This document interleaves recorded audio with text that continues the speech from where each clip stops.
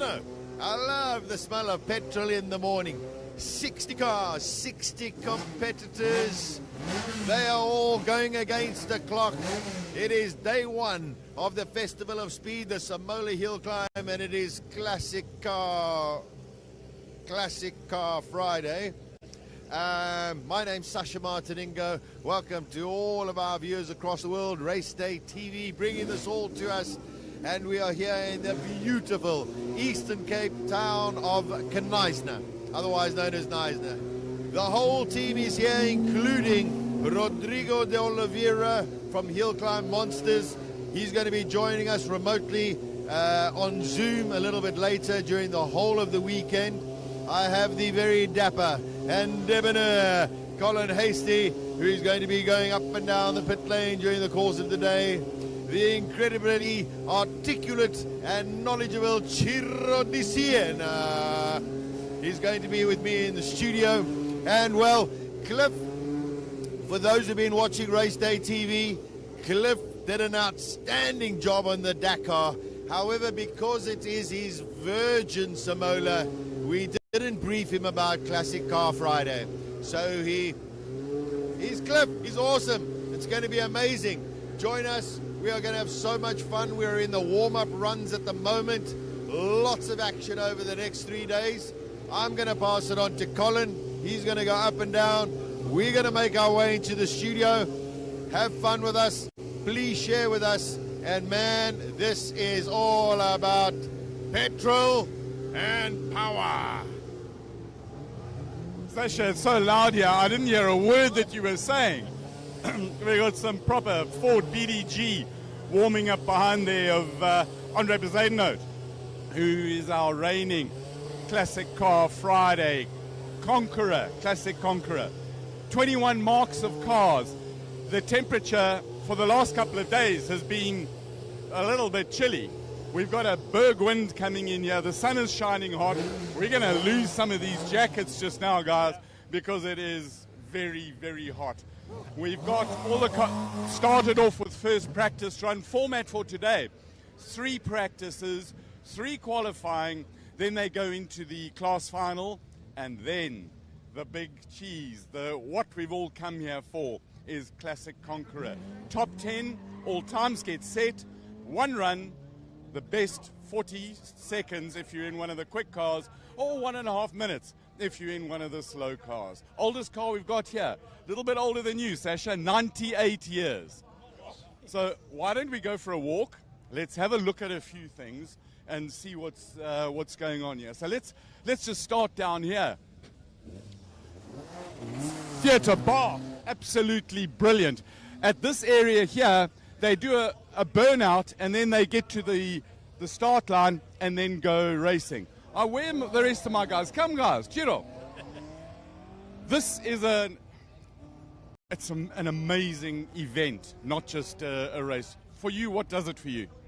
I think what's the unsung heroes here really are the people who keep these cars going. Because to keep a classic on the road that's 100 years old, 50 years old, most of these cars, the rule here is 1990 or earlier, so probably older than a lot of our audience members today, and this might be the only time you might see a car like this in racing anything in anger, really. And Cliffy, we sort of Miami Vice, Miami punk kid. This is not classic, but I mean, the 70s is classic, you know what I mean? So I'm already throwing shade back at Sasha, but yeah, here we are, and I think I'm the only one dressed for the weather, so I'll take it. But yeah, looking up and down these pits, I mean, it was cold this morning, I felt it, but the heat's coming in now. But yeah, these cars are definitely heating up the atmosphere here for sure. Let's go for another walk a little bit down the road here. Have a look at this behind us. This is the race over here. Andre Bezuidenhout's Lola 460, Franco Scribanti's Chevron B19 that's had some issues with the engine. Franco, you've got the motor all sorted out now, it's all good? Yeah, well, Kobus has done it himself now, so yeah, I'm a lot happy about that. Awesome. We'll talk to you later. Thanks. Right, let's go for a quick zip down here. There's lots of crowds and people. Another one of our favorites, Ian Schofield, March 77, in a tribute to Nolts Nimon. Beautiful colors, raced his in South Africa, in period, Ford BDG in it, 2 liters of absolutely awesome horsepowers. Lola T70, it's red. We love red cars. They're absolutely fantastic. Where are my guys? Patrick's driving our camera today. Cliffy, so far, let's just get out of here. It's a bit tight in here, but you know what really impresses me and starts to talk my language is that we're looking at cars here with tire warmers on. I mean, that means if you want to go fast and you want to be serious, you've got to get some tire warmers on your car. So we'll go down to some of the cars down the bottom there that don't have tire warmers because they got like 98-year-old tires on them. Well, that's the thing that surprised me because, I mean, the guys they already were getting quite excited with how cold it was earlier. There was already a sub-minute run. And I was thinking, because I did this run yesterday with Sasha in a rental, which was frightening. But to go up this hill in anger, where there's a lot of places where you could go missing, with these tiny little tires, is quite frightening, to be honest with you. So let's go down here and have another. There always has to be a Ferrari. There are 2 makes that we want. Enzo Kuhn's Ferrari. And this number is very, very special. We're going to come back later in the day, Monte Carlo Rally, and talk to Enzo about that number. We're going to come back and talk to you about it. We're doing a quick walk here, just on the other side of the Lotus Cortina. Look how beautiful the green, got to have the yellow stripe. See those things on track. Then, all the way down here, we come to some Porsches, 944s, lots of 944s. There's an old man, Mike O'Sullivan, driving in this car. This George Foucher has driven this car before. He's went up the hill for the first time yesterday just to check it out and see what was going. A tribute to Pat Sonnenschein, the Ford 20M. Beautiful recreation car. And then American Muscle. You like American Muscle? I do. Chiro. So you look at Richard Evans' thing. It's got 6 liters of Chevrolet's finest horsepower there. Yeah, there's no replacement for displacement, as the Americans used to say. So these muscle cars will definitely have some of the largest displacement engines anywhere at SIMOLA this weekend. Yeah, well, let's carry on going. More horsepowers. These are 3-liter Capris. There is a V8, a proper Piranha, and he's right at the back there. It's a proper Piranha. Paige Lindenberg in the Galaxy ship. This thing is, I call it a boat, a ship. It's like an aircraft carrier, it's so big. This thing is proper. This talks my language. This is all like American muscle. This suits my style. But the body roll on this thing going through the corners must be quite a different animal to control. But excited to see how this thing goes. It's got absolute style, and Paige does a good job in it. Look, if you look at her eyes, there's a massive smile in it. And then Grumpy in the Batmobile. Who doesn't love an E9? It is just the only thing that it could have is the big wing on the back. It would be magnificent, Cliff. It would, but I mean, that spoiler on the top of the roof is doing it justice anyway. But yeah, the spoiler on the back and the wing, that's what we're talking about. But yeah, let's see what this thing can put together, because I'm expecting a good lap time out of this one. Giro E9's proper classic car. Yeah, and worth a lot of money these days as well. To see one in racing spec is particularly rare, actually. And given how this has performed in past hill climbs, I think this he definitely has a chance today. And we know Graham is going to give it all the beans and more. There are a couple of cars that I really want to see. Old Dog. For those of you who know racing, Peter K. Eddy in his BM. He's here all the time. Graham Nason prepares it. Absolutely magnificent. And then in the back here, George Smallberger in the Shield cars, but in the back. In the back. Because it's an Alpha, and we love Alphas, so Alphas will always get a mention.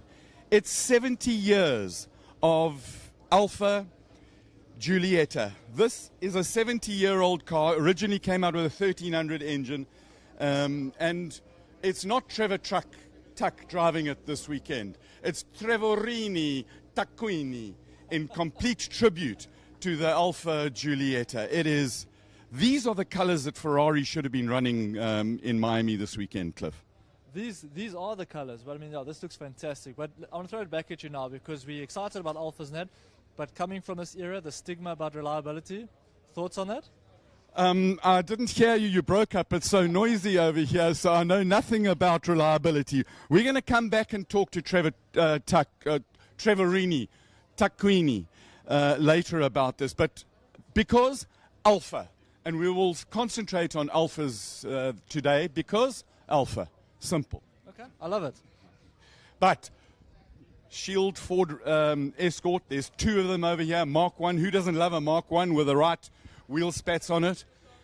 And then one of the other things, there are many things, one of. The cars, they go up the hill and then they come back via the access roads.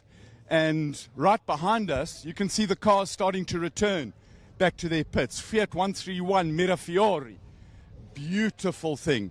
Pop Diedrichs actually raced this car back in the day in Group 1 racing. His son is driving it at the moment. Just look at that. It's Bill Trotsky Motors. Who doesn't remember that as Fiat stuff? Let's go have a quick little walk down here, and then we're going to go to the studio just now. Well, not just now, now, at some time in the future. Cars coming back.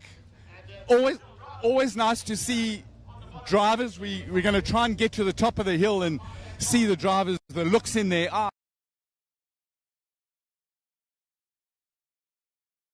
eyes, chatting about the runs they had.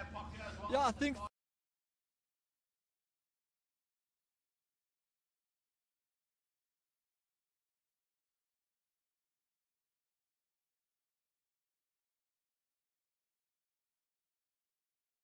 of the three runs that they're doing. Guys, I think we need to start walking back a little bit this way. First of three runs we got some Abbott Porsches coming in there that are also really, really cool. GT40, there's cars for days to drool over, Chiro. Yeah, and one of the most special aspects of SIMOLA is that spectators can get right down here into the pits while the competition is happening. And again, some of the unsung heroes here are the volunteer marshals who help keep law and order down here and keep the pedestrians away from the cars. Well, I need a lot of help with that because, and most of them are dressed in their classic. I mean, have a look at these. It's not only us who dress up. Classic, beautiful white MG Car Club. Big shout out to MG Car Club, guys. Thanks for dressing up. Thanks for having fun. Thanks for your hard work. They do some absolutely brilliant work. Right, we're going back up to the front over here. There will be the odd delay every now and then. Some of the cars go off the road, sadly, and some of them break down. Volkswagen Motorsport are here in true style. Prof, morning. How are you doing? Very well, and you? Excellent. The story of your car, it was at the dealer award ceremony, and then what happened? So at the dealer network, what happened there is they got all the dealers in South Africa, the VW dealers, to write a nice note and signature on the car and some wishing me well to go up the hill. So it's very awesome to stand at the car and read everything. It actually is helping me a lot this morning, actually, because you get your mindset. So I'm standing at the car and reading what everybody's saying, and it's very appreciative. So I thank you. We'll come back and have a look at that. Good luck, have fun. Very clever man from VW Motorsport. And, of course, life without BMW. Where's Chiro? Come here. BMW M3, proper racing car.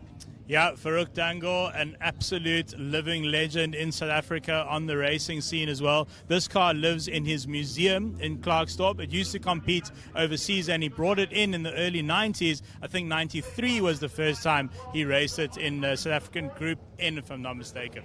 Yeah, this is raced it in SAT cars, touring cars in South Africa. Chiro, message from the crew in my ear. Please go to the studio so you can talk to us later. Thanks for joining us. Have fun. Have fun. Right, so Cliffy, Miami boy, it's just you and I. So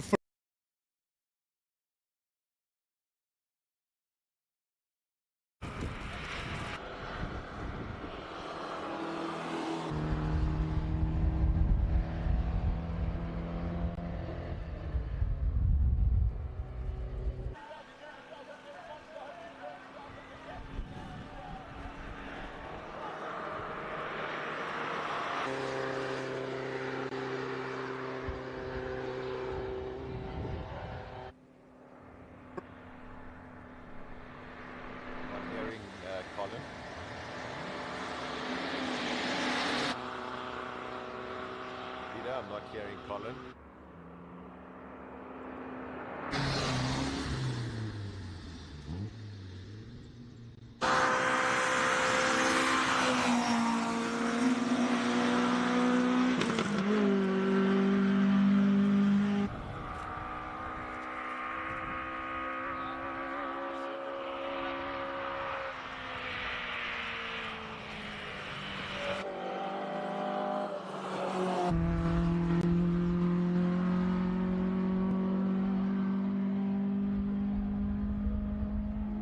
It is a glorious day here in Nice. I must say, I'm going to feel a little bit for Colin a little later because it's going to get very, very warm.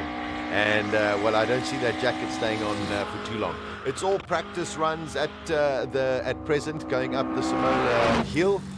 The weather's good, but of course they want to try and get some rubber down. And of course, as the day progresses, then we will see all of a sudden some serious times as well. So no one worried about times at present. And, well, if you're just joining us, it's fabulous to have you along. Chiro's joining me in the studio, and we have our very, very good friend. Oh, wait, hold on. Speaking of alphas, there is Trevorini Tarquini in that magnificent Giulietta Sprint Veloci. And amazingly, Chiro, 2 days ago, the 1st of May, was this first celebration of 70 years since this car came out. So something very, very special. That's incredible, yeah. I mean, it's a very storied brand, an enormous history in racing, and wonderful to see something like that just going up the hill and being pushed up the hill like that. I mean, you know, for many people, first time probably seeing an Alfa Romeo like that as well. So look at that. He's not hanging about for his first run up the hill.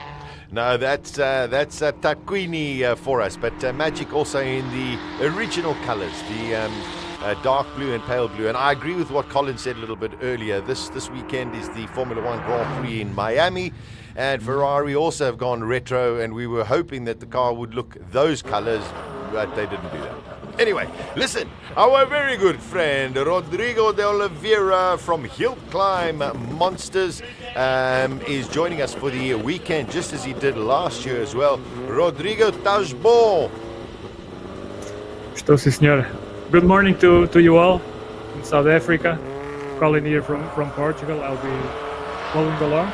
Today it's a softer day in my terms, but things will ramp up from here, and I'm very, very curious what classical and beauties the South African crew is bringing to us. No, wonderful. I mean, the level is a little bit low, but I'm sure our technical guys will work on it. Last year, Rodrigo, I mean, you've been following the HillClimb for quite a while, but last year you came and joined us on air. This year, I think even more excitement and probably a very dry weekend as opposed to the challenges the drivers had last year. Hopefully, everything points to a dry weekend, and that will favor everyone. And possibly we will see all the big machines really going for the chronos that they deserve. We'll see records followed this year, I think. Yeah, amazing. I think we're in for something very, very special. Classic Car Friday, which is not customary for HillClimb Monsters as a real attraction, but did exceptionally well last year on your channel. Yeah, although they are not the main attraction, the thing is there is overlap. At the end of the day, something like a 40D40, a 911 RSR, or even stuff like a Fiat 131 AWARS or something like that. There's overlap, there's interest from those who like monsters because they were the monsters at their time. Yes. And most of all, I'm very curious to see what they brings, and I'm sure all my followers feel the same way. The numbers will follow along.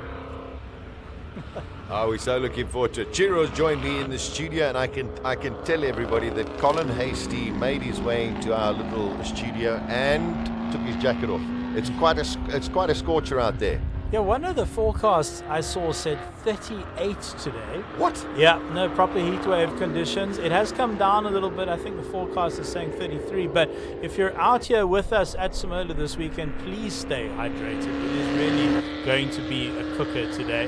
I'm sure at some stage this jacket will come off as well. I think so too. The wonderful thing is our technical crew, in their brilliant, genius design, Chiro. I mean, we're in this magnificent studio. We do have an aircon, however, it's not hot. Yeah, no, this would have been a sauna without it. We are literally in a steel box. Actually, to their credit as well, the production crew is also in another steel box. So, no, it's going to be a particular cooker today. In saying that, classic cars do like to overheat. And I do think they might struggle a little bit today. There's going to be some cooling efforts, I think, from the teams to keep the cars cool today. I totally agree. We actually spoke about it yesterday, and this could, as the day progresses and when it really counts, at the moment it's still relatively cool. But I think later on this afternoon, these cars some of them might be under a little bit of pressure. Got a Ford Daytona coming up the hill under the bridge, and of course we'll go through the track as we go, and you can see still lots of dust which they want to clear away.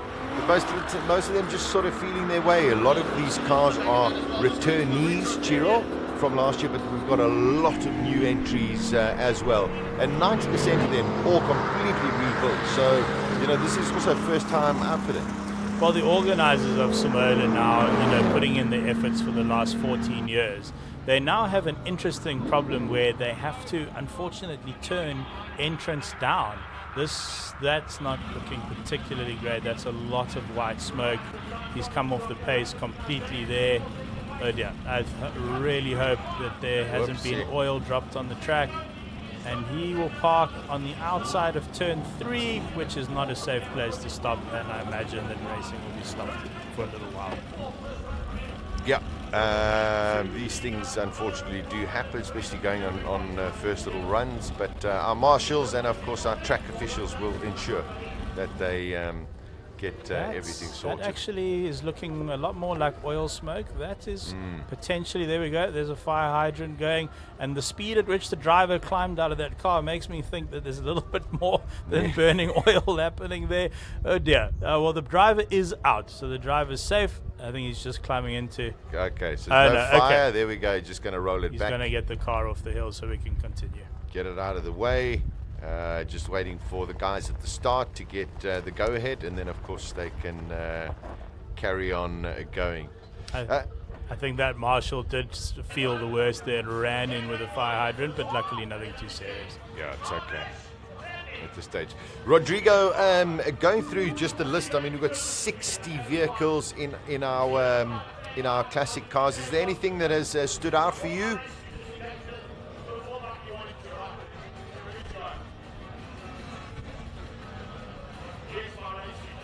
Oh, no Rodrigo there. We'll get to them. We're just on the start line. Just to let you know, we've got one of the magnificent Ford Capris that is going to go and make their way up the hill. Just so if you are unaware of the program for this morning, we have got practice 1, 2, and 3. That's going to take us round about to quarter to 11. And then we have the 3 qualifying rounds. We've got a little bit of, we've got a lunch and lunchtime entertainment. And then, of course, the class final and the top 10 shootout that takes us to round about 3, 4 o'clock. So some of the lunchtime entertainment, just to give you a little bit of a teaser. Number 1, we've got South Africa's number 1 drifter, Jim McFarlane, and his team. They're going to be around here doing a little bit of drifting. However, what we do have this year is a Paka Formula 1 car. Okay, it's not a 2024, 2023. It is a 1991 Jordan, sponsored by Sasol. It was a Stefano Modena car, and Robbie Walk is going to take it up on some demos. So I think that's going to be quite loud. Yeah, one of the only times I think you'll see a real Formula One car driven on South African soil. I mean, we've been lucky that Red Bull Racing has brought out a couple of their V8s. I think some of the early Vettel cars have performed in South Africa, done a little bit of sort of grandstanding for South African audiences. But I don't remember. I mean, Sasha, you are literally F1 Sasha. Can you think the last time a Formula One car ran anywhere on a track in South Africa? I mean. Well, it's a very, very good question because I know that Peter Bailey bought Jean Alesi's 1983 V12, but I'm not entirely sure if he's actually taken it round the track, and I can't remember when it was. Of course, we had some testing in the early 2000s, but since then, yes, yeah, the V10s. We had the V10s. You know, we had Olivier Panis, Jacques Villeneuve, we had Alex Zanardi, Ralf Schumacher, those guys came out. But since then, no. Yeah. There are a few owners in South Africa that do have Formula One cars, but clearly they are a little bit shy to take them out on the track. It could be, you know what, Chiro, I might be wrong, but it could be a costing. Yes, I was about to say, no, a lot of risk. I'm not sure you can phone Outsurance and be like, please can you insure my 1983 Formula One car? So a lot of risk, but in saying all of that, a real treat for the SIMOLA attendees and for you on our live stream, a real Formula One car doing some parade runs this whole weekend during lunchtime. So stay tuned for that. Yeah, I think it's going to be very, very special. So warm-ups taking place at the moment. On your screen there, you can see a rather bouncy suspension. Looks very soft on that Capri, making its way up the hill. And we've got some heavy hitters on their way. Look at that old Corvette. That must be difficult to control, Chilo. Yeah, no, that's brave. That really is brave setting up. I mean, he will have full slicks on there, which does help. But powerful, heavy engine up front, rear wheel drive. That's quite a conservative line through the corner. Definitely first run. You want to get back to the pits in one piece, so take it easy.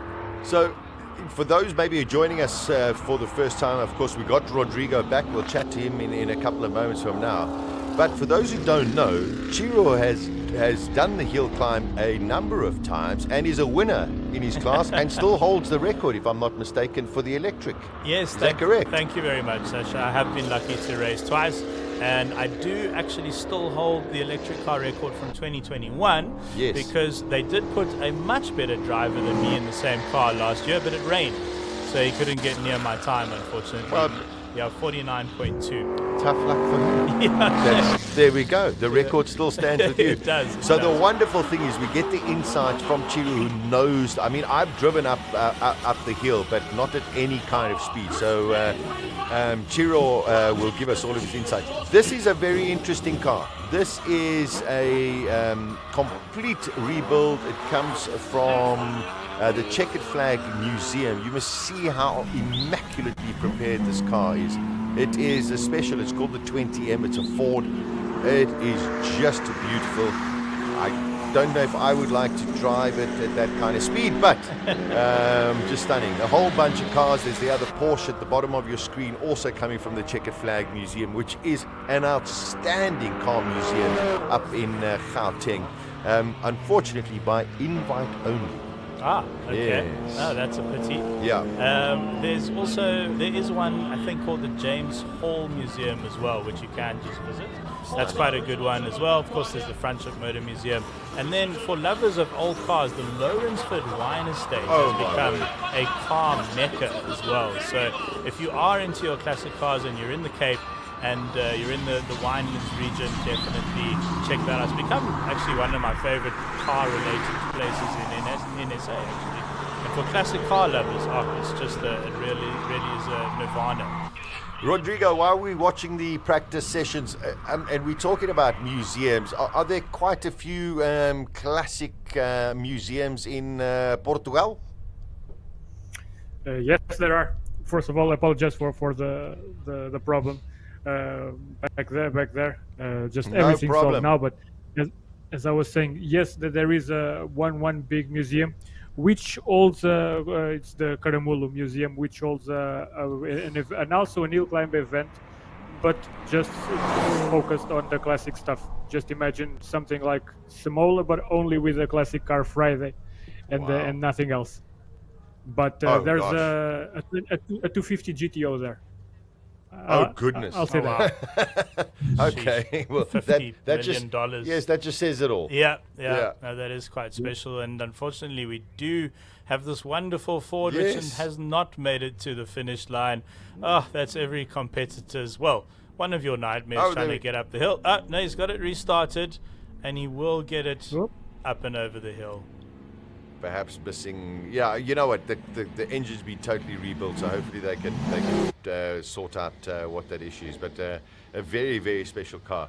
And the wonderful thing also about SIMOLA, and I think also Rodrigo for most hill climbs, that the spectators have this ability to really get up close to the cars, whether they're the classic car Friday like today or the super beasts that we have for the main event. Yes, this is one of the last bastions of motorsport freedom for the fans. I think even on rallying we are starting to see the barriers getting further and further from the action, but on some hill climbs and with proper planning we can still get people really, really close to the action, and there's no experience that can compare to that. Yeah, the pit lane at SIMOLA is one of the most special experiences in motorsport, I feel. I mean, to have that sort of access and proximity to the race cars is really special. And also, with the drivers, they are so willing to share so much about the history of these cars. And I'm talking specifically Classic Car Friday, where the car originated from, who the various owners were, what they've done to it. They are very much labors of love. So it looks like, unfortunately, that 20M Ford has got some kind of mechanical issue. We've got the flatbed that is out there that is going to collect Chris Knezevich driving that. It's a 3-liter 6-cylinder. It's from 1960, and it is actually called a 20M. I'm not overly familiar with it, but I looked at it yesterday and it looked magnificent. Sometimes always just looking magnificent doesn't always work. When you unfortunately get a what is essentially a museum piece out of the museum and try to send it up a hill in anger, there is always the chance that something could go wrong, unfortunately. I was just looking at a picture. You look mighty dapper. Mighty dapper, Chiro. Look, I pulled this bow tie out of the wardrobe. I'm quite proud of it. And then this hat, actually, this has an incredible story, this hat. I'd like to know. I went to Chinatown and bought 20 of them for a staff party, yeah. Okay. That's where this one comes from, yeah. Did you give the rest out? Yeah, no, we all wore the same hats. It was very exciting. It was a great evening. Magnificent. Your hat, though, which we have to see at some point, is not this one. Oh, the other one. For my biplane. Now, that has an actual story, which I think you need to tell us. It does have a little bit of a story.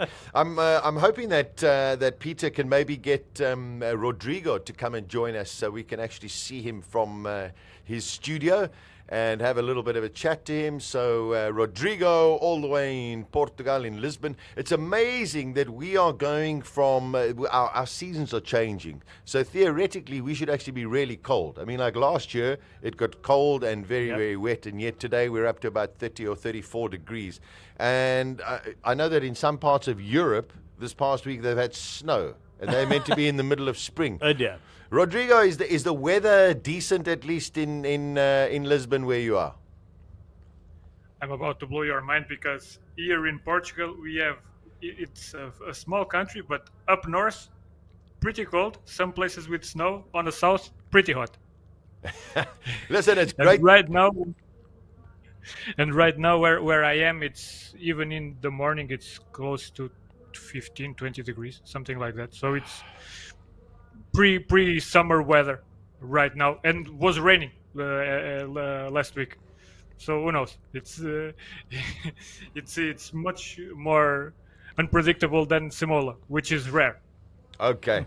Well, there we go. That's the weather report for today, and we won't talk about that for the rest of the weekend. It is done and dusted. Rodrigo, and now I can actually see you on the screen. It's wonderful to see you. Great to have you on our broadcast for the weekend as well. Last year, your channel did phenomenally well, and hopefully this year, HillClimb Monsters will get even more traction from SIMOLA. It seems to be becoming quite a bit of a favorite.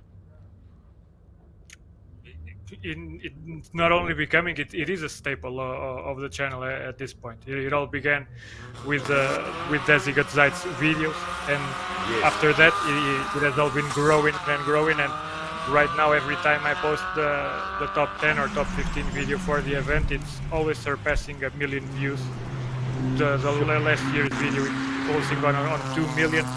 So, and I'm excluding the individual car videos and all that, so the interest around SIMOLA worldwide, it's really damn huge. Fantastic. We've got another one of the checkered flag Porsche 924s going up the hill. This was the car that was driven by the late George Fisher a couple of years ago, and it's wonderful that everyone's here and sort of remembering George from those days. This is one of my favorites, a Fiat 131 Abarth. That is a car. Is the Fiat Abarth brand, oh no, sorry, that is actually a Golf. Is the Fiat Abarth brand pretty big in Portugal? Huge. Both now, but even more in the 70s and 80s. They got very, very popular with at the time with the World Rally Championship. They won the Rally of Portugal many times with Marco Allen at the wheel with a 131, and it became sort of a symbol of the whole manufacturer. Wonderful. Out on track there, Chiro, the Farouk Dango, the old sack car. BMW, and whenever you see from this, he's just got a smile on his face. He just loves to share. Wonderful man. A real pioneer in South African motorsport, Farouk Dango. His name will be forever associated with 90s motorsport. A successful businessman as well, and I'd love to visit his museum in Klerksdorp. And also we'll see him tomorrow.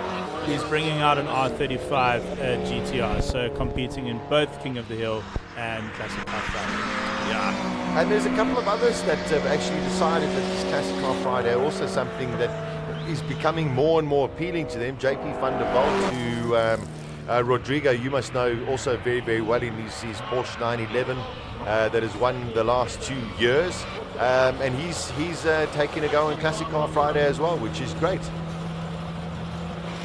Yes, and I certainly can understand, being the proper premium weekend of motorsports action. If a driver goes with a car during Saturday and Sunday, you will start to think maybe Friday too, just pick up something older, something more analogic to drive, and keep it going. Yeah, I can see at the bottom of our screen Rui Campos in his Porsche. He's won this multiple times. This Porsche does 2 events a year. That's it. It goes into storage after the SIMOLA HillClimb. It comes out, it does a race in January, then it gets prepped for SIMOLA. That's it. It's incredible. And as we were mentioning on the pit walk, really the mechanics and drivers who keep these cars on the road, they have to be commended for their work. It's not easy. You often can't find parts. You're often shopping on eBay trying to find some rare gasket or something to keep the car on the road. It is particularly difficult. That Fiat's in trouble. There we go. That is Eugene in the Fiat Uno, but it's actually got a Fiat Stillo engine, but that didn't sound healthy. There definitely seems to have something broken there. So we'll probably have another little bit of a red flag. If you are just tuning in, these are just warm-up sessions at present. Sure, but I hate to say, but I think that's terminal. Yeah, unfortunately, didn't make it too far up the hill there. Probably something like a head gasket gone. It looked like it was burning quite a lot of oil there. Maybe the rings, perhaps, but that I think I agree with you, Sasha. Unfortunately, I think that weekend might be over. Yeah, it is so frustrating for the engineers, the mechanics, the drivers. When you've put so much effort into it, you've done the testing, you haven't changed anything. You bring the car here, you turn it on, it sounds fantastic, and all of a sudden something goes wrong, and you think it cannot be possible. It must be very disheartening. a lot of preparation goes into SIMOLA, and we really feel for the competitors who have mechanical issues out on the hill. But that is part of classic car motoring. You know, I always call it the joy and the pain of owning classic cars. They bring you enormous joy, but at some stage there will be a headache or two. Yeah, it does happen that way. So no action on track at present. Rodrigo, just tell us a little bit about what's happened in perhaps the last couple of 6-7 months in terms of the hill climb world, what you've been doing on your channel, what has gained a lot of traction. Certainly, I can do that. I think we are going through a massive step of evolution in the hill climb racing world. Technology is getting more and more advanced, and more wild projects are being presented in Europe and even outside Europe. But things have, right now, I sense a big change, because up to some years ago, I would say something like a car with 600-700 horsepower would be huge, and nowadays it's starting to get normal, and each week we see some guy presenting a 1,000 horsepower, 1,000 something horsepower car, and things are getting wilder and wilder. To summarize everything in a shorter way, I will talk just about one single car that was presented and everyone is waiting for its debut here in Europe. There's a BMW i8 that was finished, and they are working on some bureaucracy stuff with FIA to legalize, to make the car, to homologate the car, so to say. Okay. But the layout, it's not one, not two, not three, but 4 engines, one per wheel of a BMW S1000 RR motorbike. So imagine 16 cylinders, 14,000 RPM, 880 horsepower, naturally aspirated, 1,000 kilos. And if you see some pictures on that thing, the electronics are LMP1 grade. Really? This is where things are going to, and I think sooner or later you'll start to see the same kind of stuff there on South Africa, even more given what I've been talking with some of the drivers. I mean, that's incredible. And you've got, one has to always promote progress. I think it is wonderful, and people need to be able to, you know, especially when we get into the weekend. We're not talking about classic cars, but you know, once you get into the weekend for King of the Hill or whatever, it's, you know, it's open book. Yeah, hill climbing is one of, I think, the last forms of motorsport where, as the old saying goes, you run what you brung. It's unlimited motorsport. I think so many of our favorite motorsports around the world, I wouldn't say the word is ruined, but they've been compromised by overly zealous specs, I think, and regulations. And it's sort of taken the kind of the mystery and the magic out of motorsports in some ways. Sometimes it works. Like in IndyCar, you have spec build and the field is incredibly close. Yeah. But sometimes I think it takes some of the variables out of motoring. For instance, take refueling, which has gone from Formula One. Correct. Just a small change like that, which used to mean different strategies for different teams, etc., etc. But in hill climb, like I say, one of the last forms of motorsport where it's just like throw out the rule book, go up the hill as fast as you can. That's the aim, and I think that's a really wonderful thing. Magic, really magic. So a little bit of action. They are towing the Fiat back, and well, we'll see. I hate to say, unfortunately, I don't think we're going to see that car with on the track again, but I might be very, very wrong. So I think action is going to begin in a short while. I think the next car that was meant to go out, Enzo Kuhn, in the Ferrari 355. So in the intro, Colin was telling us The oldest car in Classic Car Friday is 98 years old. It's a 1926 vehicle. Blows my mind. I know. And the youngest is the Ferrari 355 in 1994, which already is 30 years old. Yeah, it's 30 years old. It is a bit crazy when you think that 94 was 30 years ago. And yes. of course, South Africa celebrating 30 years of democracy. Correct. This year as well. So that's a fantastic thing for the country as a whole as well. But the F355, that is a valuable car these days. I mean, the values of those have rocketed over the years. So, but I don't think the car could be in better hands than Mr. Enzo could. Yeah, I mean, well, his record speaks for itself. Well, that could well be the slowest time up the hill so far. And I'm not talking about the tow truck, I'm talking about the poor little Fiat. But they're just about there, and I'm sure the marshals and clerks of the course will get proceedings underway. Look at that view. Isn't that just magnificent? And I'll be very honest. You know, you come down to these events, and Rodrigo, very soon you definitely will be here. And as you can see from those pictures, how beautiful Knysna is, and I'm sure we'll get more pictures during the course of the weekend. But Rodrigo, the problem is that we hear from when it's dark in the morning, and then we leave when it's dark at night, and then you sit and say, but I want to see the beauty of this town, and we don't really have the opportunity to enjoy it as much. So when you come down next year, definitely for the 15th year, you're going to have to come down a few days earlier to enjoy the beauty of Knysna. That is the plan.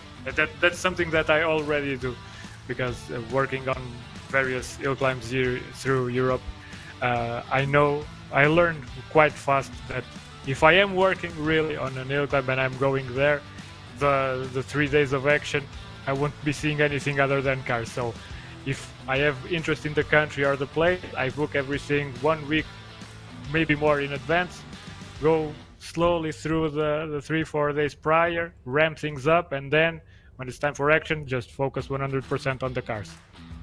Yeah, Rodrigo, I think that I look forward to meeting you in person. Worked together now a couple of years, and I know you've worked very hard with our fantastic live stream production team here. And I'm sure we, all of us, look forward to grabbing a lovely dinner with you somewhere in Knysna. If I may suggest, fly into Cape Town and grab a lovely car and do the garden route up to Knysna. It's a special road, it really is. Brilliant idea. Oh, here we go. Enzo Kun. Oh, just listen to it. That's a noise. This is one of my favorite car sounds of all time. Magnificent. It really is. Has he got the roof off there? No.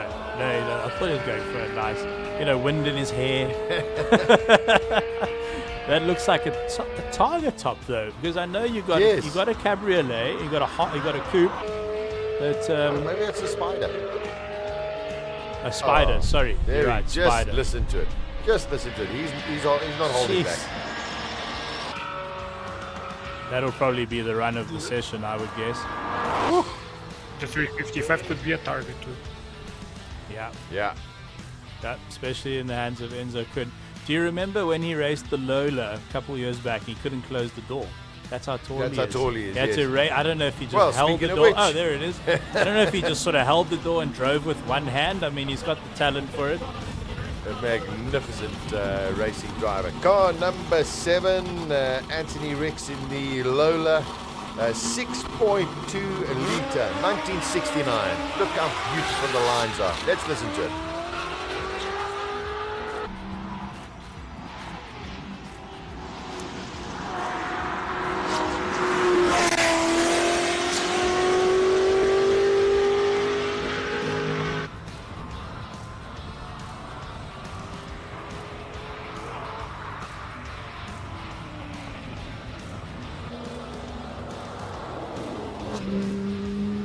Backed off?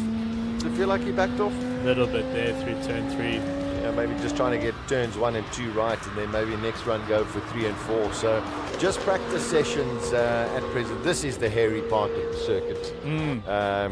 I actually feel turn 3 is worst because you can't sight the apex, you can't sight the exit, and so into your braking zone. I mean, in that i4 M50, I was braking at 180 km an hour. Wow. So you stand on the brakes, and then I don't think I ever got that corner right the whole weekend. I don't think I took it properly. It's a terrifying corner, it really is. You just throw the car in blind and hang on, really. Oh, that's a stunning car as well. Magnificent. Sort of outlaw kind of spec with the yellow headlights.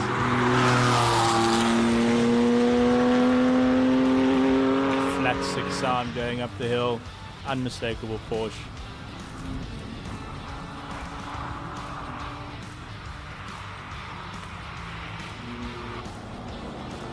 Yeah, Craig Vessel's in the RSR. We're taking it tentatively, but that's a corner you don't want to go too wide on. Yeah, you see from that camera angle, you can see how the corner actually keeps coming in on you.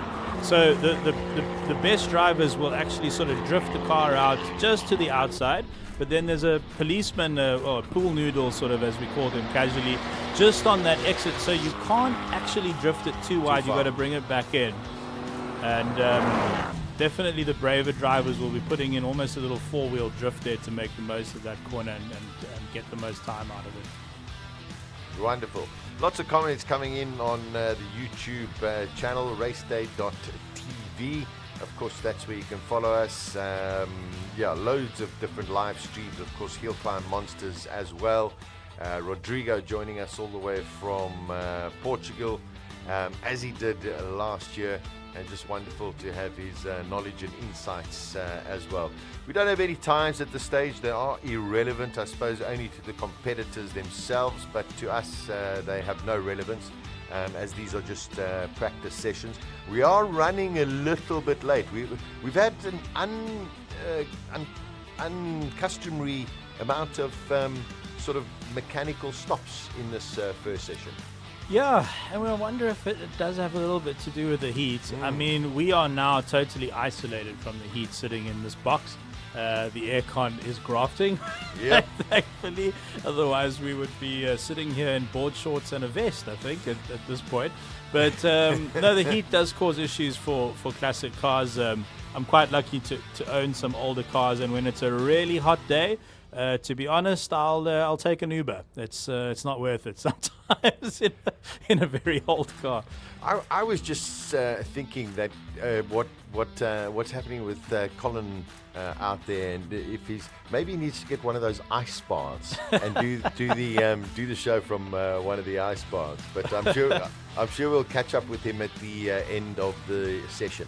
Not sure what the delay is right now because everything seemed to be clear, but that could be the first set of cars that are completed. Yeah, it's possible that a couple of the top runners might just keep their powder dry for this one. There are 3 practice rounds and 3 qualifying, so there's 6 opportunities to get into the class final and then into the shootout. So there's quite a lot of time left in the day. Yeah.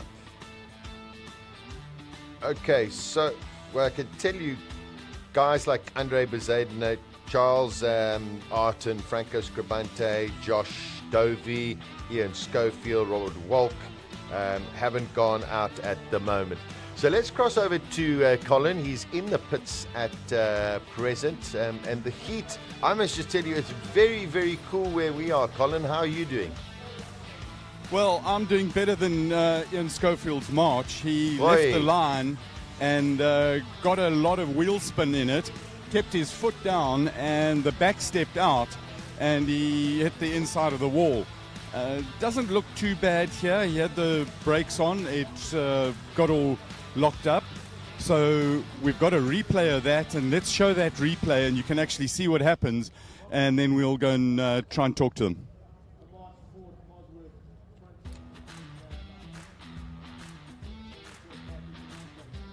Oh dear.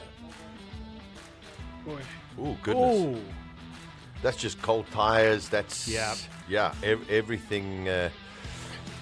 I wouldn't want to go and approach him right now. Yeah, that's a tough start to the weekend. You know, sometimes Well, let's do that. Okay, let's see if he's going to talk to you. Yeah, an unfortunate start. Yeah, we're not quite sure what happened there. It wasn't like the tyres were cold, they'd been in the wrong kits. And didn't get much wheel spin, put it into second, and he just swapped ends on me. So we were rather confused as to what's happened. It doesn't look too badly damaged. No, I don't think so. It's a bit of tape and a bit of... Duct tape and tie wrap. Yeah, I think you got it. We'll make a plan. Nice to see the smile. Thank you for talking to us now. Never nice to talk to a driver when he gets out of the car, but big respect to Ian for talking to us. Next car up, while we're here, is Robbie Walk in the Van Diemen. And Robbie, 100 horsepower, tops, if he's got that. And he's always good value. He wrings its neck. Probably the best track racer we've got in South Africa at the moment. Let the car do the talking. Less than, he says. Less than 100 horsepower. Okay, let's watch this.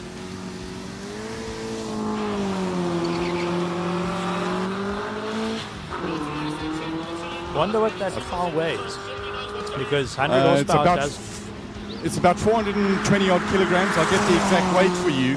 But what a brilliant pull away. No wheel spin. Got a great launch. He's going to wring its neck. Yeah, 100 horsepower can go a fairly long way in a very, very light car. So, and it's obviously extremely aerodynamic, being a single seater as well. Oh, that was what I was talking about. Skirting the grass there on the exit of turn 3. She's already brave on his first run. He is a class act. He really is. He really. Whoa. Yeah. Getting so close to those policemen. But that's Robbie Walk. Here he comes up to the line. Yeah, I think he only knows one mode, Robbie Walk, flat out. I got to tell you, unofficial, I got to tell you that's about a 48 seconds. Okay. It's a good opening to the weekend. Let's listen to Franco Scrivante in the Chevron. If I'm not mistaken, that car, I know he has two, I think, and one of them has a Suzuki Hayabusa motorbike engine, which he took two and developed into a V8. Oh. I think this one, though, might be the original motor. I wasn't far off. I said a 48. Yeah, you were. Okay. Sheesh, no, that's quick. I think this will probably pip Robbie Volk. Let's see. Does have a bit more horsepower. Wow.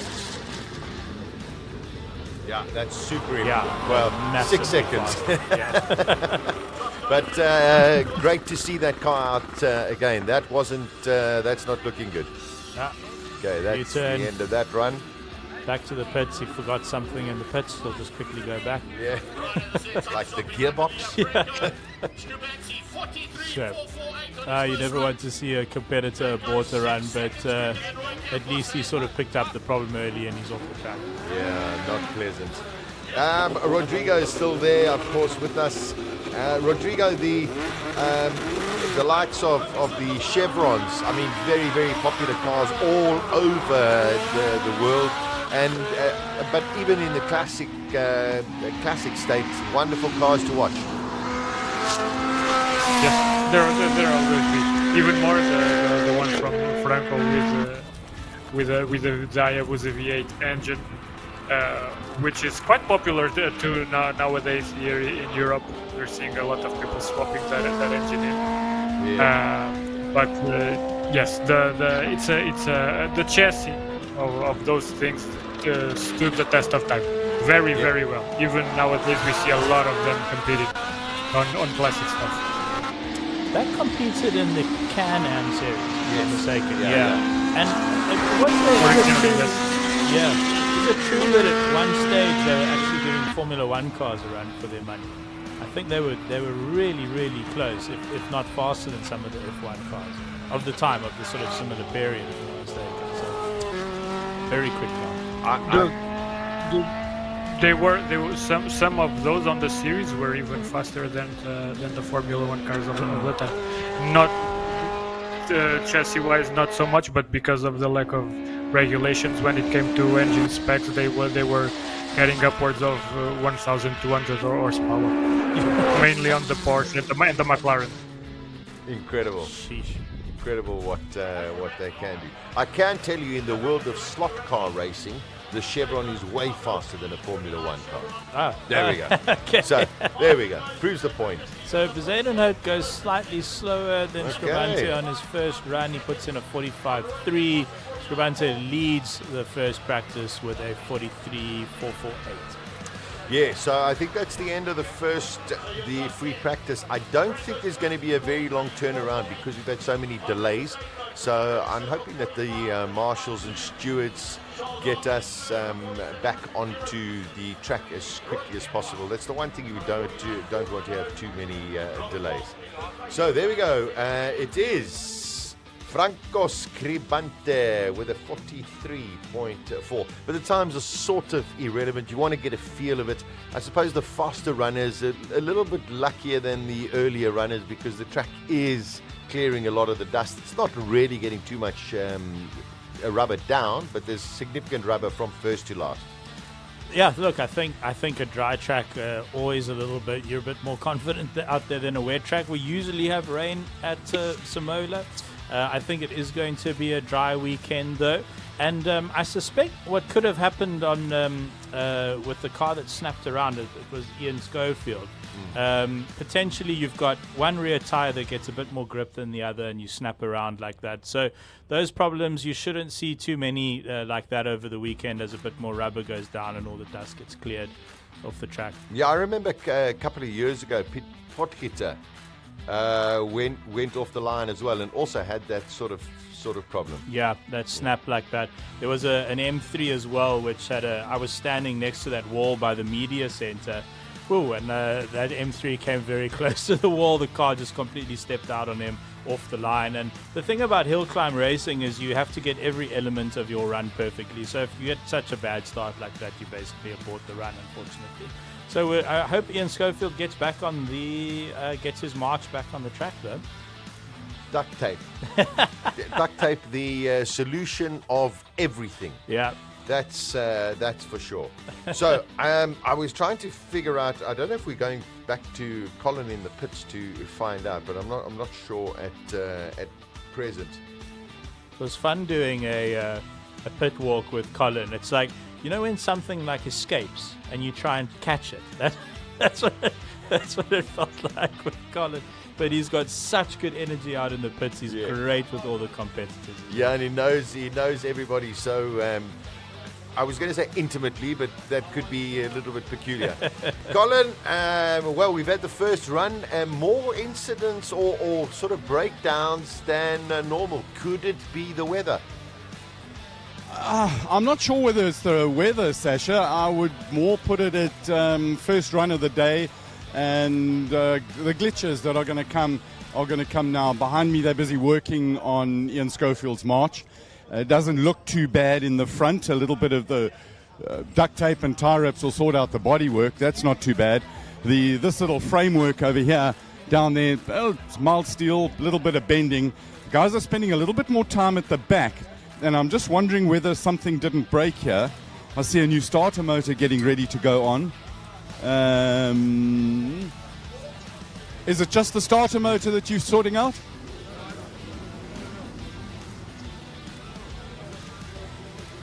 Why we lost control is it appears that something's locked inside the gearbox. When I went into second, we think it maybe selected 2 gears, which is why it locked up and shot round. Oh, at least now we know. Thank you, yeah? That's what we think it is. Right, so I was a total passenger in that. I just went to second gear. The next thing, it just spat me off. it's nice to know as a driver that it's a mechanical issue and not a driver. Well, I was a complete passenger in the car. I hadn't got a clue what was going on. So it's gearbox strip with that lovely smelling gear oil. Yeah, have a look what's going on inside there. Thanks. Right, so there we have gearbox problem. They're busy pulling it apart and checking it out.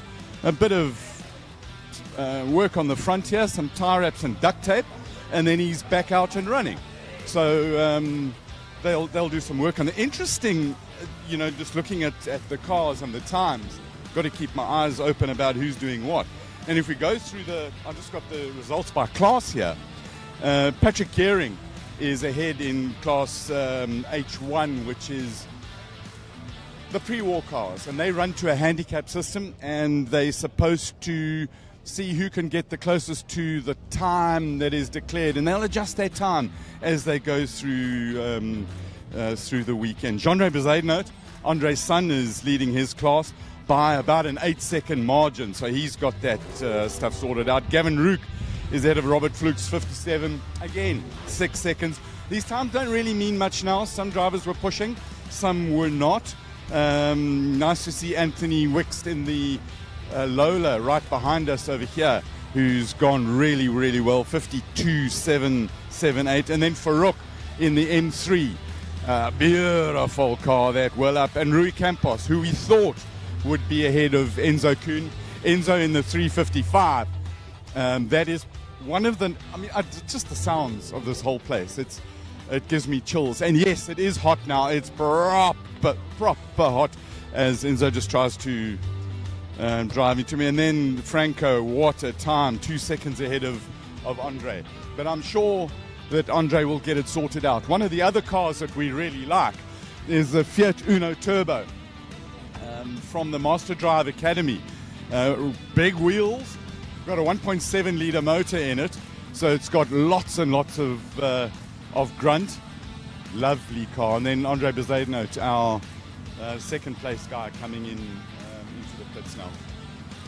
Let's see if we can. Well, the many questions is, how period correct is the classic car? Well, I suppose it's a Fiat Uno, and it runs a similar motor, similar tires. They're all both round, but they are a lot bigger. It's got a 4-cylinder engine, so it's only 1.5 times bigger than it was. I've got to have a look under the bonnet and see the size of the turbo. But if it's like most turbo cars, it's huge, which we love big turbos that are absolutely fantastic, and we love the Porsches. And this Lola is one of the really, really pretty cars, completely rebuilt. And then my favorite sounding car, Franco Scribanti, who did a whole quick run there. Let's have a quick word with Franco. That was a nice opener for you. Yeah, I won't quite call it a sighting lap, a little bit harder than that, but yeah, a little bit of a quickish sighting lap. And you've got 3 practice runs, 3 qualifiers, class finals, and then final. And it's all about building up to that top 10 run. Yeah, the strategy is different for the Friday. These are non-turbo cars as well, so there's nothing to play with. It's a question of just getting consistent. There's not much strategy other than go as fast as you can, as soon as you can, for as long as you can. And getting the confidence of that, the feeling of that initial grip as the temperature changes through the day. Yeah, that's correct. Good luck. Have fun. Thank you. You are having fun. You're smiling. He's not always blooming grumpy. He's actually fantastic. Andre's still in the car. Before you get out, Andre, nice, easy sighting lap for you? Very gingerly. Track is a little bit slippery, and we had a bit of oversteer. But first run of the day, that's just an installation lap. Are you? Is the driver warmed up now as well? I think so. Good man. Thank you, Andre. The driver's warmed up. Defending classic car, classic Conqueror. Now I want to come and have a look here. Rodney Green is in Rob Howie's dad's car. Rodney, what's this thing's name again? Spider. Now, Rob Howie's dad had it, and there's a picture of Rob standing next to the car that was recreated some months ago at Swartkorps. Well, the car's run continually since 45 or so, and Rob's dad, Phil Howie, was the founder of the Historic Racing Car Register. And if you look carefully, the Historic Racing Car Register of South Africa's badge is of this car. Absolutely awesome. Wonderful history, isn't it? And gear lever between the legs. Patrick, come and have a look in there. And you've got you got gear lever, and what's this one? Handbrake here. So, yeah, handbrake and gear lever. It gets a bit complicated. You've got to keep your head about you. Oh, we saw you racing at Swartkorps in it, and you had that wonderful little, I mean, it's not got really a bucket seat, but a sort of a hop as you get your bum seated again. I'm not comfortable in it, you know, so yes, I do hop and skip every second lap, I know. I wouldn't be comfortable with a prop shaft running right down there underneath the crown jewels. It has a couple of disadvantages, but I haven't come across those disadvantages quite yet. Awesome. Well done. Have fun. Thank you very much. And let's go down here. A British flag, Lotus 7. This is the Austin 7. No, it's green. It's got to be a Lotus. But an Austin 7. This is the oldest car in the field. 1926. No, yeah, it'll be 100 years old in 2 years' time. 98 years old. And it's such fun to see old cars like this. What's it like to drive? Oh, it's great fun. I love it. The aim is just to get to the top 6 times. And we can see the smile on your face. Not breaking down, but yeah, it's lovely. Awesome. Rev it to the max. Red line there is sitting on 5,000, I see. It's got a proper Smith's. Oh, beautiful stuff. I'm just not allowed to go over 6,000 revs, I've been told. You've been told. Not over 6,000 RPMs for a motor that started off 98 years ago. We've got to talk to Jero. Jero, you back? I'm back. Third time back, and got a lot of work to do on the hill this year.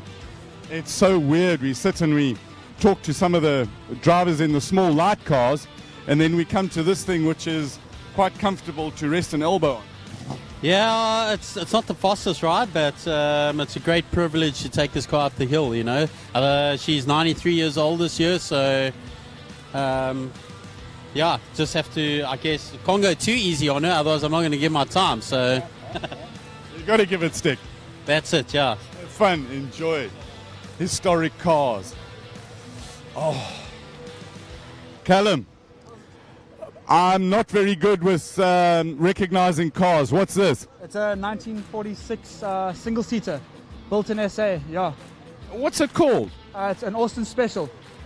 Wonderful how the guys took the old Austins and turned them into a special and all sorts of different names. Yeah, it was cool. Back in the day, they used to just take cars, strip them down, build specials, and then race them. I mean, it's like such a cool thing to be a part of, and to hear from the guys like Pat Clough and Ron Hollis, Brian Bruce, to hear what these guys used to do back in the day, to be able to race these cars all the time. It's just amazing. So I'm glad to be part of it. I'm going to go to the other side of the car because I want Patrick to get a look in there where you're sitting on this side of the car and you've got the gearbox on the right-hand side. Yes, sir. So normally with these pre-war race cars, they used to run with the gearbox between the legs, and then now this is one of those innovations where they just took the diff, cut the half shaft and moved the cover for the half shaft, and they've moved the diff across to bring the driver's center of gravity down. Yeah. And this is just one of those cars. Another one is the Austin 7 that went up the hill as well. It's a great idea just to bring the driver down as low as possible. You're almost starting to be like a proper racing car. Yeah, well, I think for all the other guys, I mean, it's amazing just to see these single-seaters here and to be part of this. I mean, it's great. I'm very excited. Talk us through your first run. How was it? No, it was good. I enjoyed it. It was nice just to see what the car was doing. I was struggling with misfires earlier, and then the car just ran really nicely up for the first time. So I'm just taking it easy. Obviously, I'm learning from all the experienced drivers, and they're telling me what to do, and so I'm just awesome. Yeah. Thanks for chatting to us. Good luck and have fun. Yes, sir. Thank you. Lovely old cross-ply tires, and you can see the leaf spring suspension. And this thing, it does two things. You've got a spring, and it also acts as the upper control arm. So completely variable geometry depending on where it actually hinges down there. Rack and pinion steering, modern shock absorbers, absolutely lovely. In our walk around earlier, we showed you this Ford 20M with Ford's finest 3 liters of V6 in it. And this car is actually built as a tribute by Steve Korturba as a tribute to Pat Sonnenschein, female racer, who used to race it in the Star Modifieds years and years ago. Same color, same look, same car. What a tribute. And the fact that people actually do that is totally fantastic. I want to have a good look over here, because just for the hell of it, Morning. Morning, good morning. How you doing? It was a brave run. So you in the Golf the Manufacturer's Challenge car? Yes, I am indeed. Loving it. And I see there's lots of stripping going on there, lots of work on the car. We may have made a little bit too thin front spoiler splitter, and it folded on itself on the way up the hill. So could smell burning fiberglass and stuff, but yeah, it was. I don't know how much it changed, but I do have a spare in town, so I sent someone a voice note, please go to town, so we should have another one. It's not a great condition one, but I think it's a little bit harder. It's always good when things are harder, but lovely to see the car here again. Well done on rebuilding it. Yes, it was a bit of a turmoil getting here. Broke the engine on Tuesday on the dyno. Oops. Goldwagen, here we come. At night, opened up a shop at 10 at night so we could get new head gaskets and parts for them built, and we built another engine that night, and we spent the day on the dyno Wednesday, packed up and came here. Awesome. By the way, I totally love your t-shirt. Yes, it's for you today. Thank you. Love the shirt. Farouk's car getting some fettling on it. Let's have a quick word with him. Farouk, how was that run? Yeah, it went well. It felt good. It sounded good. Yeah, the car felt awesome. I was trying to see where to find the right gearing and everything, and it feels good. So I'm sure we can improve. You're head of your class at the moment. That's got to be quite pleasing. Yeah, it is satisfying feeling, especially to see a BMW up there. A nice tribute to Mo, your son again, and good to see you here with him. Absolutely, Colin. I do it especially because of Mohammed's legacy here. This was his favorite race from whatever he raced, and he used to look forward to it so much. Thank you for keeping his memory alive for all of us, and big respect for what you do. Thank you, Colin, and look forward to doing some better times now. Yeah, give it horns, go flat out. M3 BMW, proper touring car, single lock nut drive pegs for the wheels, so there'll be holes in the rims, vented brakes, and then BMW's finest motor, tilted over with the carbon fiber air intake, has a magnificent roar and a scream as it comes towards you. It's goosebumps kind of stuff that really, well, I get goosebumps, and it's all about the feelings that you get there and just the absolute passion. And I suppose because BMW, Enzo Kuhn is here, and I want to ask him a couple of things. Enzo, the guys were talking, sorry, Jeff Goddard. This is Jeff Goddard, what is your function? Sporting director? I am indeed the sporting director, yes. So you basically decide the rules and the classes and who can come and who can go? Yeah, look, it's in discussion with the team, with the organising team. We come up with the class definitions, we adjust them from time to time, but not drastically. But we're in a lucky position that we always get oversubscribed for the event, and unfortunately we have to, once we made our decision, certain people can't be in it for that particular year, which is, it's not good, but that's the way we are. Not only a good guy, but a hot rod champion of the world, am I right? In my former days, in my 20s, yes. It must be about 65 years ago, multiple South African champion, and I believe you won 6 out of 6 races in the Group N Championship. That's, I don't think, ever been done. Yes, I believe that was the Inland Championship, and if I'm not mistaken, you also, that same year, that was the year we both shared the championship, the Inland Group N Championship. It was 37 years ago. I know this because my daughter was born that year, and she's 37. Jeff, thanks for chatting to us. Wonderful, thank you. Cheers. I need to talk to Enzo. Enzo Kuhn is driving the Ferrari 355. But we'll hold that for... No, the cars haven't started. Have they started their action? I'm not hearing much. Enzo's run away. So it's a 355. They're quiet cars, so we'll talk. Enzo, come here quickly. The guys wanted to know, is it a spider or a soft top? This thing comes off, what's it called? It's a Targa, so we can take it off. I mean, the weather's good today. I'm considering removing it and a bit more space for me. Yeah, I think you should, and then your head can stick out the top. Correct. But I want to talk to you about this Monte Carlo rally. Your daddy, Enzo, proper racing, a rally driver. What's the story with that one? 1973 Monte Carlo rally. Yeah, well, I grew up in a motorsport house, as you know. The whole family, brothers, uncles. Everyone was involved in motorsport, so there was no other way for me to end up also being a rally driver. Dad competed in the Monte Carlo rally in 1973, and he was car number 59, so I remember him taking off the race plate from the actual car, and it's always at home in his trophy room, so I thought I'll put it on the Ferrari today, just to give Dad a thought. He's passed away now, so I'm going to have to carry his name forward.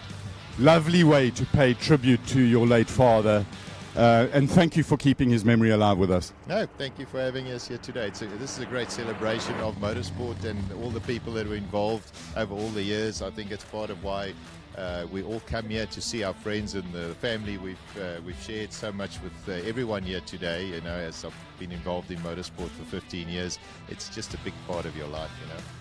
Awesome. Thank you very much. So the cars apparently are standing still, but we'll get to them. This Lola is quite very special. But before we talk about the Lola, let's go and talk.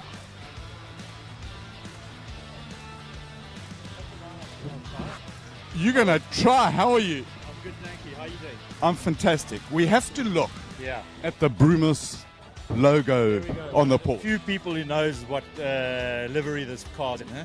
Well, I like Porkers just a little bit. Yeah. I don't know much about it. What's it's got a 3.6? It's got a 3.6. It's a 964, early 964 motor. Yeah. And what are you revving it to? It's quite conservative. I've set the rev limiter to 7,000. Oh, come on, give us some more, because a flat six Porker revving is brilliant. It is, but this thing's got pretty much straight through pipes, so it's all the gear, but not a lot of idea at this stage. All the gear and some sound. Yeah, no, it sounds good. Yeah, it sounds good. Lovely. We've got cars on track now, so let me stop talking and let the cars do the talking. Cheers.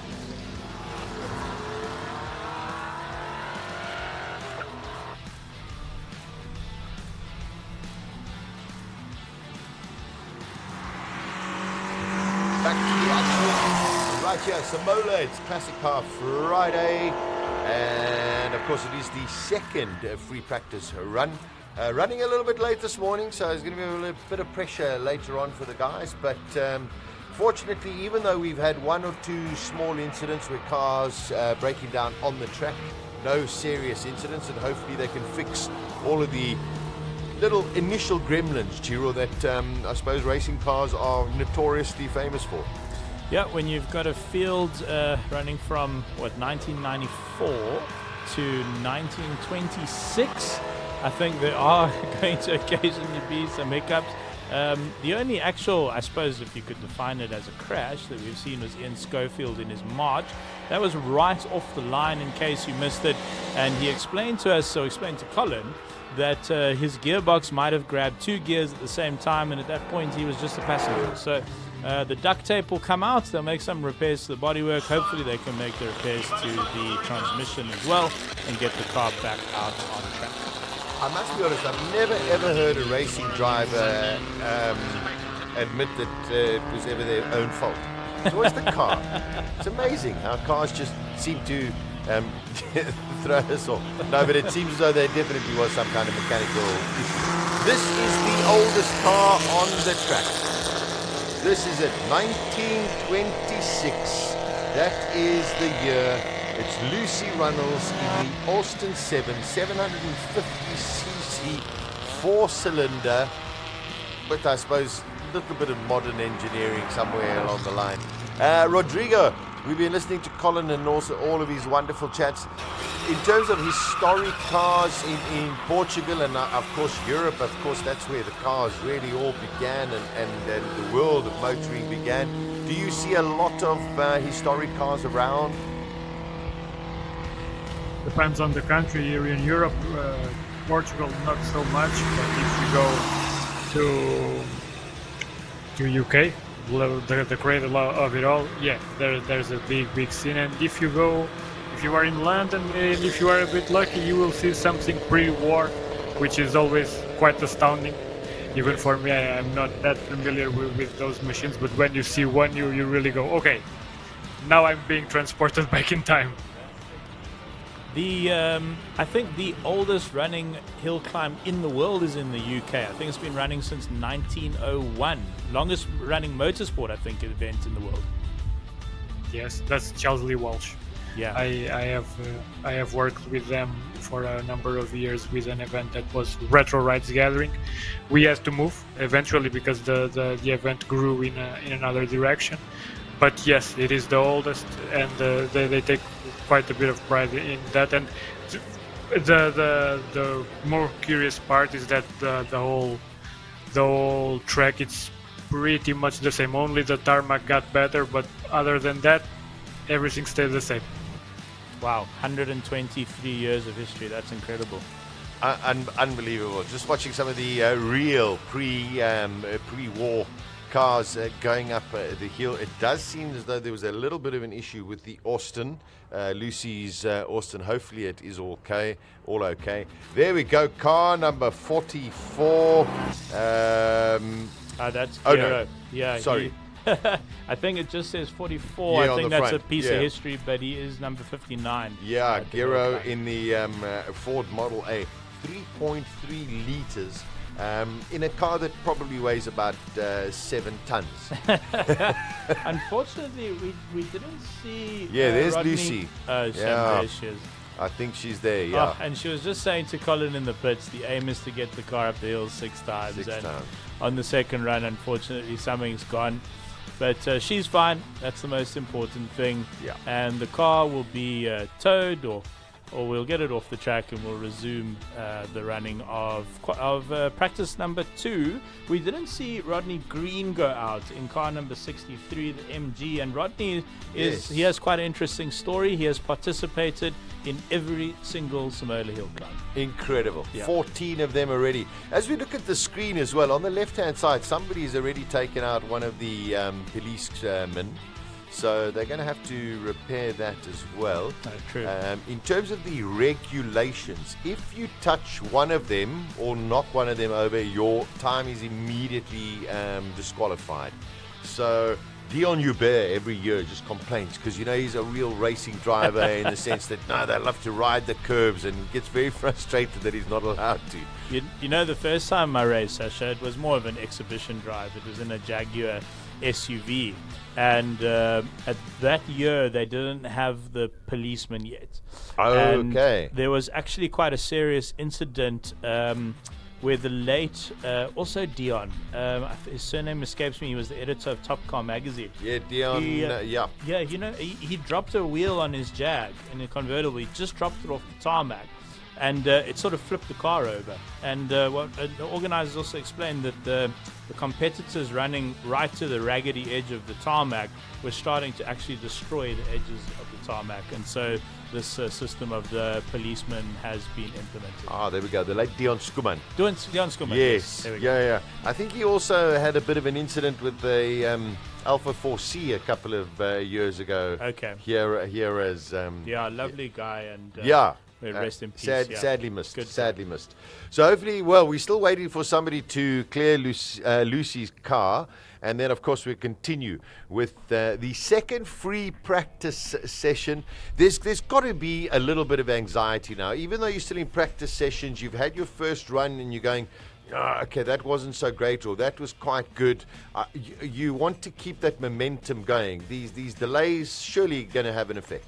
Yeah, your adrenaline spikes every time you go up the hill, and that long cruise down the access road through the SIMOLA Hotel, the SIMOLA Estate, you start to calm down a little bit, and you're still on a little bit of a high. You get back into the pits and you chat to your team and your friends and your family and your colleagues, and you start to come down a little bit. But then as soon as those marshals start waving those flags, bang, the acceleration's back up. Sorry, the adrenaline is back up again, and you're wired for the run. And actually, those spikes of adrenaline actually tire you out by the end of the day.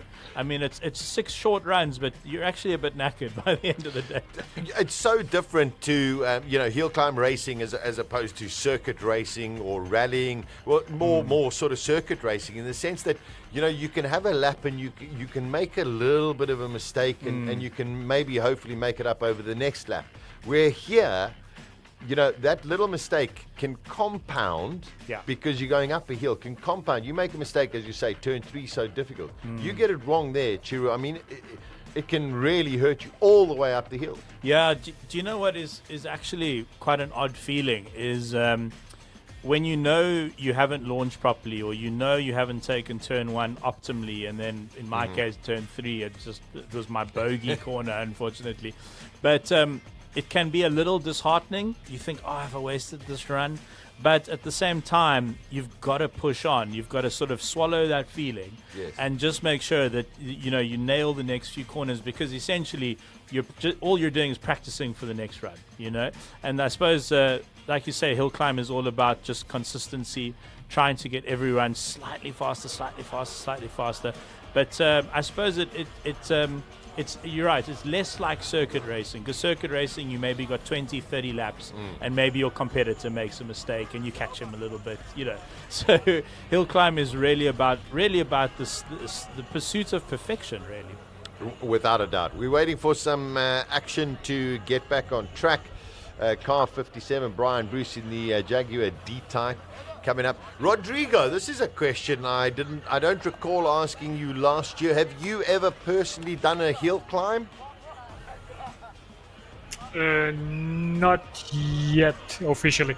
I've ridden on a lot of and driven a lot of hill climb cars until now, but I have tried to separate both my job and the leisure of driving officially a car like that. I know that the moment I do it, I will start veering off way too hard into the competition side. So let's hold it off a little more, and I don't know. I think the plan is 2 years from now, maybe I will arrange something and do a full season of one championship. I was still to reveal. I look forward to that. Well, listen, Chiro drove all the way from Cape Town. You came in a semi-classic car. Well, luckily it's one of my pride and joy. It really is 2009 C63, and that's the one with the big 6.2 liter V8. And surely that's legitimate to go up the hill. Well, funny enough, I do have. I heard somebody withdrew. There's a spot. Oh, look, I also love commentating, so it's tough to choose between the two. But funnily enough, my little Mazda MX-5 with the pop-ups. Oh, I love that car. That's supercharged. That's a 1990, which means it now qualifies for Classic Car Friday. So maybe next year you'll see me out on the track instead of here in the booth with you. I am thinking about it. Man, I think that is. Oh, and I love that car. It's a sweet little thing. It's a little red monster. It's very, very special. All right, so we're waiting for some action. We've got Rodrigo de Oliveira from HillClimb Monsters with us the whole weekend, as he was with us last year as well. It seems as though Lucy, in the oldest car, the 1926 Austin 7, just came to a halt just near the top of the hill. More gremlins this year than I can recall over the whole of the weekend last year. Maybe, various little gremlins. Maybe just too much extra work, Rodrigo, being done on the cars as opposed to just leave them the way that they are. No, I just think these are classics. They are dusting off the cobwebs, I think, for now. So we'll have to give it a bit of time. They have to get warmed up. Some of them have to cool down. The opposite, but through the day, I think we'll see things going a bit more smoothly. I think that's the goal for now, because, as you have said before, maybe we are running a bit late. but this is classic Friday, and in the end people will enjoy it. And at the very top they are taking it very seriously, but the most of the field they are here to enjoy probably the one or two times they take the cars out and can race it sort of fast. Just taking a bit of care always. Yeah, it is a lot of fun, I think, getting the car out the garage, working on it a little bit, getting it prepared for the weekend. Probably, as far as hobbies go, probably one of the more exciting hobbies that you can choose, to look after a classic car and then race it at Classic Car Friday. Yeah. But as Rodrigo says, at the top of the field, it's really competitive. It looks like Scribante is the man to beat. And there was that debate we were having just now with Colin, Sasha, where the Fiat Uno has a modern engine, and the Chevron B26 of Scribante has an incredibly unique engine. It's two motorbike engines, two four-cylinder engines mated together to form a V8. So it's not the original motor in that Chevron, and it does raise an interesting question. Is it still a classic? What do you think, Rodrigo? Little correction just on the V8 with two Hayabusa motors. It's not two engines mated together proper. It's two engine Hayabusa heads mated together, and the block it's custom made for everything. Okay, all right. But about it being as legal as a classic car, it's hard to say because a lot of, I don't know the rule book by heart, but when it comes to some cars like the Lolas and the Chevrons, they always sold the chassis separately from the engines, even as back as 70s and 80s. So at the time they were using the FVs and some of the older American stuff, and even Rover V8 engines, and that was always legal. Maybe that maintains those chassis as being sold separately. Maybe they maintain that status, and they can still, as long as the engine maintains the same number of cylinders and sort of and approximately the same displacement, they may be legal. I think there's some workaround down there, but not totally sure. Here in Europe, that's how it works. It is a very interesting debate. Is a car period because it came out with carburetors and now it's got fuel injection? But I think, as Rodrigo says, I think we can't just stop progress. I think that's what museums are for. A museum must have a totally period perfect example of the car. And I think when we come to here, some of these cars running on old drum brakes, might not make it up the way. So I'm for progress, but not too much. I don't know this. A Cortina, for example, came with a 1600 and a four-cylinder. Now it's got a V8 inside it. That I'm not entirely sure is correct. But then again, I think it does come down to the regulations, and I'm not au fait with all of those regulations. Yeah, it's interesting what Rodrigo said, and Rodrigo, it's so great to have you on board and your incredible depth of knowledge. But perhaps the fact that the chassis goes back to, I think, in the case of the B26, it's the 80s, if I'm not mistaken. Was it further back, Rodrigo? Is it a 70? Is it 70 chassis? 77, somewhere around there. Yeah. So at the same time as well, you want the drivers to be safe. I mean, 100%.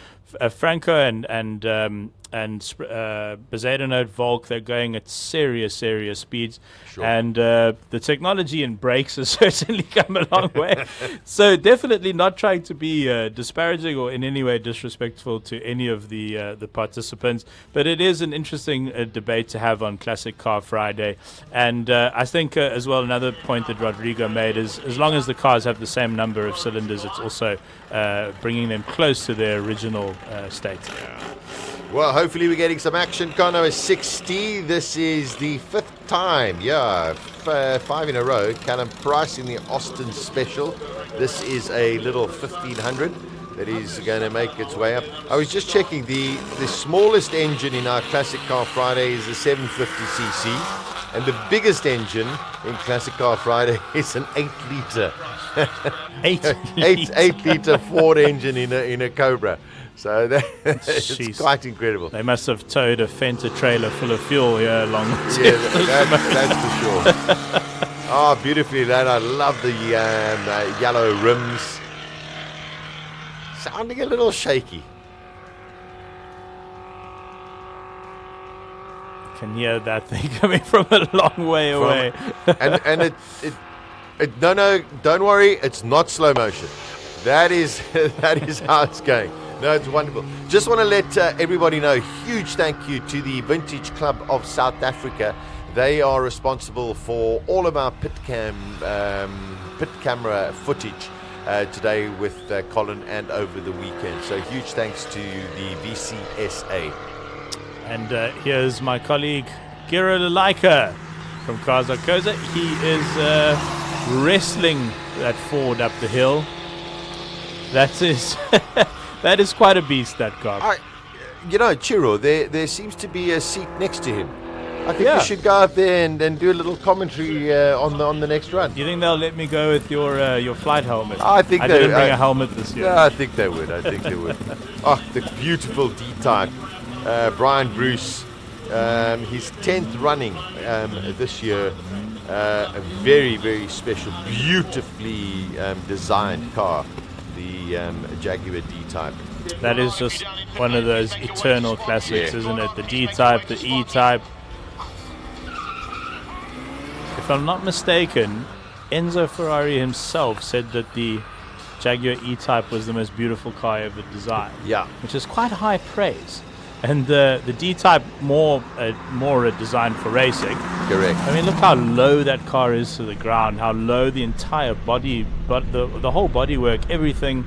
You're basically on the floor in that car. Very, very special car, and I mean that is a great example. But if ever you're down in the Western Cape in the Franschhoek area and you go to the Franschhoek Motor Museum, there's one of the finest examples of a D-type in the world, I think, at that museum. Very, very special.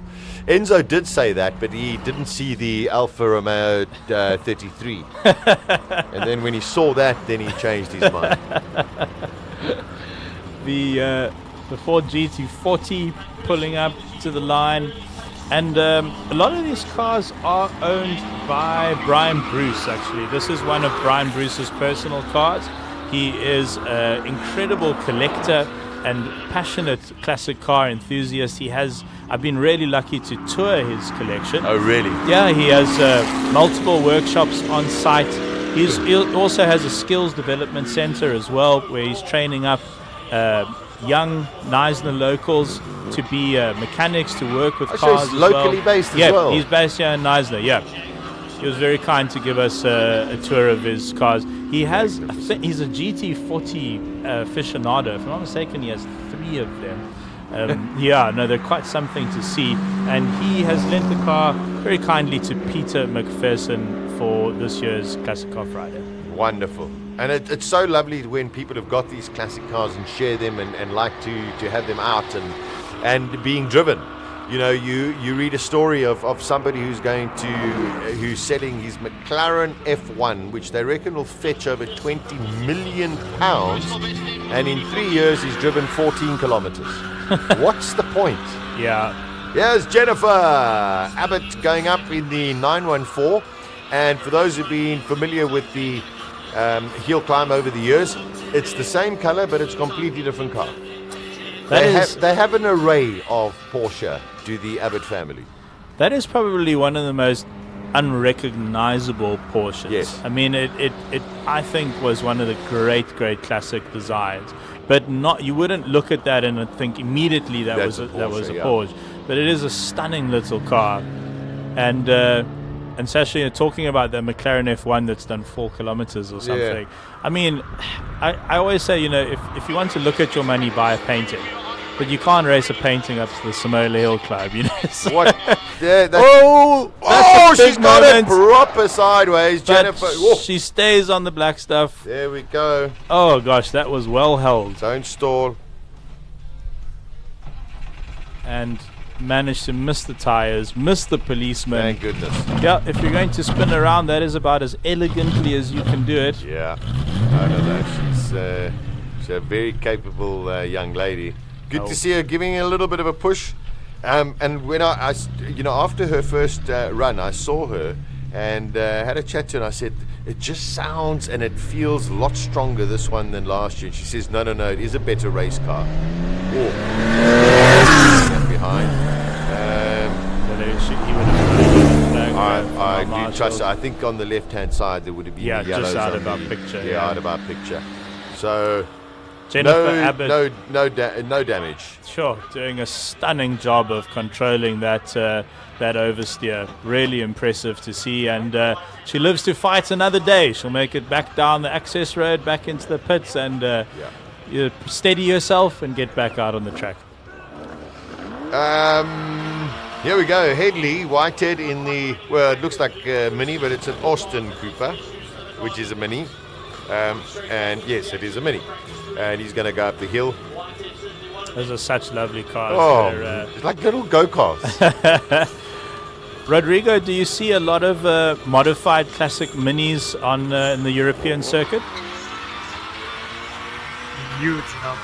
I don't know how big the mini scene is in South Africa, but here in Europe it's damn huge. Now they are getting a bit pricier, and the classical status as made prices really go up, but the interest and the amount of different versions I have seen, it's amazing. Curiously, last week I have been talking with someone who has a Mini with the V8 Hayabusa engine, like Franco has on the Chevron. Wow. No, that's crazy. I mean, how much can that weigh? 400-500 kilograms, somewhere there, with a V8 in the back? That's incredible. That car specifically, it's 380 horsepower and 515 kilos. Jeez. That's mad. No, they can be really quick, and I suppose relatively easy to modify.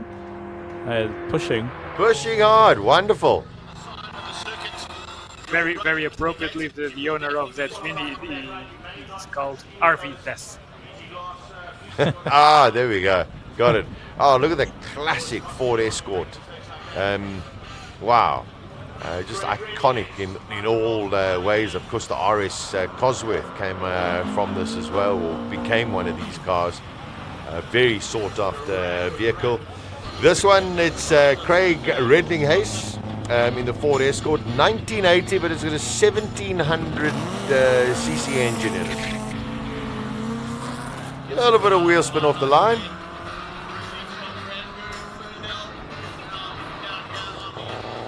Seems we are actually having a much smoother session here in qualifying too. Yes. Which is good, because unfortunately we're running a little bit behind time, but I know that the organizers and the clerk of the court, Sparky, will be working to catch up. Yeah. Of course, a lot of people don't realize that, we get a lot of viewers from the Northern Hemisphere. And don't forget, we are now going into autumn, winter, so all of a sudden the sun goes down, so we are limited in terms of daylight hours. So, by 5:30 p.m., all of a sudden it's pretty dark. Oh, that Escort is going. Oh, I love it. Yeah, the topography of Knysna is incredible. I mean, there's just hills everywhere, and the track is in a valley. In the morning, your first run, the track's cold. Yes. It's really cold, actually. You do have to be a little bit careful, especially if you don't have tire warmers as well. But today, that is not a problem. Today, it's the opposite problem. It's probably about 33 degrees out there. Well, I'm sure Colin knows more about it than we do at this stage. I think he's feeling it. Did you notice the tweeds jacket went, Yes, Sasha? Yeah. disappeared very early. No, that went in the bin. It's really hot out there today. Yeah. And we think about the competitors as well in their Nomex race suits. That's hot. It's very, very warm today.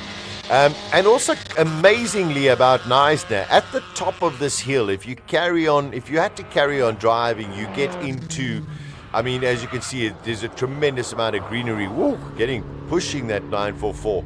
And as you go further, you get into what they call the Knysna Forest. And amazingly, there is still a lone female elephant. Just one. Just one in the area. Yeah.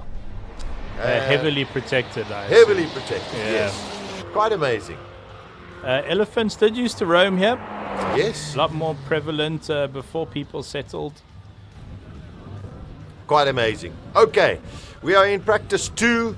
The time 11:45. You can see it on there. Currently at the moment in this practice session, the times do not count. So they're just for the competitors, just to go and have a couple of runs up the hill. Thereafterwards, of course, then we go into qualifying 1, 2, and 3, and then from there, of course, we get class certifications, and then we go into the top for the Classic Car Friday. So just for clarity, top of the timing board right now, you'll see BEZ, which is also Bezuidenhout. It is Andre Bezuidenhout's son, yes. Yandre, in the Porsche 944 Turbo. So you will see BEZ twice on the notice board with 2 very different times, with Andre in the Lola, the single-seat race car. Yeah, magic.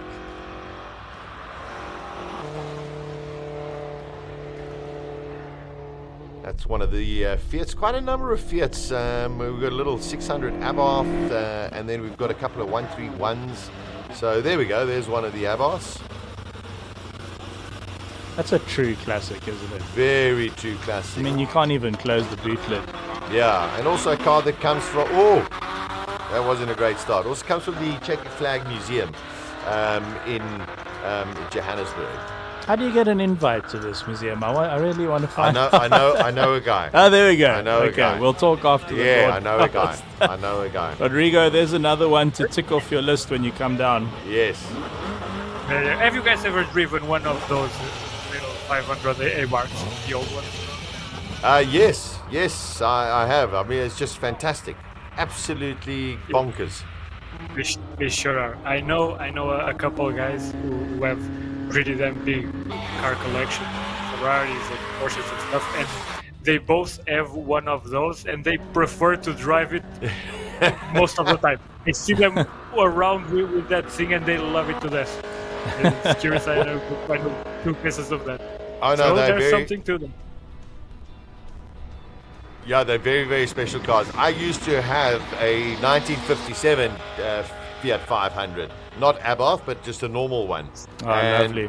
And I mean, used to go out and you could be amongst Porsches and Lambos and Ferraris, and more people would pay attention to the little 500 than anything else.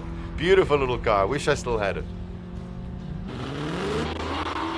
Oh, this car is beautifully prepared. Yeah, for GT.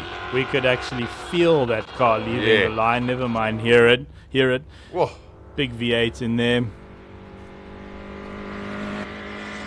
Another one of the Fiat 131s. That's the 2-liter going up. What car did you learn how to drive on, Chiro? You're not going to believe this. A Toyota Condor. The 7-seater. Oh my word, the 7-seater. Yeah. Are you that young? It was our family car. And the one day, my dad just said to me, I think you should drive home from school. And I did have my learners. Yeah. And I just jumped in and I drove us all home. And that was it. And then luckily, my dad handed me down an E30 320i. Okay. And unfortunately, some years later, he actually wrote it off. He was fine. But, normally it's sons writing off their dad's cars, not the other way around. Wow. And oh my word, the tears in my eyes when they took that car away. I bonded so much with that car. Oh, no shame. Yeah, I'll get one back. It's definitely on the bucket list to get one back. Yeah. I don't mind not having a Toyota Condor. That's fine. Rodrigo, what car did you learn to drive on? Drive in. A Mercedes 190. A Mercedes 190. Cool. Wow. Okay. Magic. But my story is a bit sadder than Ciro's because I was the one writing it off. Oh no. Sorry. Okay, as long as you were okay. That's the most important part. You know what? On our YouTube channel, while we're going through the free practices, why don't you tell us what car you learned to drive in? There we go. Let us know on the YouTube channel. we'll pick up some of the comments. I learned to drive in a Fiat 131 Mirafiore. Okay. Which was a fantastic 4-cylinder 1600. The only problem is the way that they designed it is that the spark plugs were at the bottom of the car.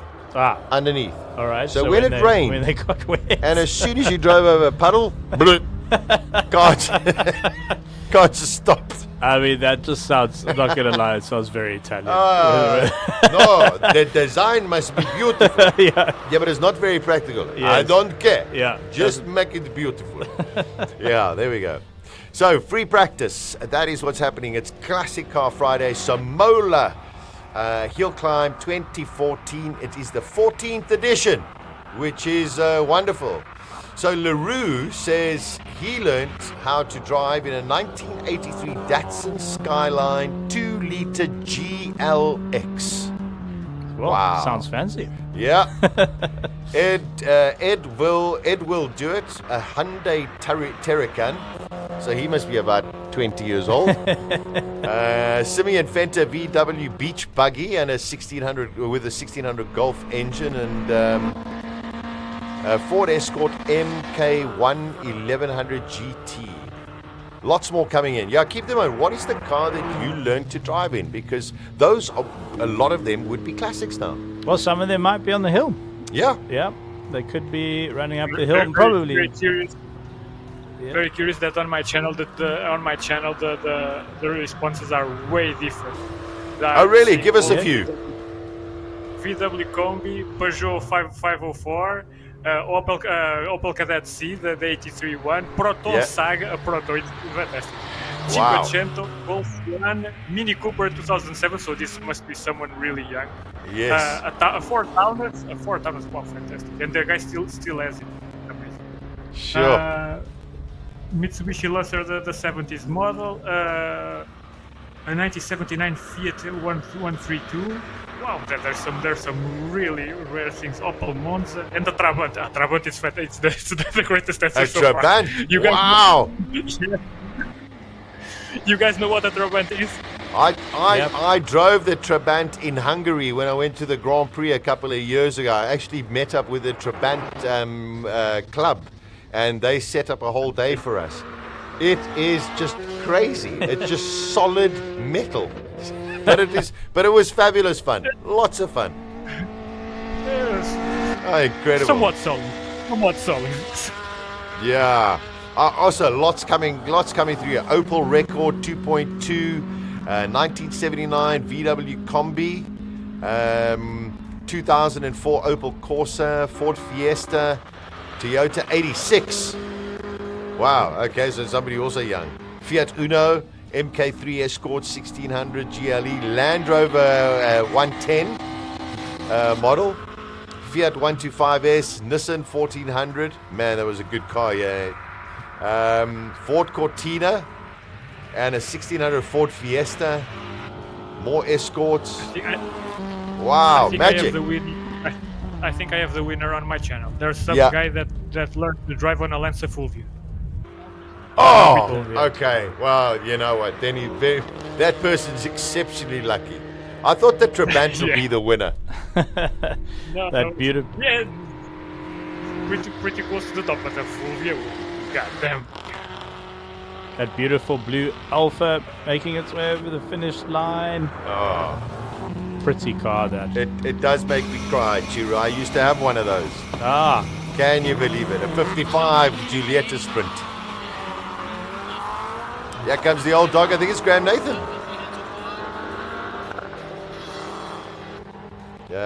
In the BMW. So getting towards the business end of the field here, Classic Car Friday, where it starts to become really competitive. You've got probably the two names I think vying for the title this year will be Andre Bezzanonotes in the Lola and Franco Scribante in the B26 Chevron. Yes. They are going to be going neck and neck. But then there afterwards, well, I mean, listen, there's a long way to go. Long way to go. Anything can happen in the world of motor racing. That's for sure. Yeah, one of our classic BMWs making up the, I think, 2002, if I'm not mistaken. Ah, beautiful car. I got to drive one of those at BMW Classic in Germany that had 8,000 Ks on it. Is that all? Yeah, Wow. it was a real museum piece. Goodness. A lot of responsibility driving a car like that. I mean, of course. You know, you knock something like, I don't know, a modern Toyota Corolla or something, you can get a bumper from anywhere. But, you know, in these 70s, 80s cars, they're pretty much irreplaceable.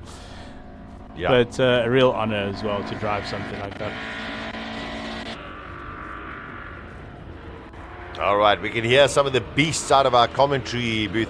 I mean, I love the fact that our engineering and technical team are outstanding. We have air conditioning. We have a brilliant, brilliant studio. It is much more soundproof than last year, which is rather disappointing. I mean, thanks, guys, but we want to hear the noise, man. The E9 BMW of Graham Nathan doing a massive burnout in the pit. Real crowd-pleasing car, that, and very, very quick. And for those who don't know Graham Nathan, just to let you know, he is 6'4", and probably 110 kilos. He's a really, really big man. And it's huge lockup, huge lockup. Spins it round. Oh, I tell you, he got very lucky there. Massive lockup going into the bridge. And, there's a big stony drainage that you can actually see it in your picture now. Coming down, on the left. And, if you catch that, there's a huge chance of damage to the suspension. Is he going to pull it out of there? Well done. He looks like he might live to fight another day. Look at those tire marks that he's left on the track. That was a big moment. That was mad. Hopefully our team can get... is this the replay? Oh, no, that's him coming up to the end. Pretty quickly there. Yes, no, well, that's Graham. It's either your foot is on or foot is off. But I was just in the corner of my eye, just watching, and I just saw that huge lockup. And then I thought, it's going to be quite tough. Fortunately, he's okay. Probably needs a new set of tires. I'm sure we'll get a replay towards the end of the session. I really do think, as a form of motorsport, that hill climb racing is pretty brave, because it's actually closer to rallying than it is to circuit racing. Because circuit racing, especially on modern circuits, you have enormous runoffs and gravel traps. And, it has to be a pretty serious... Oh, here we go. Here's the replay. Replay brought to us by Shield. Look at that. Just locks it up. No, he was too late on the brakes. Way too late on the brakes, and then caught the back onto the gravel, lost all of the traction. And I tell you, got very lucky. Got exceptionally lucky. Yeah. A little bit more speed into there, and that car would have gone up that bankment. So thankfully he's okay. Rodrigo, on some of the European hill climb circuits, do they have a bit of runoff? I mean, is that a feature in Europe, or is it closer to a rally stage? Depends on the country, but overall it's closer to a rally stage. Up to the point where you have the Italian hill climbs, which are even more hardcore than some rally stages. It's kind of crazy.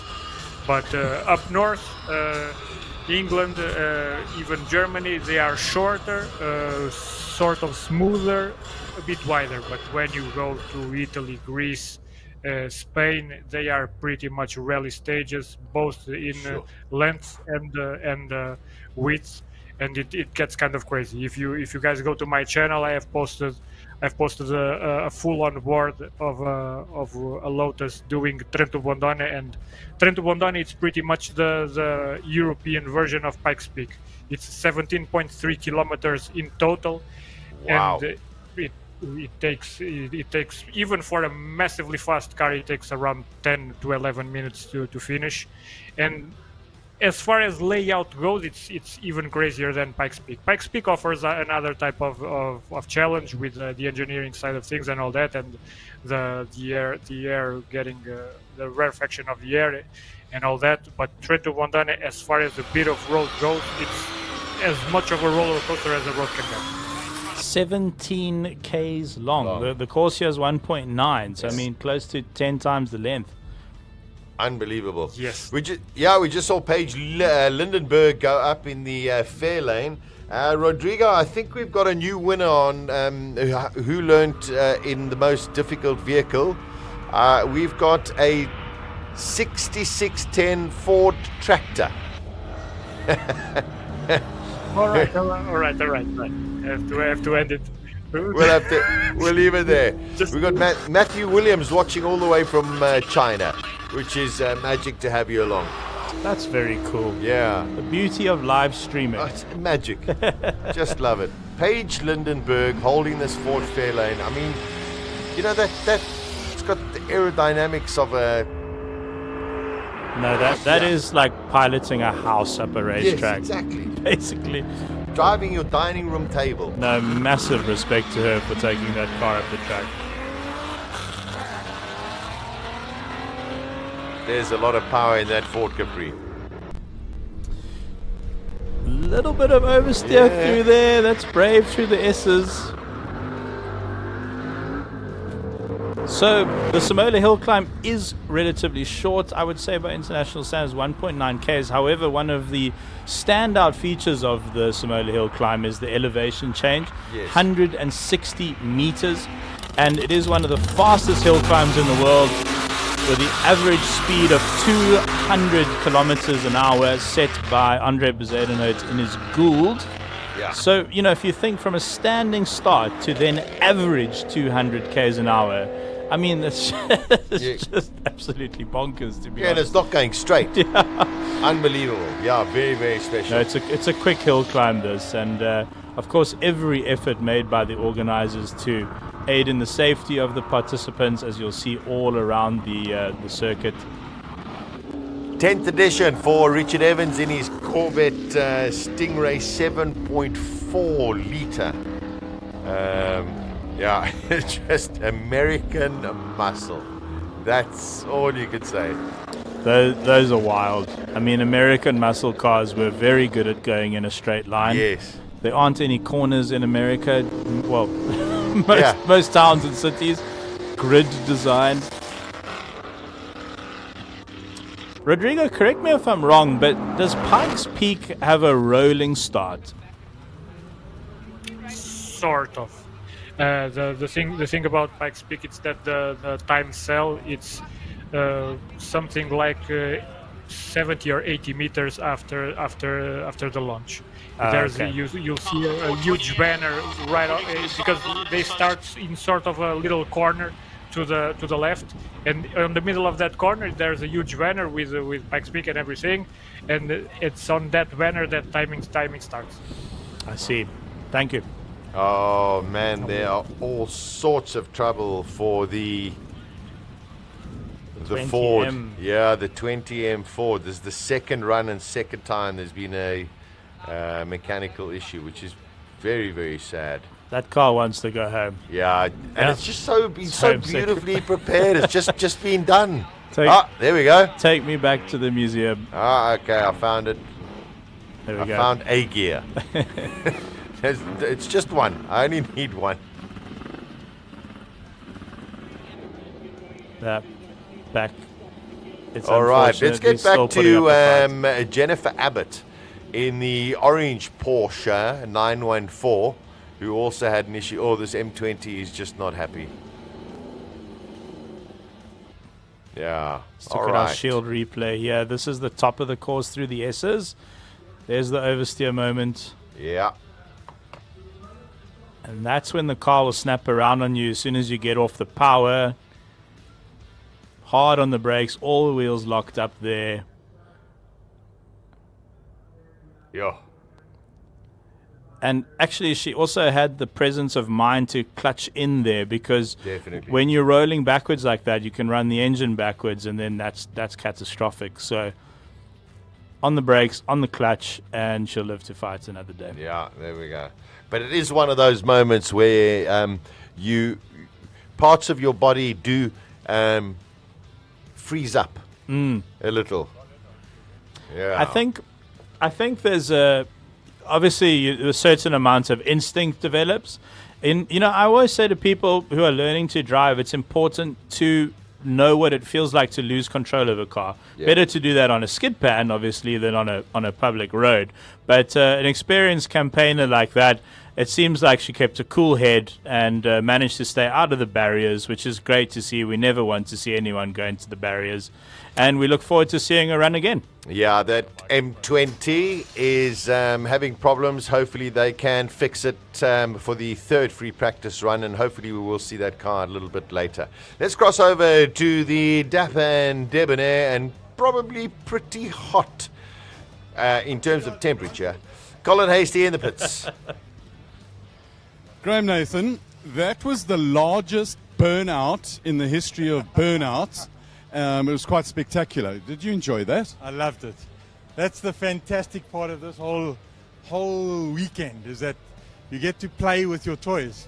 Where else do you play like that? Well, absolutely magnificent. And then you had to pull away and the smoke was still billowing out the window. And then did the car run out of grip, or did you run out of talent? You open the window, otherwise I couldn't see where I was going. No, I've got a little bit of a misfire, and going in under the bridge, when I got back on it, there's a problem with the throttle transition, and it cut out, and then there was nothing to help. So I thought, well, better I stop this thing before I bin it, and I got very close to binning it anyway. So, yeah. So is that, should we call that driver's reason number 345-1? Well, it's better than driver's reason 1, which is running out of talent. Graham, you always are an entertainer. If you have a good look here, there's no brown spots? No, because it's all caught in your underwear. Exactly. Notice the real shit. Well done, Graham. You are the entertainer. Anytime. Thank you. Pleasure. Proper entertainer. Let the cars do the rest of the talking. We're back underway. Yeah, another one of the checker flag Porsches. They come as a pairing. Hopefully going to do quite well this weekend. I do hope they figure out, Chiro, the problem with that M20 Ford. Just, yeah. But I suppose some of these things cannot be cured. Wants to go home. Simple as that. Why have you bothered me and taken me out to the sauna? You should have left me in the museum. No shame. I'm sure they'll sort it out. Yeah, Quivers de Kock in the 944 Turbo, the 2.5 litre.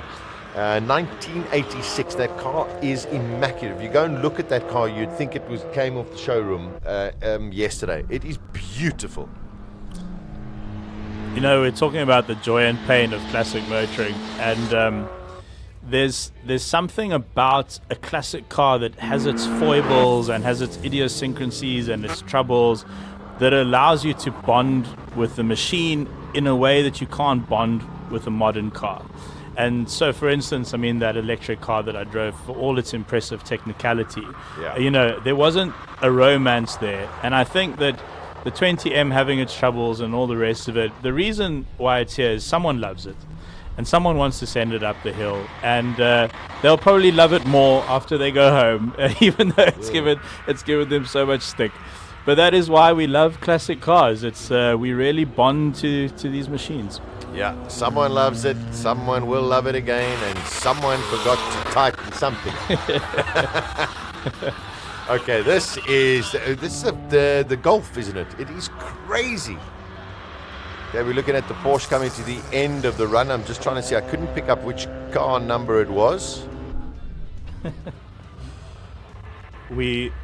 Colin did an amazing job of asking the drivers to provide some extra info on the cars. Yes. And Rob Press, I'm not sure if I'm pronouncing his name correctly in this Golf Manufacturer Challenge, he says, once again this year my main concern is to not scratch Brian's special car.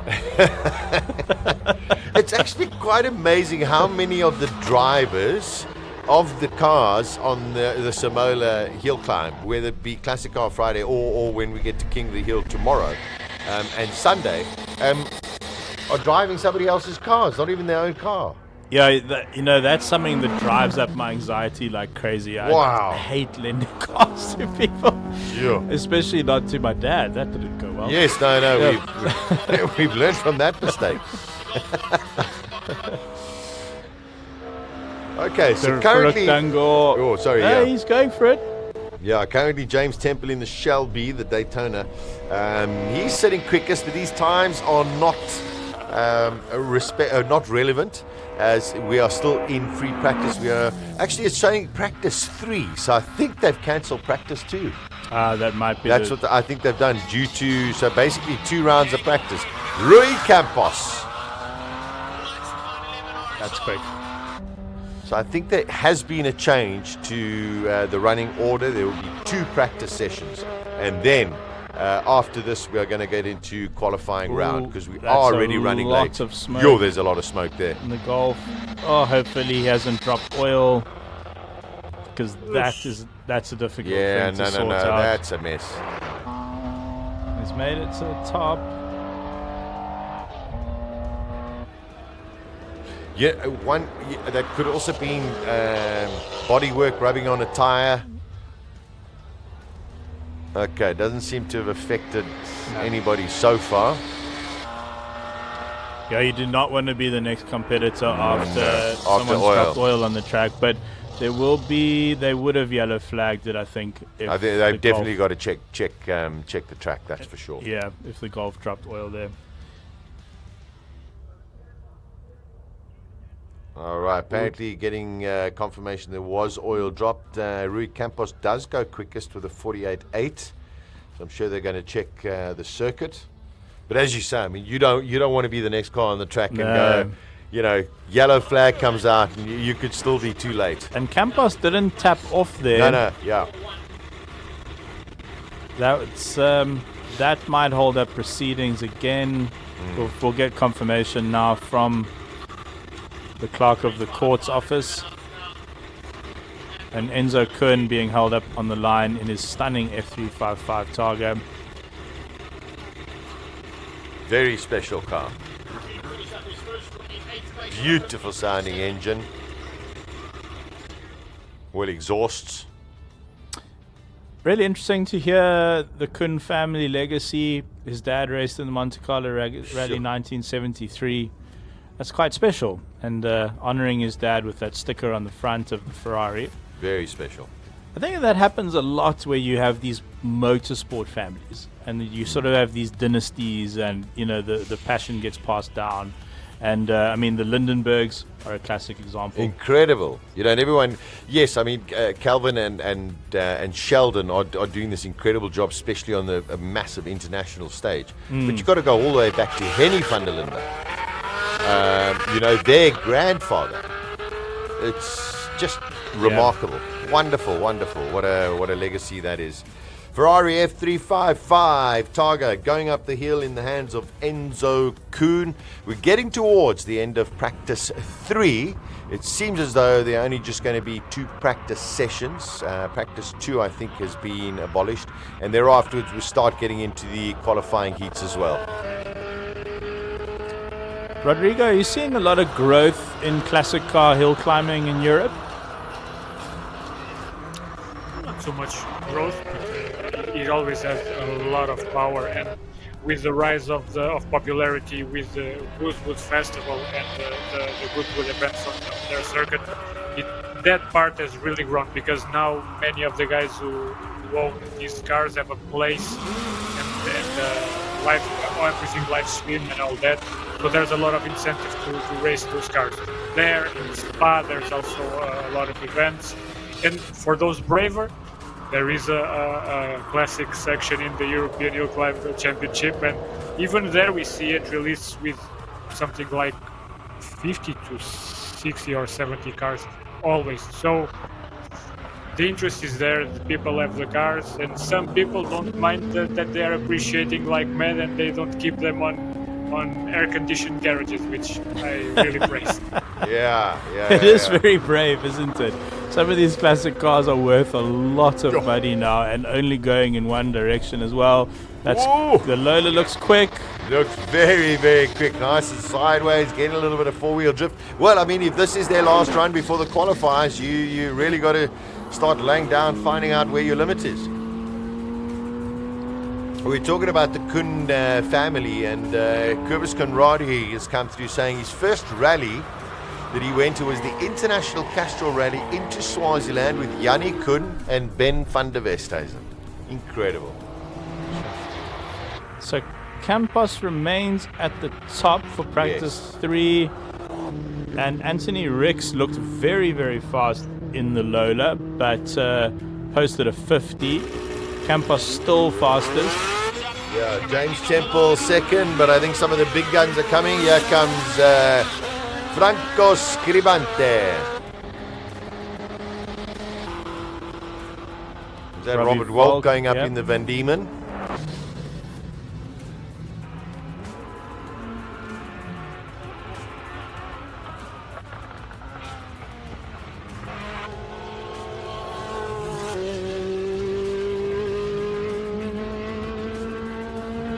This is just practice, but Franco looks like he's giving it the beads up the hill.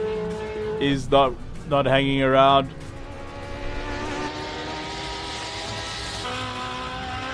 I suspect that'll be. That was quick over the line. It's a full second quicker than before. Okay, great to see Ian Schofield back. He had a gearbox issue the first time around. He has posted a best time of 41.6 in the past. Okay. Last year, 2023. So he does have he does have the car underneath him to go fastest. But he might just keep a little bit in the bag just for the qualifying rounds. So Scribante 42.7, and that was quicker than his first run as well. We've got Ian Schofield with his probably only run before the qualifiers. Here comes Andre Bezuidenhout. And we can hear that car right through our soundproof commentary box. Beautiful. Yeah, Ian looking a little bit gingerly through the S's.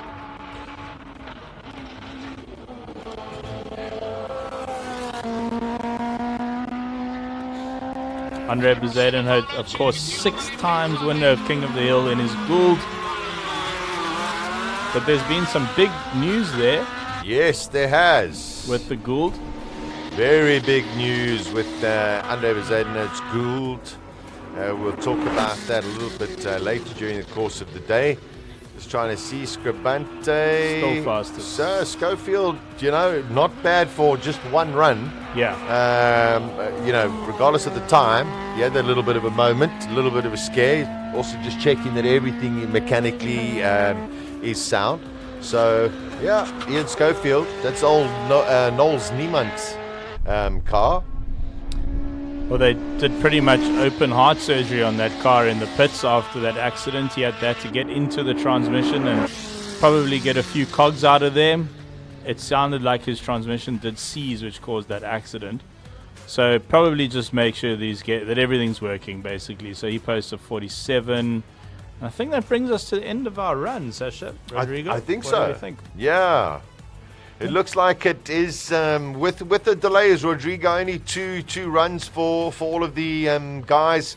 I suppose this is the nature of motor racing. Sometimes things change, and you got to make sure that you're on it from the beginning.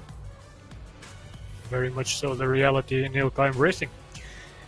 We see that happening all over, and thankfully here it was not because of the weather, but sadly it was because of some problems with the cars. But yeah, that's to be expected. But in the end, we're starting to see the guys up front getting faster and faster, and both Bezuidenhout and Scribante with the 42 and the 43. Well, what I said earlier about the conditions and the weather being good for records this year, it's starting to materialize. Oh, without a doubt. I think, the heat, the rubber getting very, very sticky, Chiro. You just got to make, hopefully you get your tire, pretty warm off the line, and then from there you've got the grip. That's for sure. Yeah, the more sort of the guys racing for the title here, I think all running tire warmers from what I could see with my quick pit walk, and again, very different to circuit racing where you've got an opportunity to warm up your tires over the course of the race. Whereas with hill climb, it's tire warmers off and off you go, or no tire warmers and you set off with cold tires. So that's another challenge that the drivers face as well with hill climb racing. Wonder if they should ever do like a downhill race. Just hang on, basically. Here's that replay. Yeah, Jennifer Abbott in the 914. We had a couple of moments. She managed to save that one very, very well. And I'm sure we'll get that replay as well of Graham Nathan. But there we go. A little bit quiet. I think now it's a little bit of fine-tuning because these are the runs that count. So you got to try and make sure that you lay down a marker. You've got 3 qualifying runs, but you want to make sure that you get into it as quickly. Well, you lay down something as quickly as possible so you don't have more pressure as the day progresses. So the best time of your qualifying counts. That's what takes you through to the class finals and eventually the shootout. So you don't have to post your best time in qualifying 3 or 1. You've got to it's the best time out of the 3 runs. So that's what the competitors will be aiming for. Maybe 1, 2, qualifying 1, qualifying 2, qualifying 3, trying to get a little bit faster each time. Yeah, okay. Let's have a look at probably the could have been a much scarier incident than what actually transpired. But Graham Nathan pushing as Graham Nathan only knows how to do, and loses. Sort of goes in a little bit hot and deep on the brakes. There we go. Oh. He said when he came off the throttle, he had a misfire, and he sort of alluded to the fact that his engine died, which I suppose would have meant loss of braking power. But it just looked like to me he was just very, very late on the brakes there. Or maybe he was early on the brakes and just had a huge lockup halfway through the braking zone. I don't know, Rodrigo, how did you read that incident? Always asked to say or criticize from the outside, but I would agree with you. It's a combination of thinner tires, late braking, probably turning and braking pretty hard, and all the way up to the apex. Probably a little bit of trying to do a trail braking there, and in the end, it's a classic car, and all transfers of mass are way exaggerated when compared to the modern stuff. It can happen. Yeah, that's a good point. And look, Graham Nathan, a lot braver than me, taking that E9 up the hill at pace. So, but he's in good spirits. Colin having a chat with him afterwards, and he doesn't seem to have been at all affected by his incident. And he made it up the rest of the hill at quite a bit of pace as well, so the car seems fine. As we mentioned, there's that stone gully that runs along the left-hand side of the road the whole way up, which is obviously just a sort of water gully. But putting a wheel or two in there usually results in some damage to your suspension. But he did seem to end up in the gully, but maybe just sort of just sort of rolled in, and he looks like he and the car survived. I'm sure him and his whole team will be giving the car a proper once-over just to make sure that there's no little dings, little bends on various suspension parts. So they'll definitely give it a go.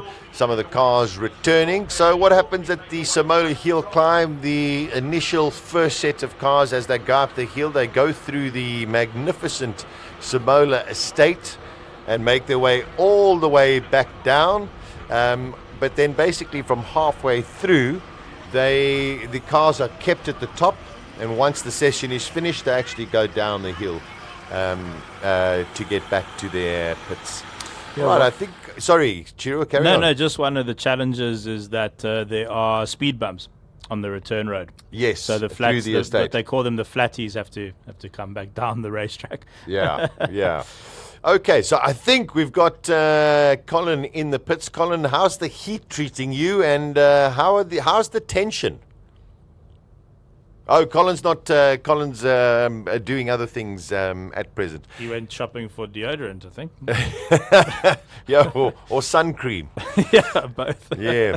The pit lane at the SIMOLA HillClimb, full, oversubscribed yet again. We've got some very interesting cars this year on Classic Car Friday, and of course very, very interesting cars that are going to be on display and firing up the hill tomorrow and Sunday on King of the Hill. Sold out crowd, which is also second wonderful. Year in a row. Huge congratulations to the organizers. I mean, you know, if you're watching from overseas and you're not familiar with the town of Knysna, it's a pretty small town. Sure. And when the hill climb comes to town, it takes over. And the logistical exercise of making this happen it really is second to none. I think in South Africa at the moment. I mean, it is the biggest motorsport event in South Africa, but the logistics of not actually having a racetrack and turning a road into a racetrack is very, very challenging, because when this is all done, they have to take absolutely everything you see on your screens down and turn it back into a public road. So no, it's a huge effort, it really is, and Ian Shrosby and Chick Ramsey, the visionaries behind it, but of course a huge team contributing to each and every SIMOLA HillClimb. Without a doubt, and well done to everybody. So there's the 20M. It has made it back. Okay, it was much easier this time because it had to just go down the hill. Yes, gravity. But hopefully they can get that car ready and find out what the little gremlin is, because on both runs it has had, unfortunately, an unsuccessful run up towards the top. You do want to see every car make it to the top. Unfortunately, I think the only other car we lost in that round was the oldest car in the field, the Austin from 1926. Unfortunately, the pilot there just had to park it off to the side of the track. But other than that, things do seem to be getting a little bit smoother. And the Fiat. I think the Fiat Uno of Eugene Herbert. I don't think that went out, actually. Yeah. Now that I think about it. Did it go out in the second round? I'm not sure. I didn't see it go in the second round. Yeah. And hopefully Lucy fixes that Austin 7 and has a go. I mean, her goal is to get up the hill 6 times. And yes. that's all they want to do. And that's the beautiful thing about this as well. You know, the cars here, they spend the whole year, Rodrigo, working on their cars, and they're not coming here to win the top of the timesheets, but they might be just coming here to improve on the time that they set the previous year or the previous years. It is a test to both machine and driver. But we touched upon this subject earlier about the type of driver that excels in hill climb racing. There's a bit of an art behind all this, because focusing during a whole day just to do a couple runs, or at the most 3 or 4. Normally, Knysna year SIMOLA year is very good, because you guys provide a way to race quite a bit more. But even then, you have to really focus. You have to, every year you come back, you learn a bit more, and you calm your nerves. And when you're on the start line, you learn to shut everything off and then focus on that single run. And well, sometimes things don't go our way, but even then the challenge never dies. So I think everyone will keep getting back, because that's the magic of HillClimb racing. That's without a doubt. Let's go to our pit man. We've got Colin Hasty, who's there, and then of course we'll start getting ready for the qualifying rounds. Colin, what's happening? Oh, there's a whole lot of heat going on here. We're managing to survive. Thank you for getting me to stand in the shade, which is quite great. Top of the run, the fastest cars, the fight between Franco Scribante and Andre Bezuidenhout. Franco on a 42.7 and Andre on a 43.7, and then Ian Schofield on a 47. So they found a bit of an issue in the gearbox. The biggest, and it was a selector fork thing that I'm told. The biggest problem they had was that one of the rocks that he drove into broke off the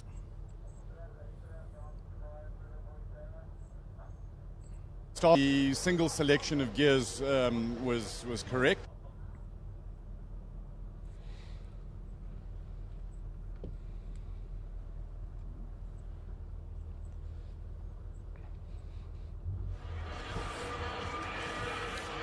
I think we lost Colin there. Yeah, I Top think. 10. I think Colin. Oh, here he is. He's back. So I'm hoping that you all got that. 3 qualifying runs again, going into class final and the top 10 shootout. I had James Temple with me just now, who ended up leading his class again, but he's got the bonnet opening and he's looking a little bit very interested. James, you don't look entirely happy. How's it, Colin? Well, how are you? Yeah, we happy but not happy. So there's a few changes, but I think the circuit, if you want to call it that, is a little bit dirty still. So I don't think it's quite as quick. But we're going to make some changes and a few clicks here and there and see what we can do. Just we don't want to try to chase the setup too much, but also we don't want to wait because it's a one-day event today, so we don't have time, And the temperature is really climbing. That also plays havoc with the handling. Yeah, it does. For us, it suits us, to be honest, with this type of historic kind of race tyre. It is important to get the temperature up. But then again, there's a fine line on these between too hot and too cold, so it's a balance. So that's why the setup is mainly around tyre temp and trying to get it faster near the end of the run. But we'll see. Circuit might come to us. Let's see. Good luck. Have fun. Thanks, Of course, running crossbar tyres on the historic car of the Cobra. This one looks, Paige Lindenberg's car's got radial. So we're going to see Paige right over here. Let's have a chat to her. Paige, sorry to interrupt. Are you well? I'm good. How are you? Fantastic, thanks. You've had 2 runs. Yes. Battleship, boat, Galaxy. Which one is it now? Fairlane. Battleship, boat. It was definitely a boat this morning. That first one was really slippery. You saw how delayed we were. There were so many incidents. So this morning was really slippery. This last run now was much better. Our times are not far off where we finished last year. So it seems to be a bit faster than last year. So it's looking good. And Graham Nason went ahead of you and did that most ridiculous burnout ever. The smoke all came into your car. It's not so nice, is it? Oh, no, it was terrible. My eyes were burning, but at least he went off a bit, so it gave me time to just get the smoke out my car and regroup, and then I got a fresh run, so it was good. Earlier we were talking about when you've got a big delay in it. You get to the front of the queue and you've psyched yourself in, and then you've got a delay. How does that play with your mind? Yeah, look, I think it's just to keep focused. There's so many distractions here, and I think once your helmet goes on, at least for me, once my helmet goes on, everything sort of blacks out, and I just focus on what's ahead of me and cancel out all the noise. So for me, it was okay. It wasn't too bad. It was actually nice to have a little break, because leading up, these cars are so difficult. You got to make sure you don't run the clutch. You got to make sure you don't overheat. So this little stretch here can be a bit stressful with these cars. So it was actually a nice little break to just center yourself and get going again. But I'm lucky. I think when my helmet goes on, I know that it's race mode and I focus. Going into your own little bubble. Yeah, I have to. With everything going on around you, you got to focus. You got 3 runs, then hopefully class finals and top 10 shootout if you quick enough. Yeah, it's looking good. I mean, we really had a good start today if we look at the times from last year. So I'm hoping we'll make class finals and going to try really hard for the top 10, but you never know. Just got to keep it on the black stuff and try and improve our times every run, but not be silly and, look after the cars. Awesome. Thanks a lot for chatting to us. Good luck. Thank you. Have a good day. Always good to chat with Paige. I wanted to get hold of George Smallberger, but I think he's off having a beer somewhere and just being chilled out. Trevorini Takini. You didn't have such a good first run. First one was alright. Second one was a bit squirrely and got a small fuel pressure issue. So she's all old stuff in it. So just trying to get it all working again. But she's going okay. You said that you were here more for entertainment and to be part of it than to go and win it. Yeah, look, the HillClimb for us is a special event. We've had so many years of good running with the other alphas, and we try and mix it up a bit. I think the crowd want to see different cars. The fans come here to see variety, And, you know, we try and just mix it up. So we've brought a really, really old girl with us this year. And, you know, it's just in the spirit of the celebrations for the 70th anniversary of Julieta. And it's just great, you know, to drive on a really, really old Alfa Romeo, you know, with a wooden steering wheel. A lovely thin wooden rim. I mean, I'm struggling to hold on to the wheel going up the hill. It's sort of trying to get away from me. But it's just such a special experience to be in a car like that. You know, the car is sort of 25 years older than me almost. So it's just great to be here and to see the fans. And they love the car, which is great. So Nice to see how serious you take driver personal safety. Proper fireproof underwear, racing boots, proper overall, good helmets. It's important even in these slow-ish cars. You know, the cars aren't slow when they hit something. So if you hit a wall in a car like this, it hurts just as badly as in a road car. And safety is a critical item. And, you know, people have to take it more seriously, especially in a sport like this. You know, people our age now, we can't afford to die behind the wheel of a race car. So I would advocate it. Hunts devices, proper belts, proper seats, proper suit, fireproof stuff. You only live once, so don't die in a race car. When you say proper seat belts, you're talking about a 6-point.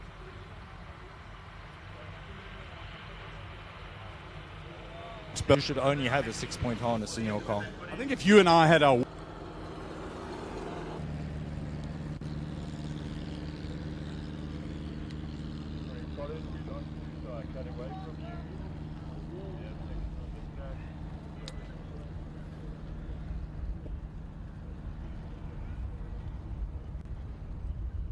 Okay, well, here we go. We're going into qualifying one. First car out there. Unfortunately, a little bit of comms communication with Colin, but I'm sure we'll get back to him a little bit later. 3 runs, Chiro. Times, well, listen, you just got to get one quick time to basically get into your group sort of finals. Yeah, I think in that sense, SIMOLA's maybe a little bit more forgiving in that you do have 3 opportunities to post your best time. Rodrigo, you were saying that SIMOLA does allow for a lot more running, perhaps, than some overseas competitions? A lot more.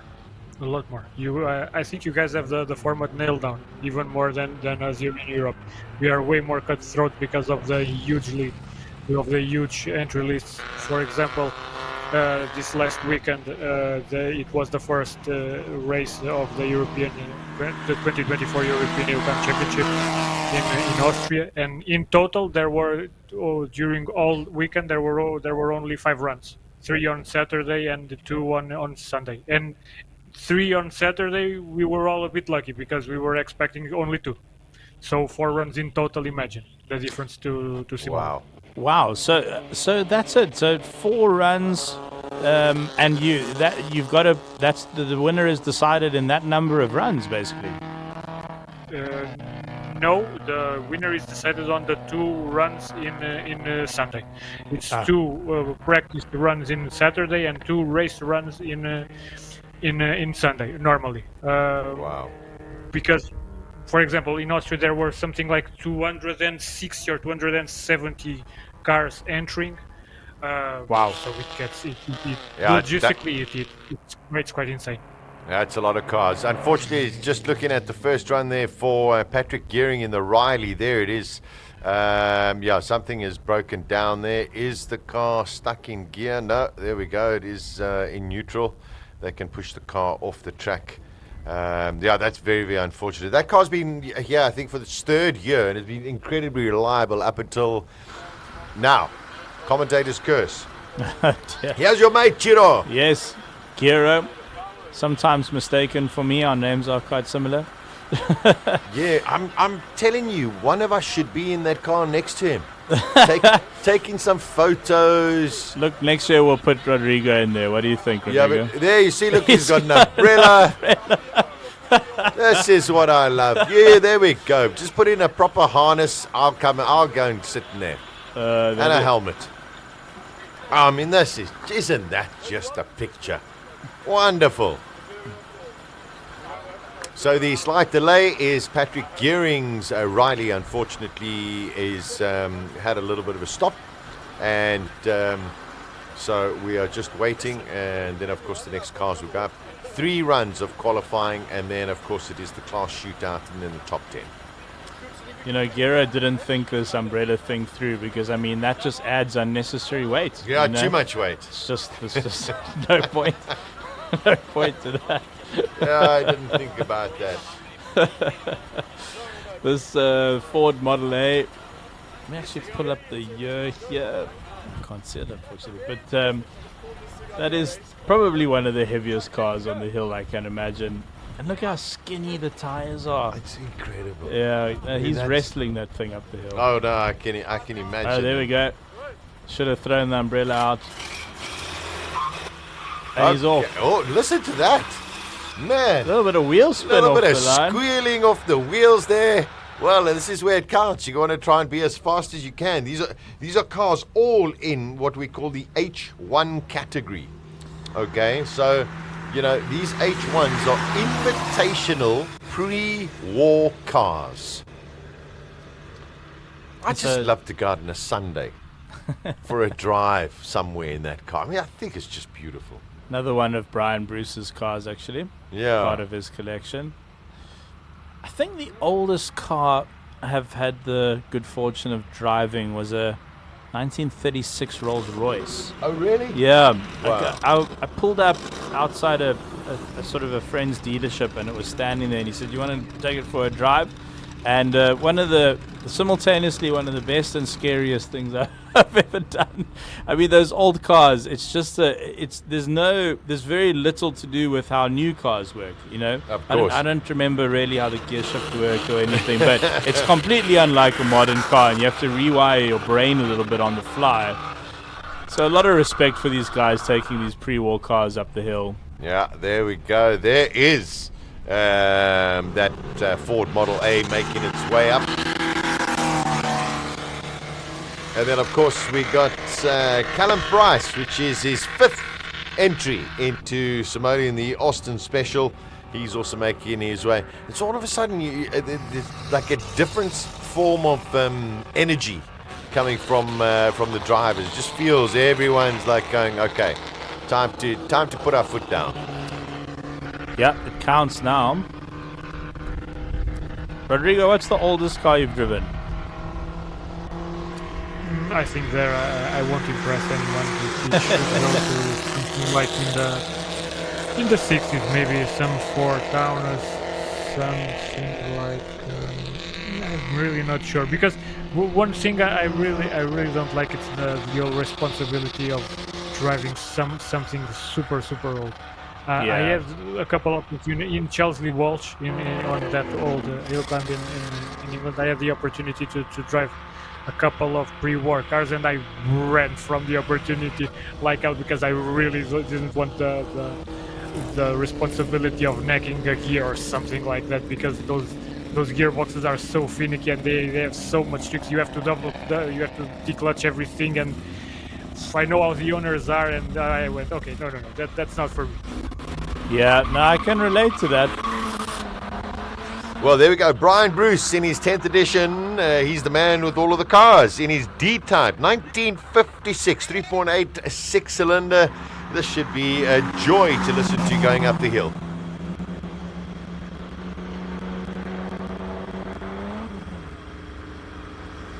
We have something running very slowly at the top, just before the S's. That'll probably be yellow flagged. Yeah, it's going to be a problem for Brian's time if he does get caught up in that yellow flag, which I think he will. The thing is, the S's are blind, so you'll need to get a warning. You'll need to tap off here. He's going to very suddenly come upon a green Austin. Yeah. That's now stopped. Yeah, I think Brian knew about it.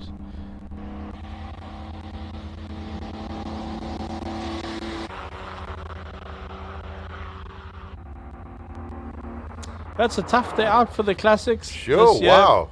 And I personally suspect the weather has something to do with it. Classics just don't like running this hot. And but I think more of a sense of occasion for a lot of the drivers here today. as we were chatting to that man with a really fascinating Italian name. I can't get it in the Alpha. Tacquini. There we go, Tacquini. There we go. Tacquini. Yeah, I mean, he was saying, it's just a special. Yes, a special. We'll see. Let's see how his runs go.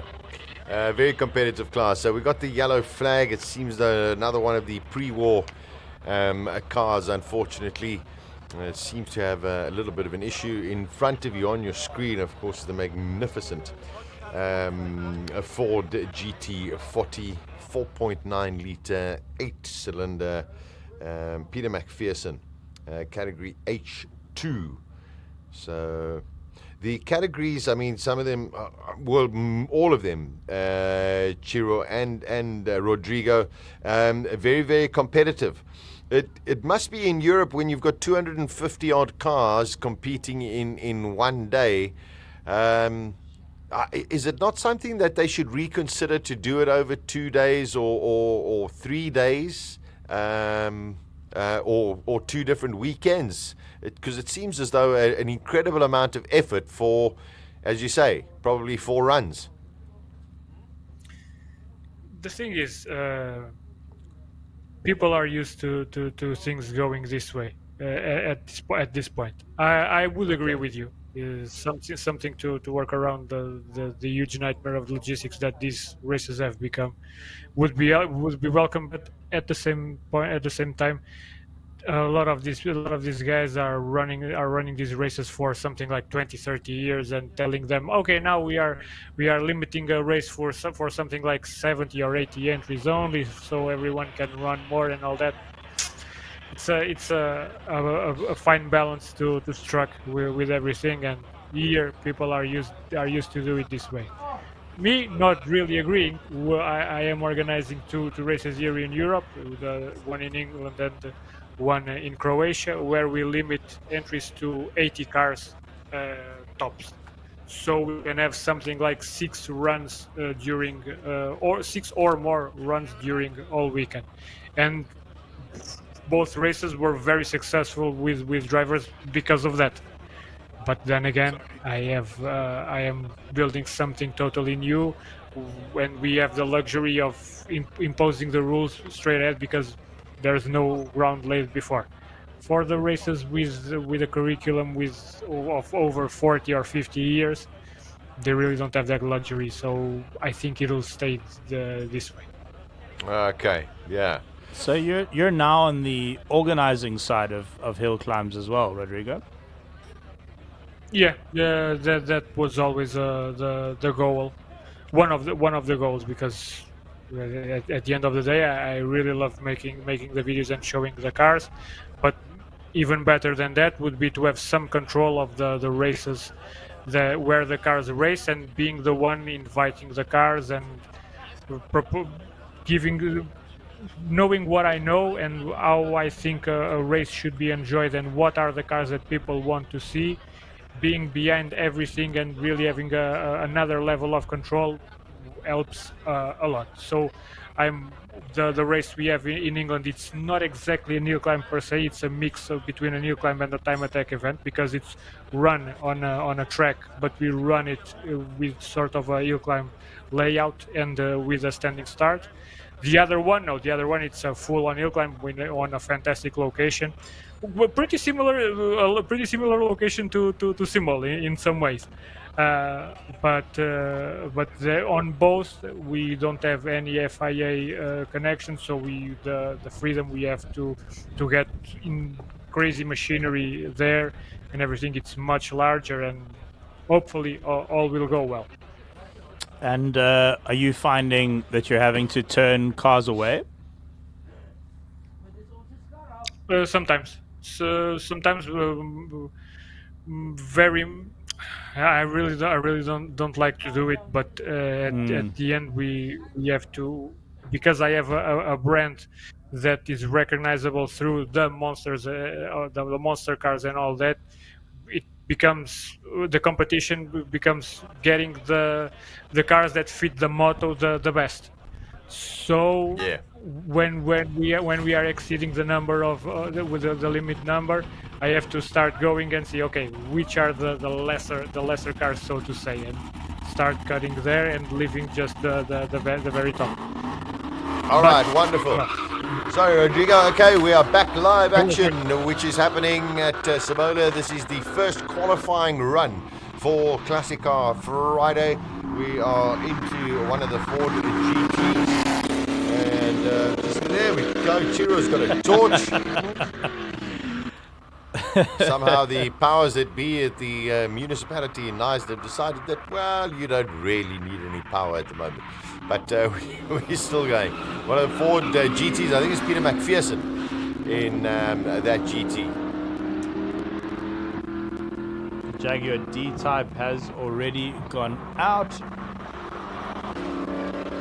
So this is Alexander Krahe in the Jaguar MK2. Also a very valuable car these days as well. Quite brave to take it up the hill. But it is lovely. Well, that GT40 was moving over the finish line.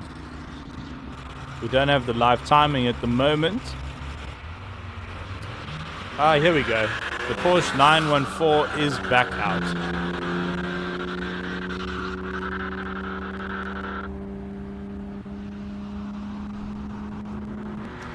Yep, Jennifer Abbott back out there. She had a bit of a moment in her last practice run. Let's see, how she does this time.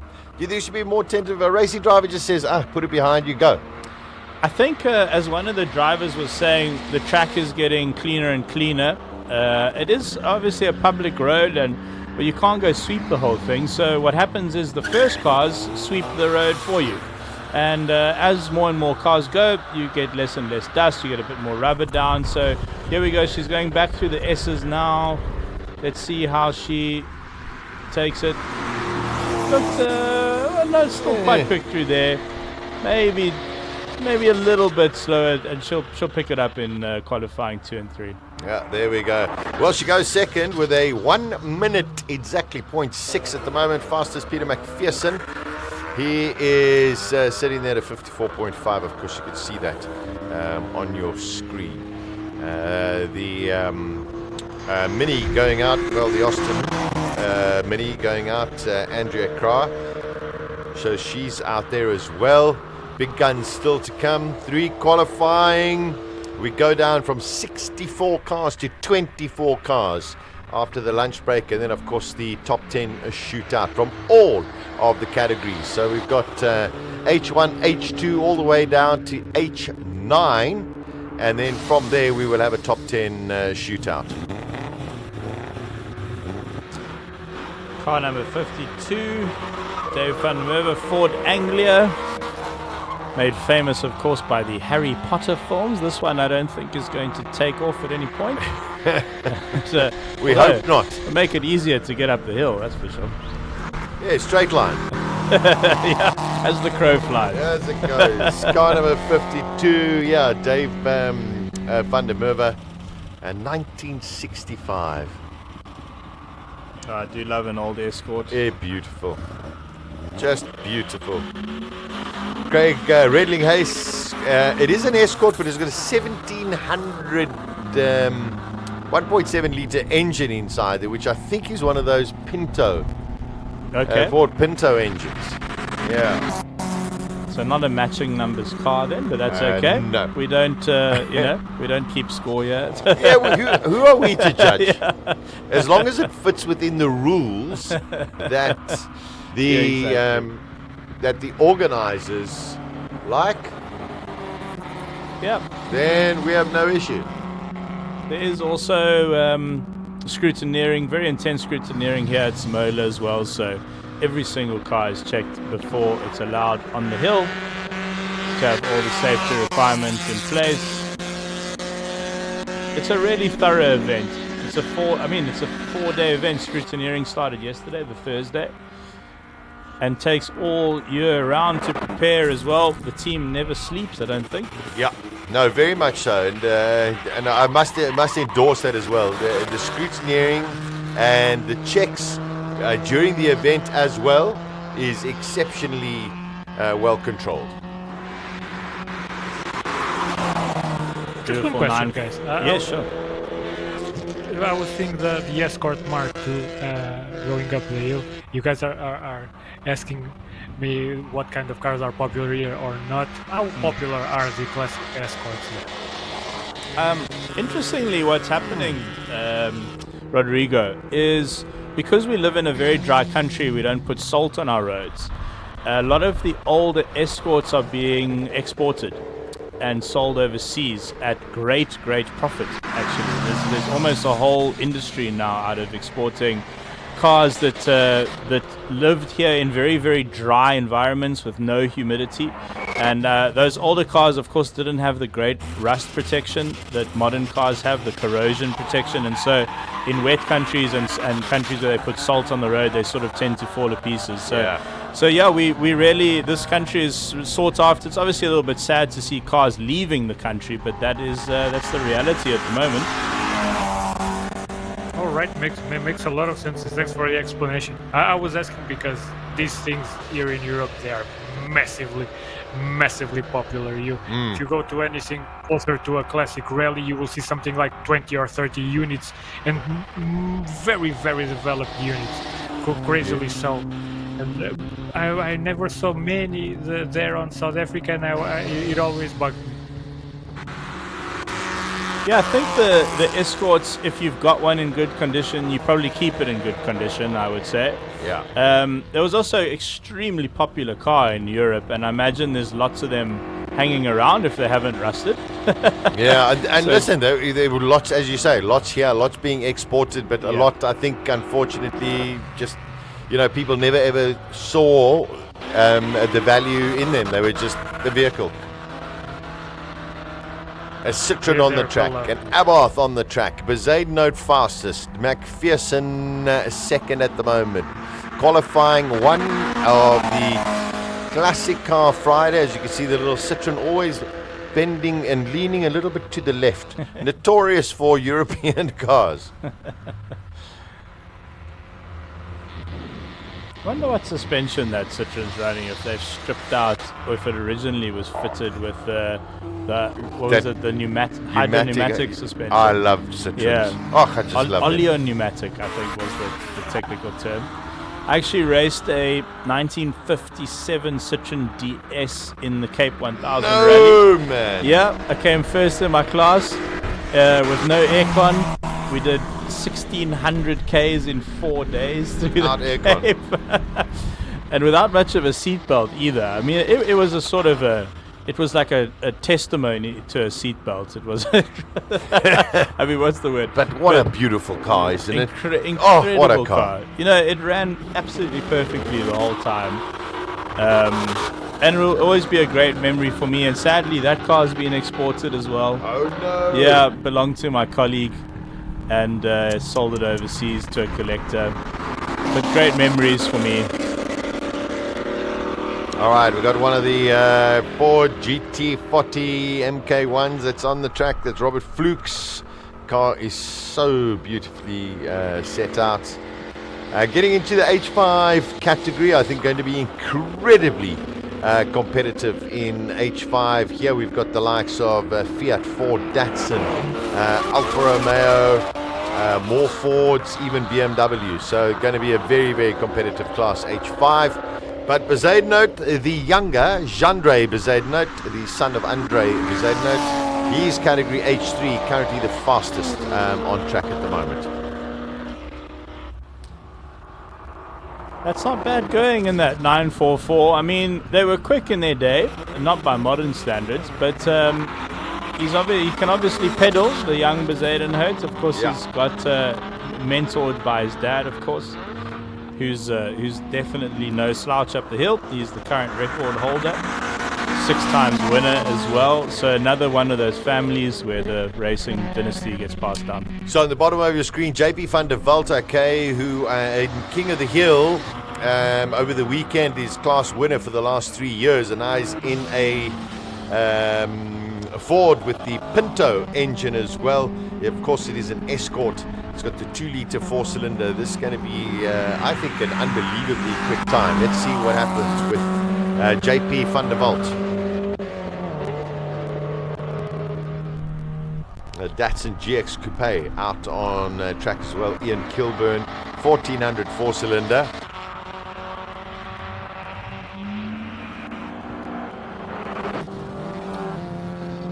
JP Vanderbilt with a 56.1, sitting in 4th position.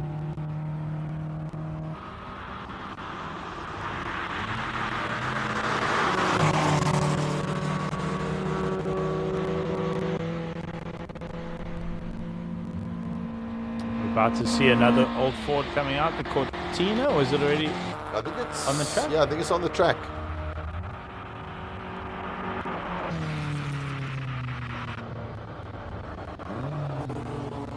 Zayden's still quickest. Yeah. The 53.169. I really thought that JP Vanderbilt would have been right up there with that time. There's that stunning Alfa Romeo. Julius Sprint, eh, Sasha? That's no. So this was just the GTA. Okay. Well, GTA was sort of a replica. Also 2-litre. There's the Ashley Bowd. Tuck should be coming shortly. We're going to have...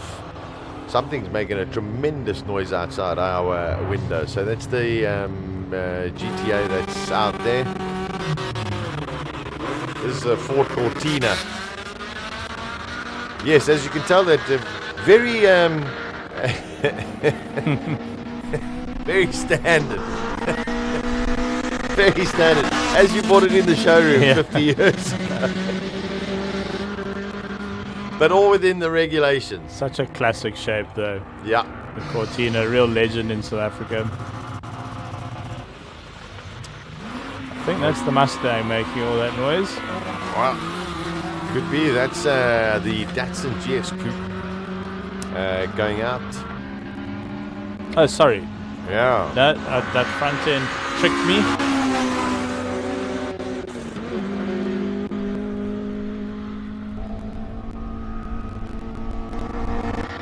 Cortina giving it a full go.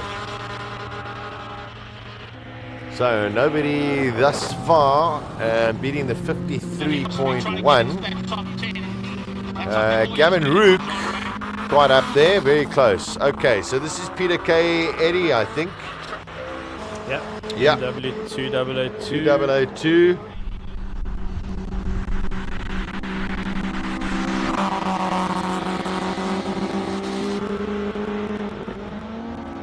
That K. Eddy, long associated with South African motorsports as well. Incredible. My uncle, Sasha, actually, and Rodrigo, my uncle was Portuguese, and he was JSN head mechanic for the E30. Rebuilt a lot of cars for Robbie Smith.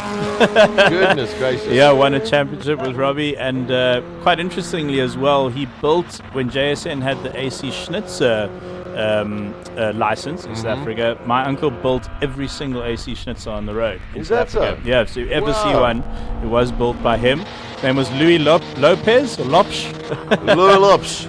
Louis Lopez. Oh, that's amazing. What a brilliant he's still story. with us, and he has the most amazing stories. One can imagine. Here we go, bottom of your screen, Trevor Tuck. Ian Kilburn's put in a proper time in category H5 at 53.8. He's only 7/10 off Jandre Bezuidenhout, but 2 categories below him. So Ian Kilburn, H5, that is the man. JP Vanderbilt is 3 seconds slower than that. So Ian Kilburn is definitely the man to catch in that category. Capri Piranha, another South African classic. Classic car.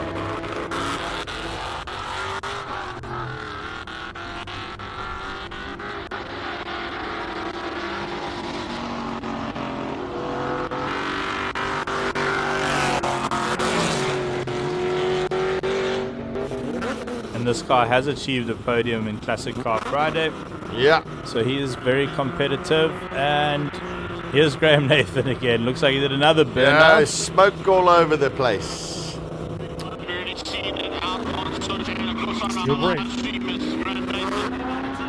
So very interesting. In category H3, Jandre Bezuidenhout with a 53.1. No one close to him in his category. Genuinely, no one close to him. Gavin Rook, H4, he's done a 53.3. The next is a 57.7. Ian Kilburn, a 53.8 in H5. The next closest is Trevor Tuck in a 55.7. Yeah, so that seems to be the closest out of everyone so far. Here comes Paige Lindenberg in your dining room table. Yeah, all credit to her. That's a beast. That is a monster to wrestle up the hill.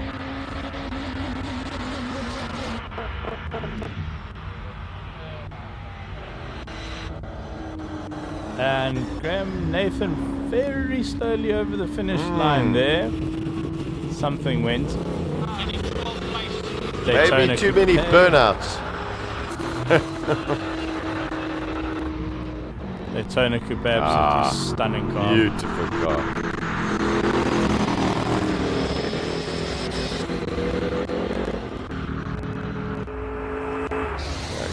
Yep, Paige not hanging about either. 53.6 for Paige Lindenberg. That's a magic time.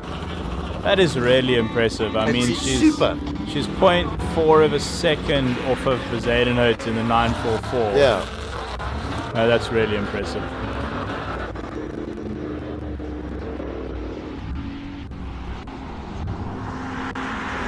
So we can feel something literally coming through us, through our feet here, the commentary box.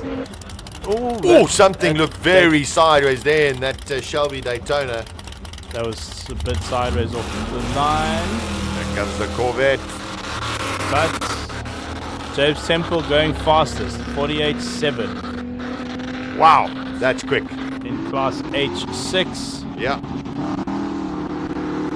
So that is that was the Shelby. So Lindenberg in H6 as well. The two of them will go through. Yeah. There's a 5-second difference. 5-second difference. Wow. Oh, that Daytona Coupe was quick. Sure, very quick. Really quick. Oh, huge burnout off the line. Yeah.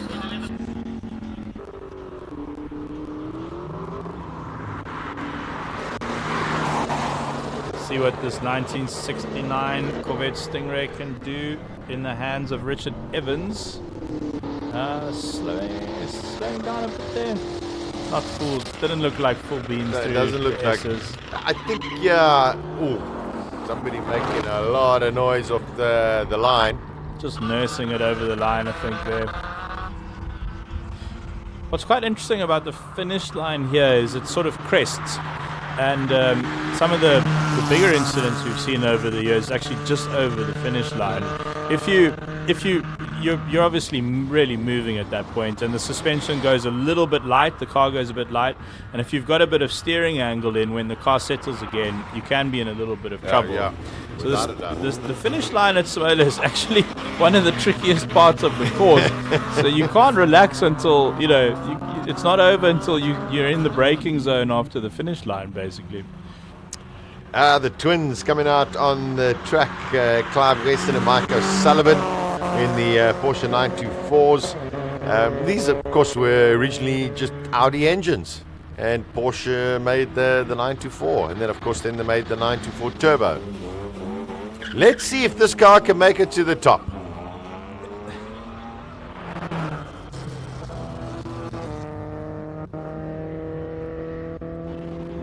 The 944, if I'm not mistaken, this is the 924. It's actually going to be badged as a VW.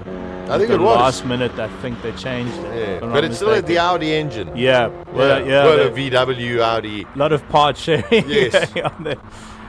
Well, I mean, just as it is with, Bugatti, Lamborghini, Polo. Yeah. People tend to forget just how bad the economic situation with Porsche was at a point during the late 80s and early 90s. Yes, very true.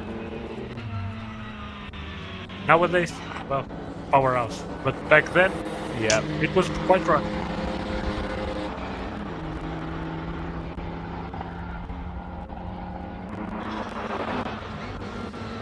That was the 20M, Sasha? It was the 20M, yes. There, so it's done it. Here we go. Yes!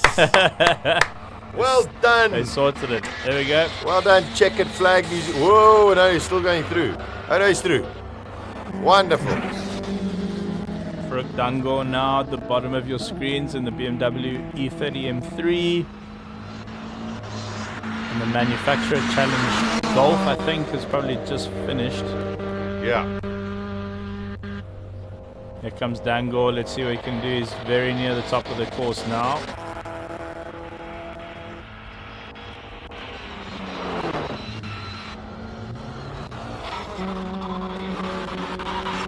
Dangor goes second fastest for the session, although he is in a different class. Yeah.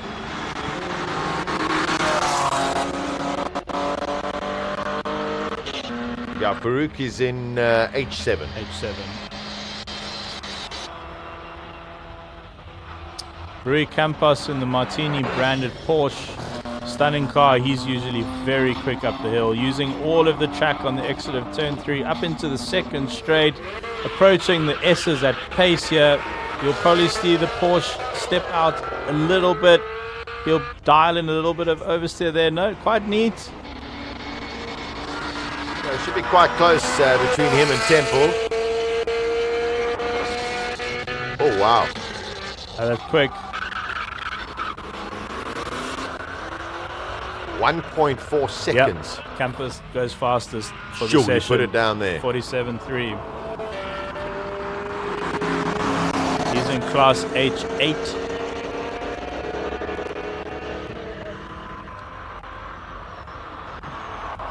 Enzo Kuhn usually about 4 seconds slower than Rui Campos in the same class. So let's see what Enzo can do. From what I understand, the F355 is full road car spec. So Oh yeah, no, he drives it here. Yeah, yeah. Oh no, he drives the car. He drives the car. Oh, really? Yeah, Oh, yes. amazing. No, Enzo drives it here and then drives it home. Oh wow, that saves a lot of faff on trailering the car. That's for Exactly. So yeah, he goes third fastest, 52.3. We've got the Lola. We're getting to the top end of the guys. The Lola is out there, H9. The 9 class H9. The rest of the field from this point on, from the Lola on, are all in H9. And they will be fighting for the top 3 spots over the 3 qualifying sessions. Yeah.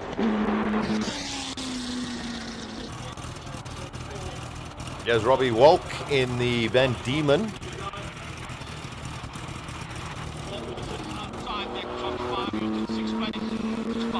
Quite amazing. Just a 1600 cc, but like 500 kilos of weight.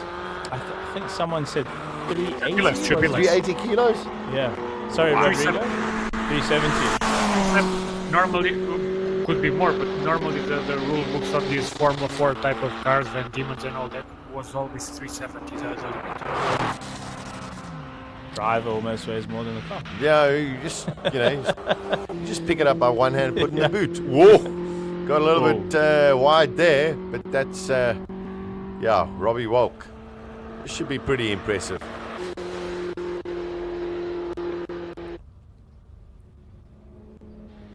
Sure, got almost a 4-wheel drift there through the S's.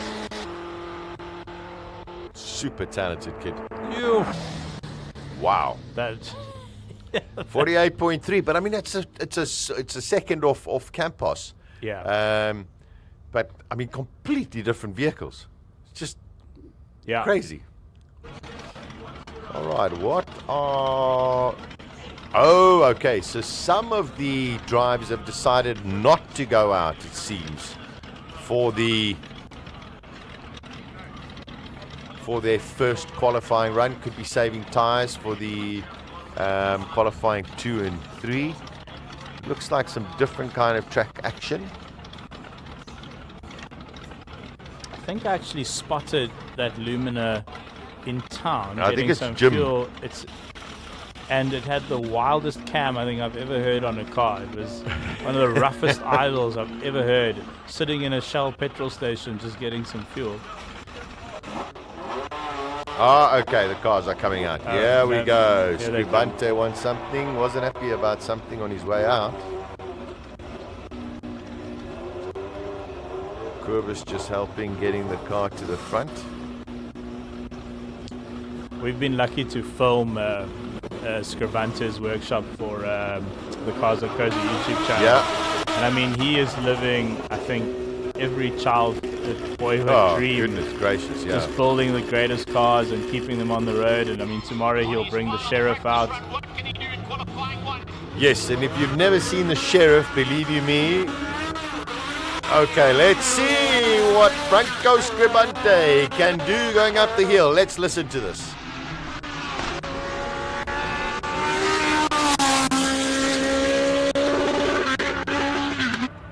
Oh, just hit the rev limiter there, I think.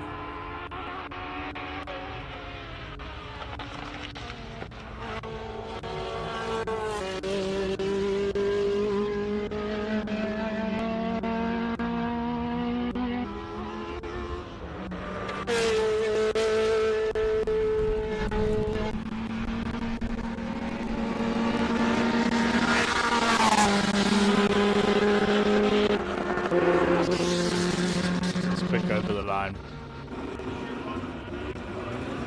Yeah. Super fast. 42.4 seconds. For Franco Scribante. Well, listen, let's see what Andre Poseidon can do, because I mean it's very much between these two men. Great rivals.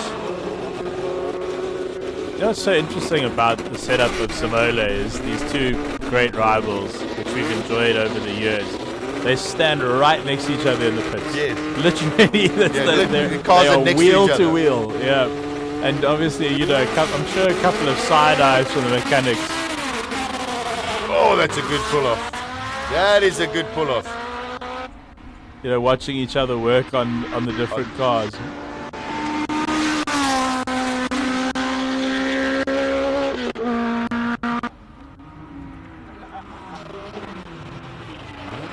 Ian Schofield getting ready in the classic Noel Schneemann Benson Hedges car. Yeah, car seems to be all good. It'll be interesting to see what Andre Poseidon does. I must say, I thought he had a brilliant pull-off. That wasn't a great pull-off from Ian Schofield. I have a feeling Poseidon is trying to prove something here. He was very squirrely under braking into turn 3. Looked quick through the S's. Let me just tell you, that is 6/100ths of a second. Oh, that's close. 6/100ths of a second between Scribante and Poseidon. Yeah. Wow. I had a feeling he was going for it there. That is unbelievable. That's phenomenal. So it's extremely close at the top this year. Shit, that is super. 0.6 of a second. Here we go. We got Ian Schofield. He could be with the. I don't. He started and looked good on that one. The beginning of his run wasn't great. Probably about a 44. Goes into with a 48. 48. Okay. 48. Oh, I was way off, So not his best time. I wonder if he's still sort of nursing that gearbox up the hill. Maybe. Charles Arton in the March. This is a Ford BDC, not a BDG. Actually had a chat to him last night. Bumped into him at the restaurant. I was having dinner. Very, very nice man. That was the nice start. All the way from 1979. Incredible.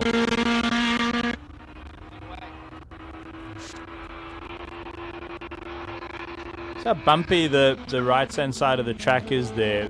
Some of the flatties, the single seaters, they actually move to the left hand side of the track, but it seems with the older cars the suspension's maybe a little bit more forgiving, and they can hit those bumps. This is just a normal public road after all. Yeah, it is. That was quick through the S's there.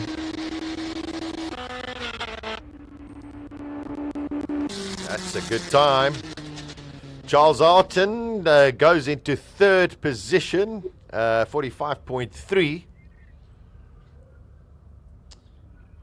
All right, and I think is that it? I think they went slightly out of order there. Bezuidenhout sort of ran in about 4th to last. I haven't seen Josh Dovey go out. So 42.4 runs a 42.5. Yeah, 600ths of a second. Gosh. All right, it's very close at the top this year. Rodrigo, how did you enjoy that qualifying session? It's sitting up.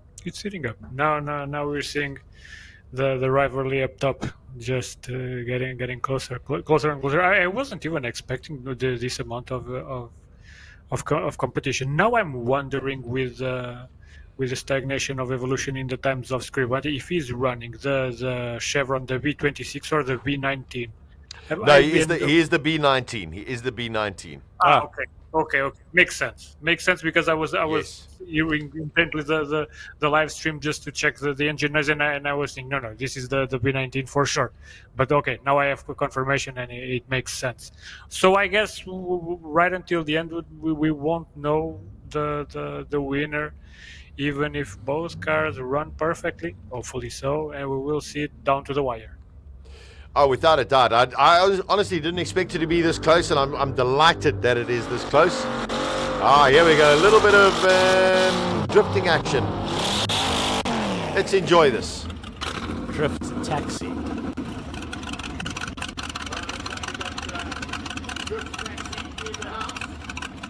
Big smiles. Wonder if she'll be smiling that widely by the time she's finished. Well, I think she's got an open face helmet, because if something goes wrong, you don't want to have a closed face helmet.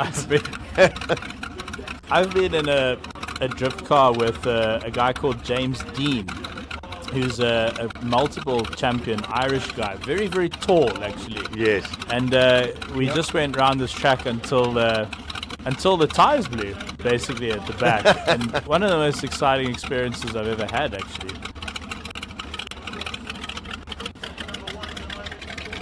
Do you keep an eye on the drift scene, Rodrigo, at all up in Europe? I do. It's not my cup of tea personally, but I collide with those guys a lot, and I know James, and he's a wizard behind the wheel, not only in drifting. You went with him in the Silvia or in the RX-7? No, so he was in South Africa for, I think, a promotional tour, and they supplied him with a car down here, which to my memory was something like a Toyota Sora, but obviously with, an impressive drivetrain. I think the chassis was a Toyota Sora. Yeah, and fully sideways, and you just go until something explodes, basically, hopefully not the engine. Fantastic guy. For those who want to know more about him, he has a YouTube channel too, and he's living the dream, well, the drifting dream. But yeah. So it looks as though, funny enough, the Chevy on the left, I don't know, it doesn't seem to be working. I see Jim getting into the car on the right, and hopefully the ladies join him as well, because it is a thrill to go in a drift car with somebody who knows what they're doing. Jim McFarlane, of course, is our South African champion, and is off to Oman towards the end of the year to go and race in the internationals, which is fabulous. Yeah. There's quite a lot of talent. Yeah. Wow. There's a lot of talent coming out of SA at the moment. Incredible when it comes to drifting. Insane. But across motorsport, Jordan Pepper came second, I think, in the Nürburgring 6 hour. Yes. And not drifting. No. Keeping the car in a straight line, relatively. And then Jonathan Thomas, who I'm fortunate to have become quite friendly with, is racing in an LMP3 class in the European Le Mans series. Phenomenal. And I have a strong feeling that Jonathan is being sort of groomed and mentored to get into LMP1. And that would take him to Le Mans, which would be fantastic. He's a lovely, lovely guy, and I wish him all the best. I think he's got what it takes. So it's really nice to see South African racing talent coming through, and the karting scene is very vibrant as well in South Africa, and that's obviously where it all starts for a lot of these drivers. Yeah, very, very special. So I don't know why there is this break right now. They've only done one qualifying run. I think they might be going towards running with the program. I'm just looking, it's 12:30.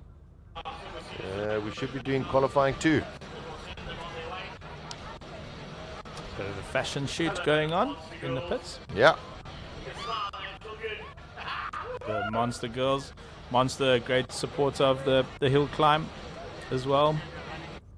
And originally Monster Energy, founded by 2 South Africans. Yes, that's actually a good point. It's a wonderful story. That's true. They both went to Wits, I think. Both went to Wits. Good friends. And they took over what I think was a sort of failing drinks brand in California and turned it into Monster. Correct. And if you had bought, there was some fact of, if you had bought shares in that company when they started, it's the largest share growth in history, I think, of any company ever. They built an empire. They really did. 2 South African guys from Johannesburg, and Monster has, well, it's become a Monster brand. Yeah, and then I think they sold it out to Coca-Cola. Okay, so it seems as though the track action, I think, is now going to be about some displays, some drifting, etc. They might be taking lunch a little bit earlier. So we're going to take ourselves a little bit break, and then when the action continues, we will be back with you. All right, from all of us, see you in a bit.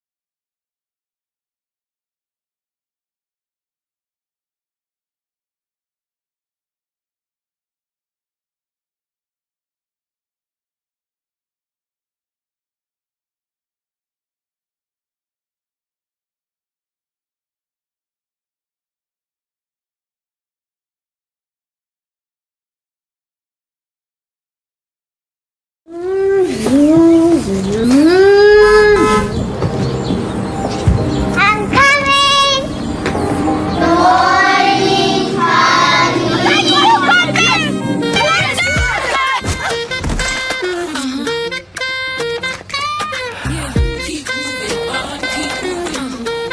Next up, Kanisile Mokhale. Ladies and gentlemen. Yes! Everybody turn to page 6. Kanye, we love it. You're going ahead. Congratulations.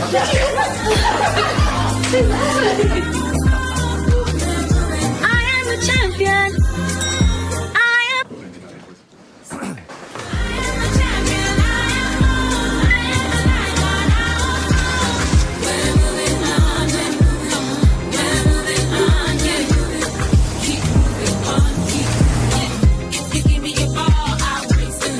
If you give me a room, I'll shake it. Keep moving on, keep moving. Keep moving on, keep moving. I am bold. I am an icon. I won't fold, yeah!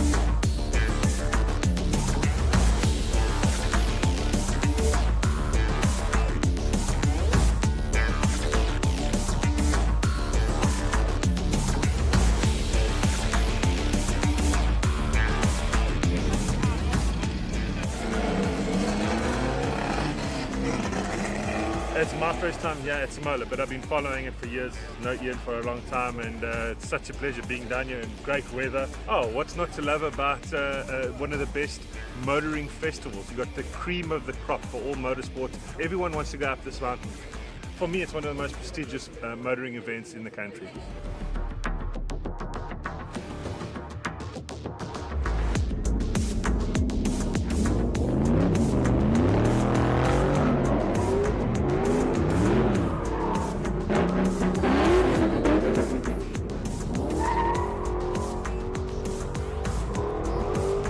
We're very excited for this year. We've got a very good crowd. Expected, the free ticket sales have gone brilliantly. The cars that we've got in the field are super, and the weather's playing along this year too. So yeah, we're excited. I think it's going to be another great event.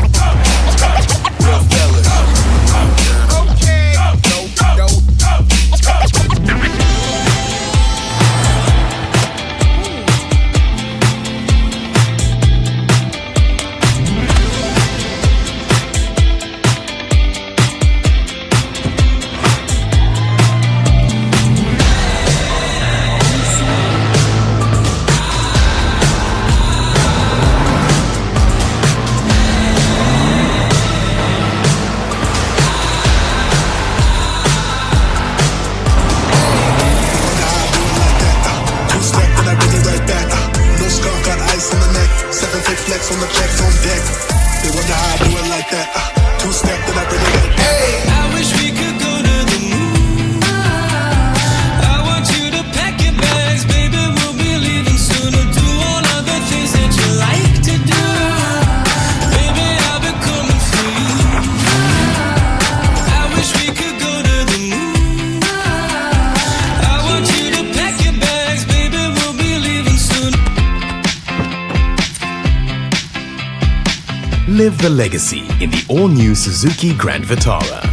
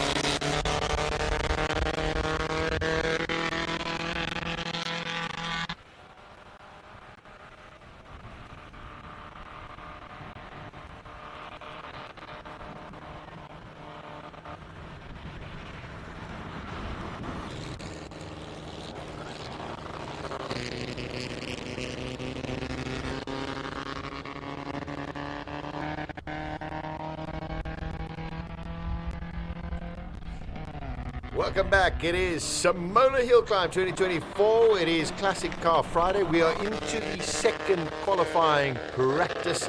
We've got the full team here. Colin Hasty will be doing the pit lane work with us in the scorching heat. I must just tell you, it is up to about 28 degrees already. Here in Neisner, one of the cars going very slowly, getting caught by another one. And of course, we've got Rodrigo de Oliveira, who's joining us from HillClimb Monsters, live from Portugal. And sitting next to me, the very astute and knowledgeable Ciro Di Siena from cars.co.za. Lots of action today. Oh, there we go. Lots of action today. What a nice hat that is, Ciro. Thank you. Hey, yes, there I we am go. Italian, but you know, the French do good hats. No, they do. So I thought I'd bring this one out. I must be honest, if ever you've seen the movie The Rescuers, probably before your time, I think I look like that, I don't know, the bird that flew with the goggles. Anyway. No, you're really, I must commend you on your headdress, Sasha. That is quite spectacular. Very period correct. Period correct, because it is Classic Car Friday. It's amazing. We're into Classic qualifying 2 for all of the cars. From here, we go down from 64 cars to 24 cars, and then, of course, we were going to the finals. Back to the track. These are the pre-war cars. Rodrigo, great to have you along for the day. I hope things are going well on your side. Are you enjoying the action so far? So far, yeah, very much so. The Classic Car Friday is always a great appetizer for the bulk of the action and what my followers are expecting. But to introduce everything and see these classic machines going as to as, I think this is where we're at. Got Brian Bruce, who's out there on track in the magnificent D-Type, the Jaguar. We go through all of the classes, 65 entries. We have had one mishap, I think, from this morning, and that was the Fiat of Eugene Herbert. Unfortunately, his car expired on his first run. But besides that, a few more sort of mechanical issues, Ciro, than last year, which could well be down to the weather. Yeah, from memory, we did have a bit more retirements this year, I think, on Classic Car Friday. I mean, a lot of these cars have been pulled out of museums to come and race up the track. A lot of them don't run probably most of the rest of the year, I would guess. So it's a real best effort exercise, I suppose, by the mechanics and the drivers to get these cars out onto the hill. And as we were saying before the break, you know, it's the joy and the pain of classic motoring. This is why we love these cars. They're full of character, full of soul, even when they go wrong. That's for sure. They call it a blessing and a curse to own a classic car. Yeah. Wonderful stuff. The second qualifying. Whoa, that's putting it on the limit. That was quick. Well, at the very least, it looked quick. Yep. Yeah, it looked quick. We'll keep you up. 54.2. Yeah, it was a bit slower than what he did. You know, also heat sometimes not the best factor for tyres. It all depends. There's Jennifer Abbott. She had a bit of a moment earlier on, caught it, got into a bit of an oversteer, but thereafter it actually was very, very cool. That 914, just a stunningly prepared car from the Abbott collection. I did ask them, I asked a friend of mine earlier, I said, how many Porsches do the Abbott family own? And he just looked at me and he just went, all of them. I went, okay, Sounds that explains good to me. it. Yeah, that explains it. So at 914 heading the S's now. It's where Abbott's had a bit of a moment earlier, and all neat and tidy through there. Fantastic. Got the timing screens on your left-hand side. Of course, they're all in various categories. So at the moment, H2, the fastest, Peter McPherson at 54.2. Jennifer Abbott also in a H2 of 58. And her previous best was a 1 minute. So she's gone 2 seconds quicker. Magic stuff.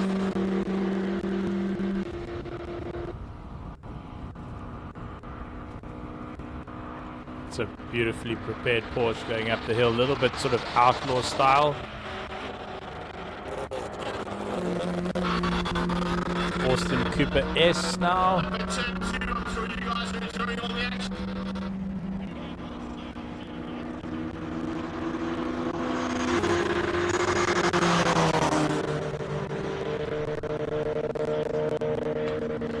Ooh. An escort going a bit squirrely through the S's there. Yeah, everyone beginning to push it. Yeah. Let's ask Rodrigo. Has any of the cars here surprised you so far? I mean, we've got very much a complement of what we had last year, but some interesting new ones. For example, the Anglia going up here. We've got a couple of the Ford Escort with the Pinto engines coming up. Anything that's caught your eye?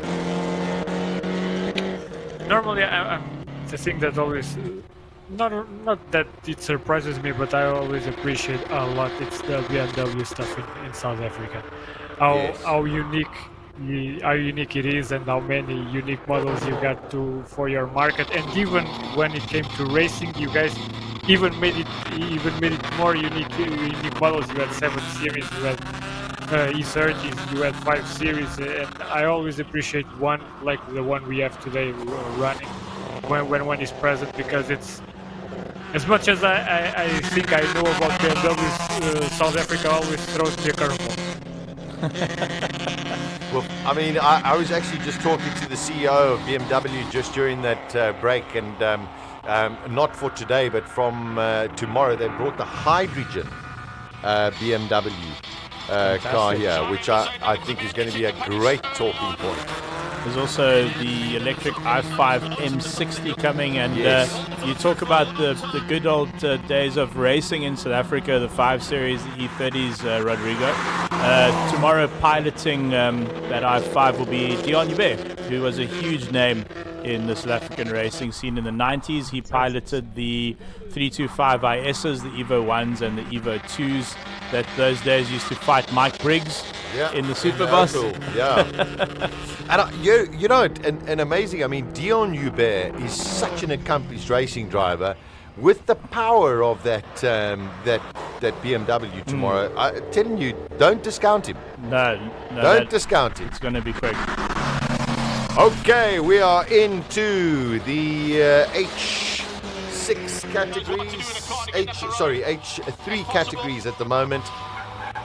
Here come the Fiat 131s, the Abarth Racing, and the just normal. We got the Kurt Wesson Abarth, which is going to come up in a short while. This is the Francis Cousins, the 131 Abarth Rally.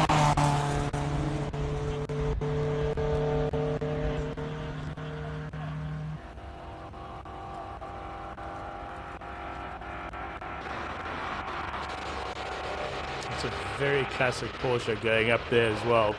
Probably worth a small fortune. Yeah, I think that is Tim Abbott in the 356, the 1600. Just one of his collection. Wonder how he chooses which one to bring out. Something fell off that Citroen. Oh. Wow, that looked... I think it was the left mirror. Fell off that Citroen. Such an interesting, different way of driving that Citroen. He almost has to go into the corner the wrong way, load up the suspension, and then turn into the corner the right way to get it around. So, Jean-Ray Bezuidenhout in category H3 of 54.1. No other H3 so far. Oh, yes, we've got Francis Cousins. He's at a 1 minute, so 6-second gap there. But H2 looks quite good with Peter McPherson 54, Jennifer 58. I do love how the Abarth's motor just hangs out the back of the car. It's just crazy. I suppose it makes it easy to fix, you know. The whole motor just exposed like that. And also just to keep cool. Yeah. Yeah. And in the end, the real reason is way simpler than that. Yeah, no, exactly. It's a special little car. It's nice to see it. Jean-Ray Bezuidenhout fastest again in the Porsche 944 for the current runners, 54.152.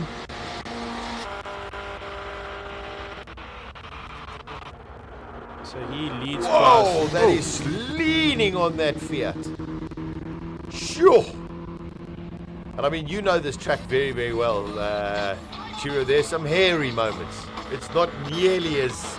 I would never ever say it's easy. It is a very difficult climb. Yeah, it's technical. Oof, that's a lot of lean through there. That's brave. I think that it throws a variety of corners your way in a short space of time. You sort of get a bit of a tunnel vision. The road starts to become very narrow, and you just focus everything you've got on getting to the top and going as fast as possible, but also trying to make sure you and the car go home in one piece as well. No, the adrenaline's insane. It really is. It really is. That magnificent GT40 replica. Now we got the Porsche 911 1973 version 6-cylinder 3.2. Gavin Rook, category H4. Let's see what he goes. There on the left-hand side, you can see your tires.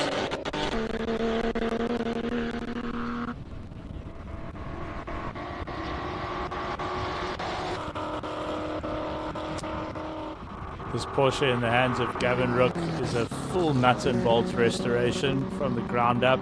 Wonderful. Now, there's a lot of that happening in South Africa at the moment. A couple of workshops that specialize in that, real down to the metal stuff, paint off. So here's a category to watch, going to be extremely competitive. That is the H5 category. JP van der Walt decided after 3 years of winning his class in King of the Hill Saturday and Sunday, decided to go with the classics. So here he is in the Ford Escort with the Pinto engine. So very, very cool. Gavin Rook has just pipped DeAndre Bezeno's time, but they are in different classes. Different classes, yes. So they might go head to head in the shootout. Yeah. So there we go. Just 0.3 of a second. Rivalry. Yeah. Very good. Oh, is that something going wrong with that Pinto? Ah, that is not going to be fantastic. Number 38, Sean Van 55.5 for JP van der Walt, but I hope there's nothing wrong with that engine. Because that's by far his fastest time. That was about 3 seconds faster than his previous run.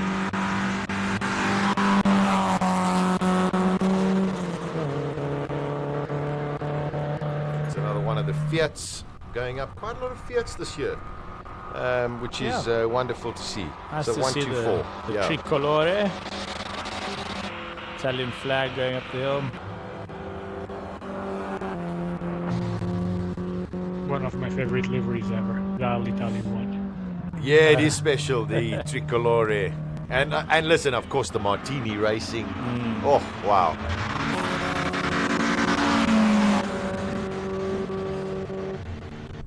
Alpha GTA going up in the hands of Ashley Bowd.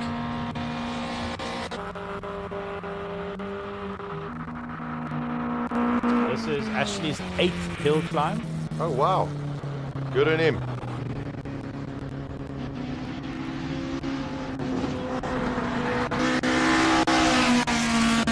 Bit of a barn find car, this the GTA as well. Found it in a container. No. Yeah, in Joostenburg Vlakte. Abandoned. So rescued and put back on the road. Wonderful. A lot of passion goes into these cars.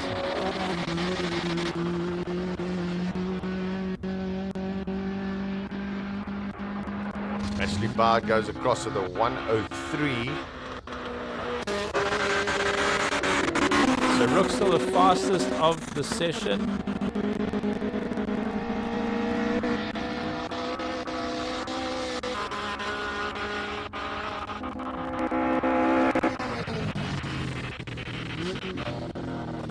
Oliver Broom has just gone fastest in category H5 with a 54.9. Here is the Alfa Romeo Giulietta Sprinter Trevorini Tarquini in the livery of the original 70 years celebration of the Alfa Romeo Giulietta. Ian Kilburn goes 53.4. Wow, this category is unbelievably competitive. 53.4, 54.9, 55.5. Ian Kilburn in the Datsun GX Coupe.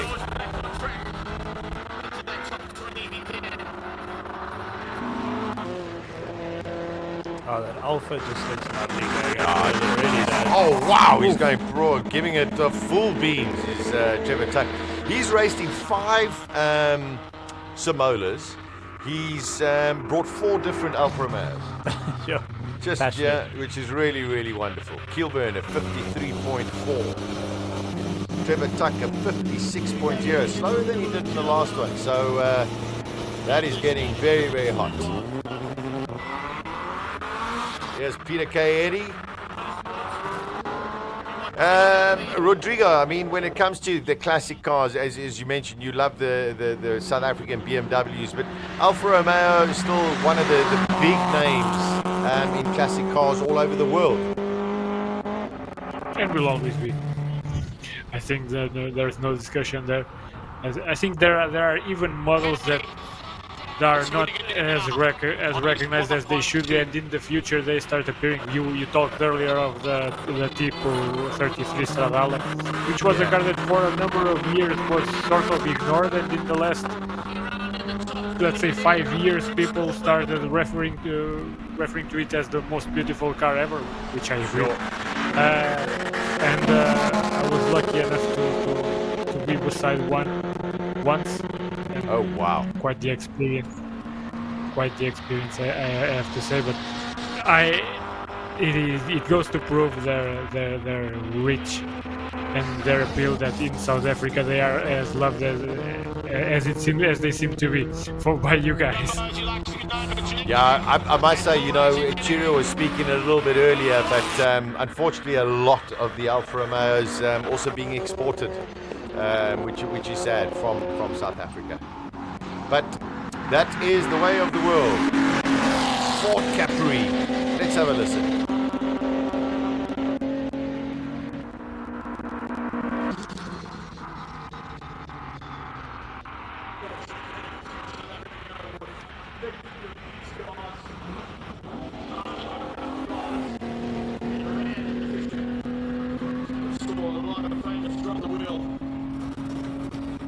Porsche 944 now, with Cobus de Kock behind the wheel.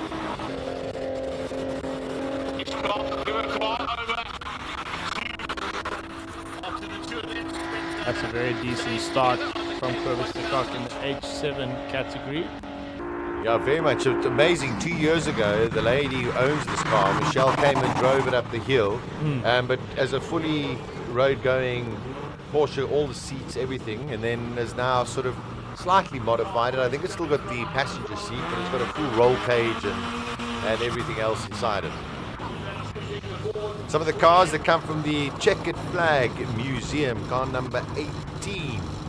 And that is Michael O'Sullivan in the 924. The twins, they'll go out together. A car that was driven by Dion Hubert and by George Fischer a couple of years ago. The late George Fischer.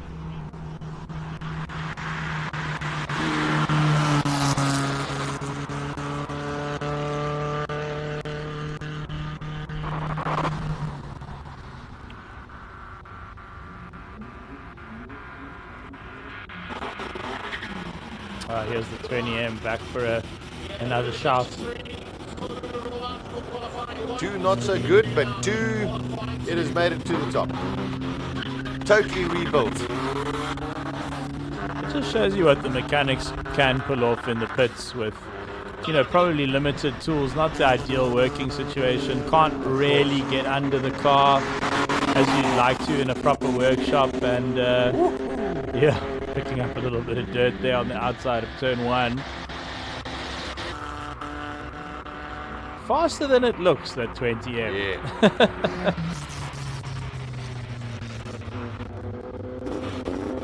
There comes the sister Porsche 924.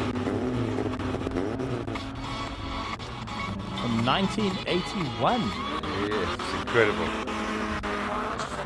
23 years old.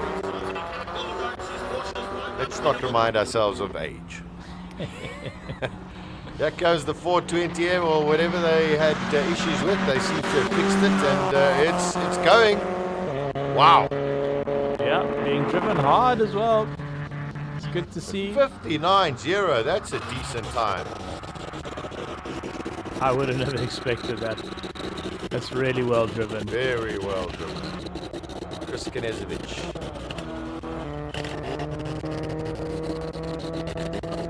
Volkswagen Golf. 90 kilowatts, but I doubt it weighs very much. Rodrigo, the VW brand, especially the Golf, must also be huge in Europe. Not only is it huge in Europe, it is a staple of European HillClimb, more specifically the Bear Cup stuff, which is the German HillClimb series. There's a whole aesthetic and a whole thing about the Mark 1 Golfs there. You see them in so many different guises, so many bespoke bodyworks were made there through the years.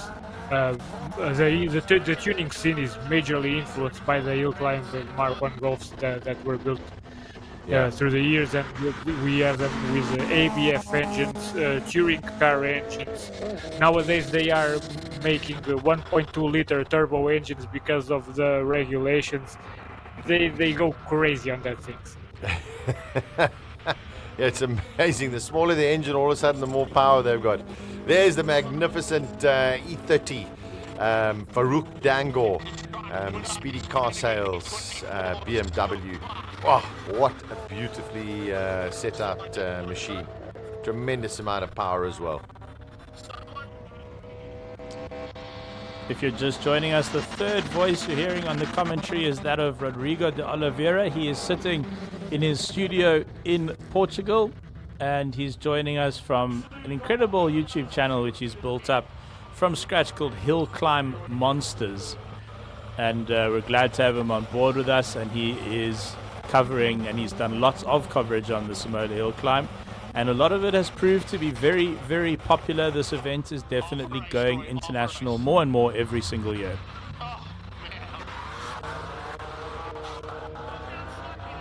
Much appreciated those words. No, it's great to see what you're doing there, Rodrigo. It really is, and it's also nice to see that some of our South African cars are making it over there, like Peter Zeely competing in Europe. Yeah, I was very glad to help that happen, and I think after he tries some of our stuff here, I think he will be back pretty much every year, and hopefully there will be some exchange in the future, and maybe we will be able to bring some of the European guys down there. That would be great. That would be great. Come on, let's just pay our attention. Listen to the sounds of this Porsche 911 RSR and the Ferrari 355 in the hands of Enzo Kuhn. Campos goes fastest. 47.2. He has been quick the entire day, Rui Campos. Very quick.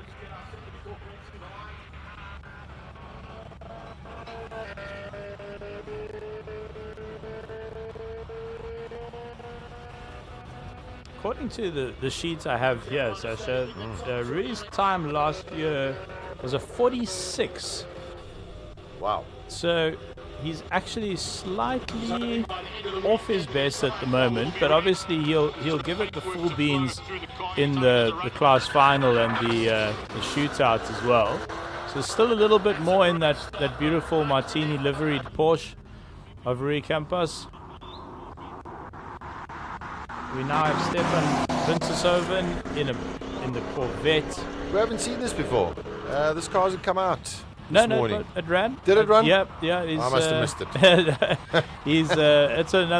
It's a really brave. It's brave to send a car like that up the hill again.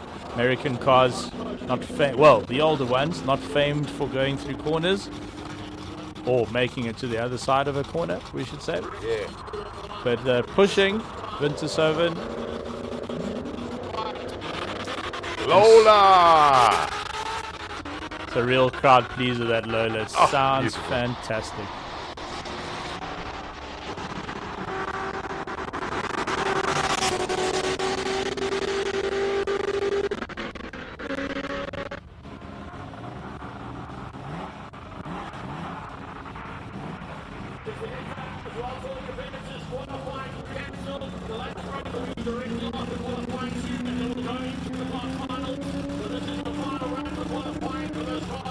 Craig Vessels coming up in the Porsche RSR iRock version.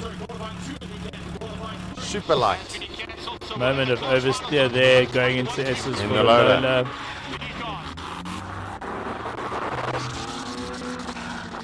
.48.7. So Campos still fastest of the session.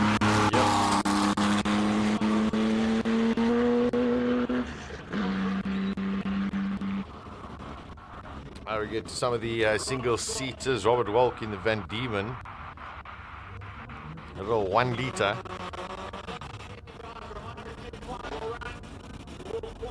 .370 odd kilograms.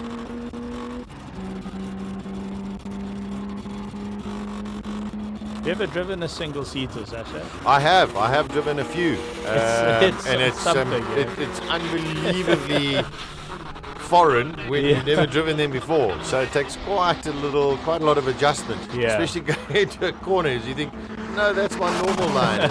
No. But yeah, a tremendous amount of fun once you start understanding and learning the.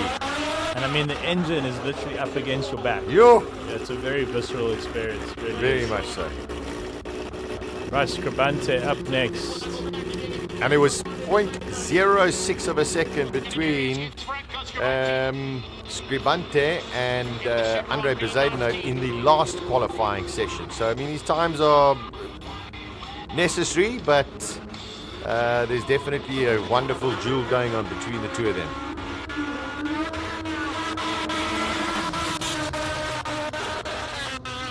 They built the revs for that takeoff. Yeah.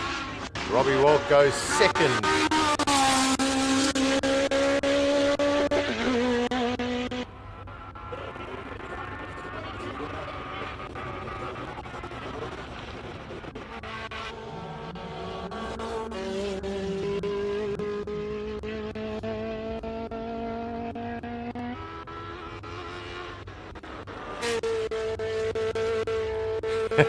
I love the Marshals waving him on to go faster and faster, and you're going, what happens if they do it with a flag in their hand?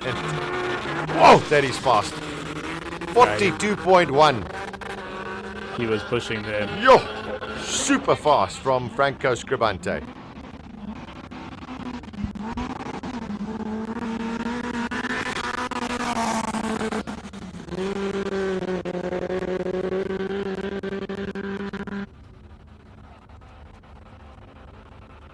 So 1 second quicker than he was in the previous run. So it's amazing.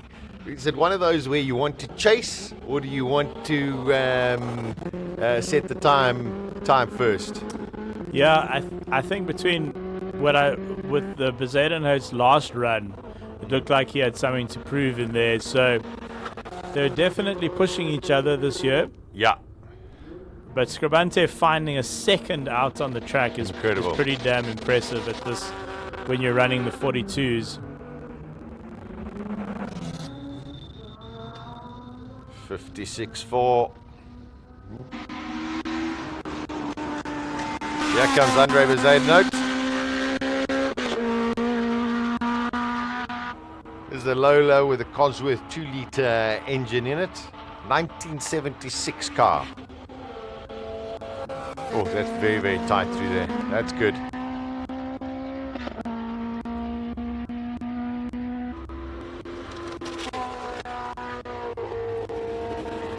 So Scribante, a 3 times winner of Classic Car Friday, Classic Car Conqueror, and he'll be looking to make it 4 this weekend. Yeah. He's also won King of the Hill as well, of course, so he's won in both competitions.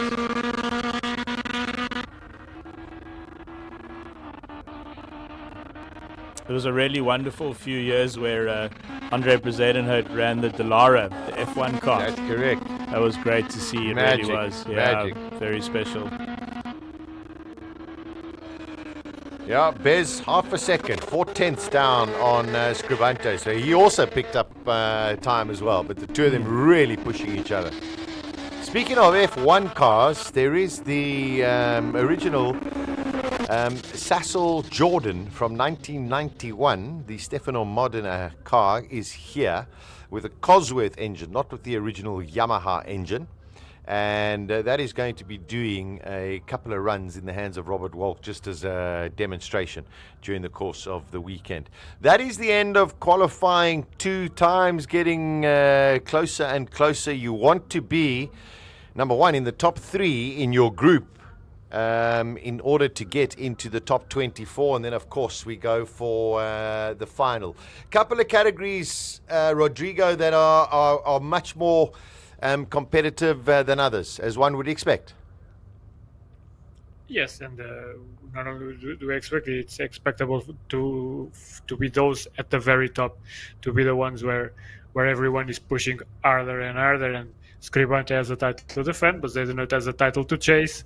Yeah. We're seeing them going head to head. Scribante seems to be pulling a bit ahead, but well, there's a whole afternoon to race, and even for something as relaxed as Classic Car Friday, people will go flat out. Yeah, that's for sure. Just to let you know, Andre Bezuidenhout, even though he put in a 42.4, is 42.5 on the screen, that time has been deleted. So I've got a different timing screen in front of me. It looks as though it's deleted. So perhaps he hit one of the policemen on the way up. I'm sure we'll get some clarity on that in a short while. But the way that I see it, it has been deleted.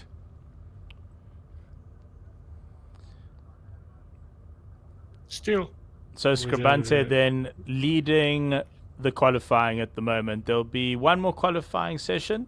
And then we get into the class finals and the shootout. Scribante is in the stunning orange Chevron B19, and his key rival, Andre Bezuidenhout, in the Lola, the single-seater. So those will be the 2 men to watch at the top of the field. But there are rivalries all the way down pit lane this year. Rui Campos, definitely one to watch as well. Yeah. He's been quick all weekend in Class H8.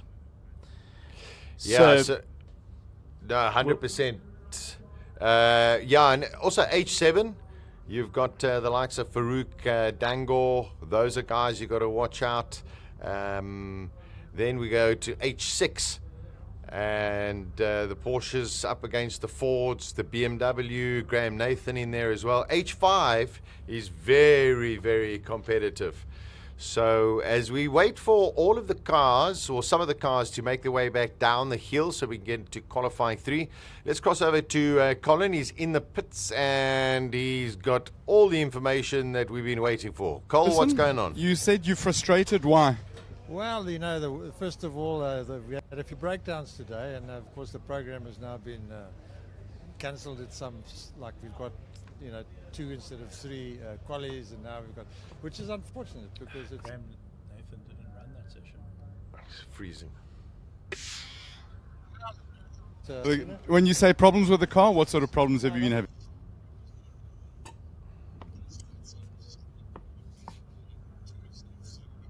I don't know why we don't shut down and reload.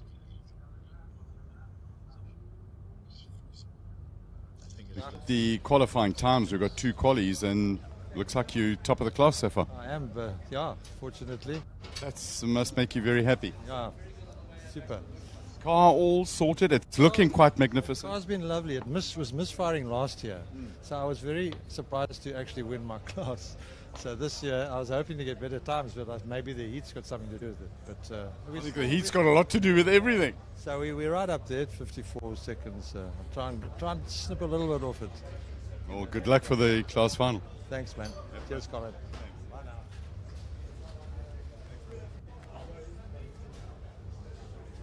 Enormous respect to Colin for sweating it out there. Jesus, hot.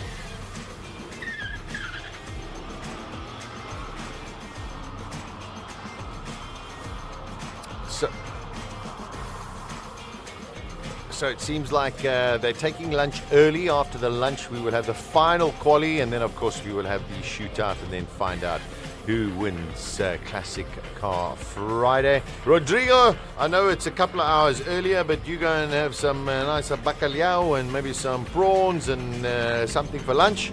And, of course, we'll catch up with you a little bit later. Thank you, and I sure am. You were right on the money. Fantastic. All right, everybody, we'll be back with you as soon as the lunch break is over.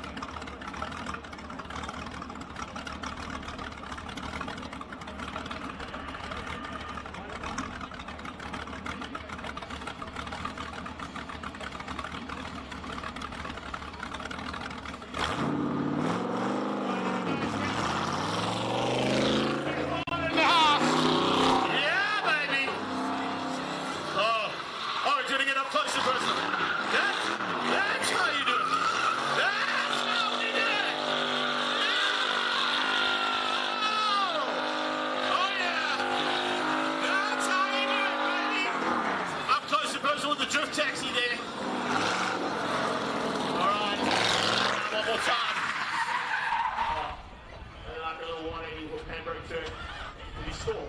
He stalled the car.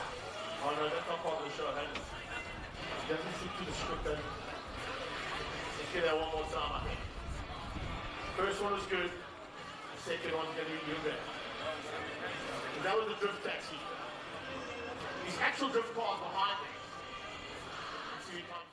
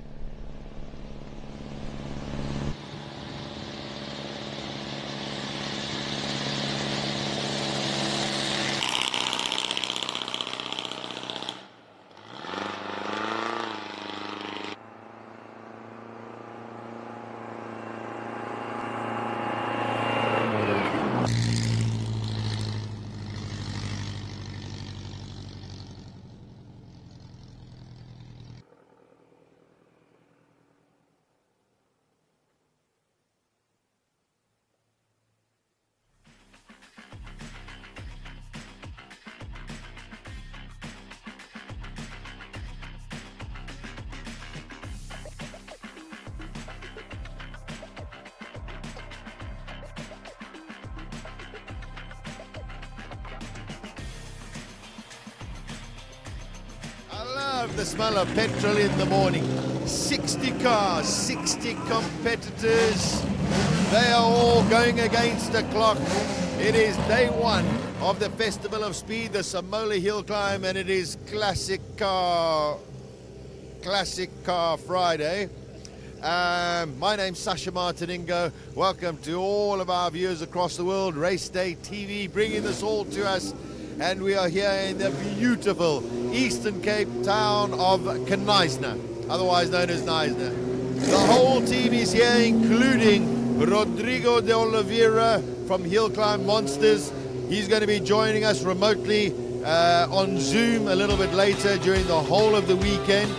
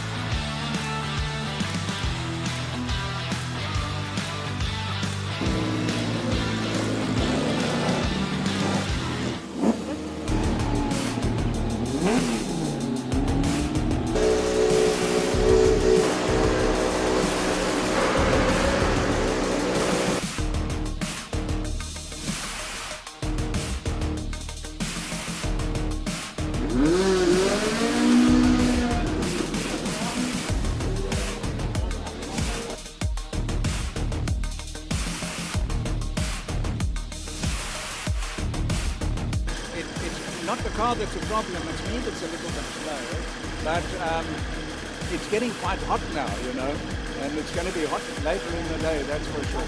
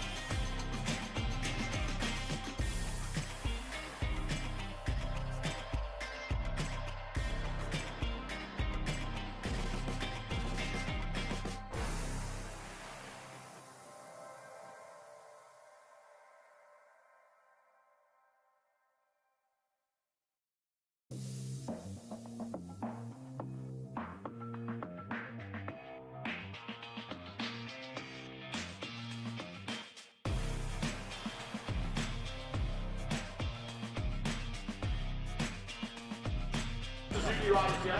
There's an exceptionally fast Suzuki rider alongside him. He's not around. But the game that said it 50 to a certain degree. Here we go!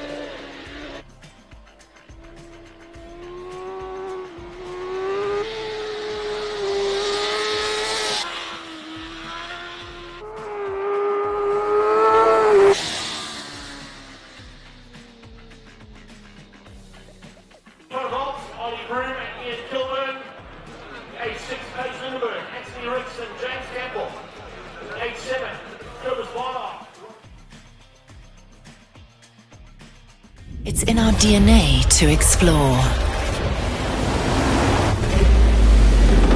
to search for more.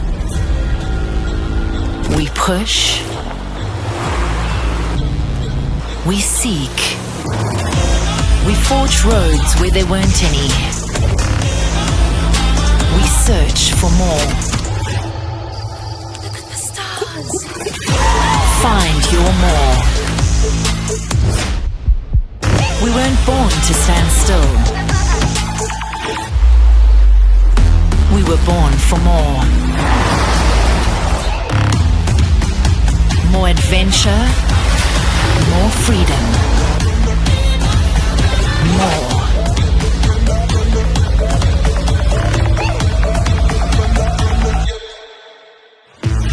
Introducing the Suzuki Jimny 5-door, born for more.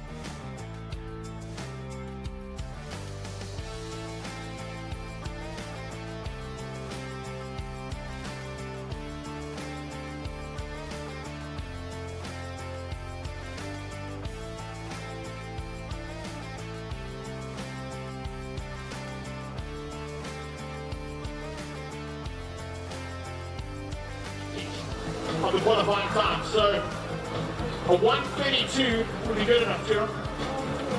See what you can do out there. Land of the rising sun. Poster boy for Lions of HillClimb. I saw your car on every single poster in town. Don't let us down. Here we go.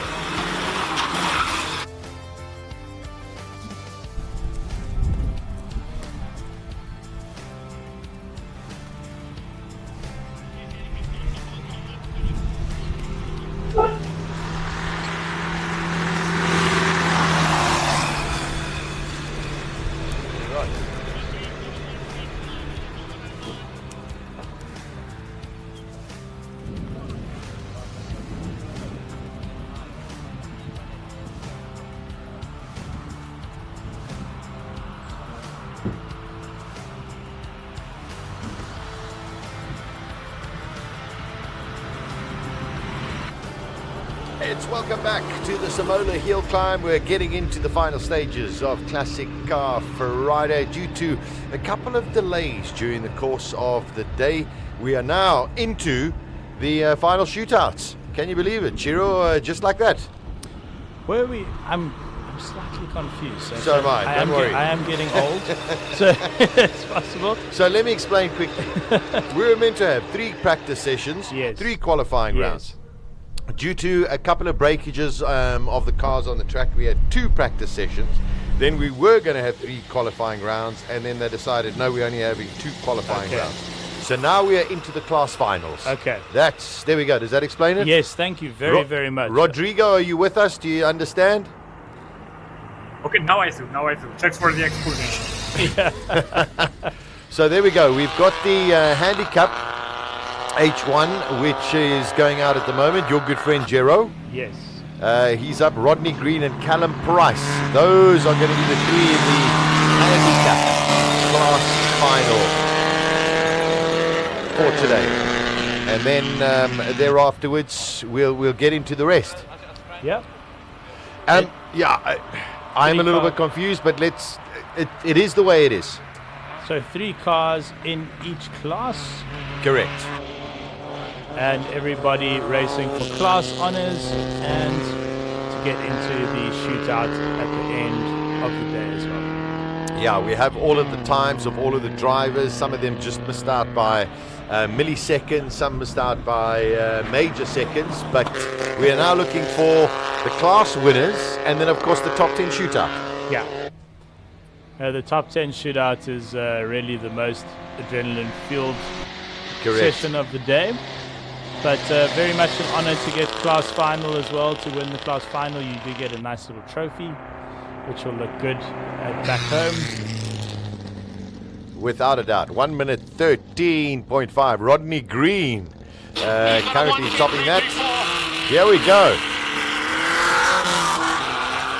Can Callum Price do anything? Should be able to.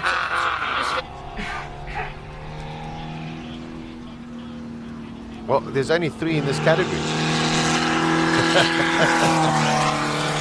Everyone's in this class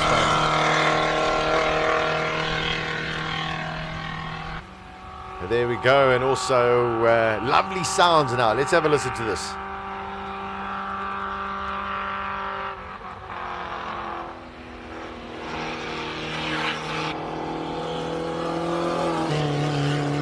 Tell us about going under that bridge, Chiro. It's quite daunting.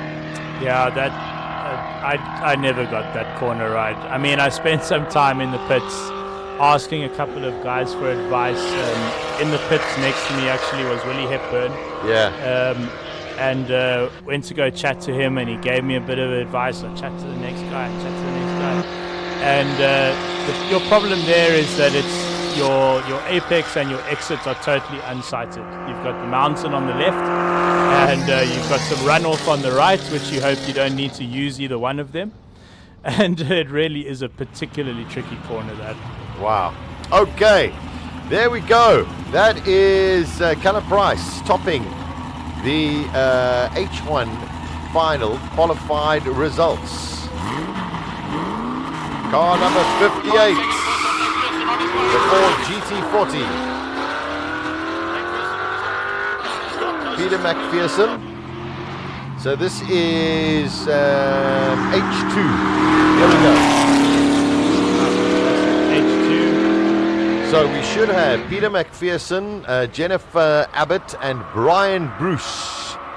Listen, Peter McPherson been much quicker than everybody else, but anything can happen when it's a final. Yeah, no, that's true. To finish first you have to finish. So everyone just aiming to get, first of all, get the car to the top and over the line. But you've also just absolutely focused on nailing each and every corner, nailing your launch. It really is the pursuit of perfection, hill climbing. Oh, he's giving it the full beans. Oh, that's a good run. That's his fastest time of the day as well.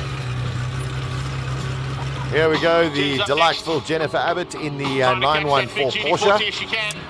Let's see what she can do. Can she chase a 53? So fastest time so far is a 56.5.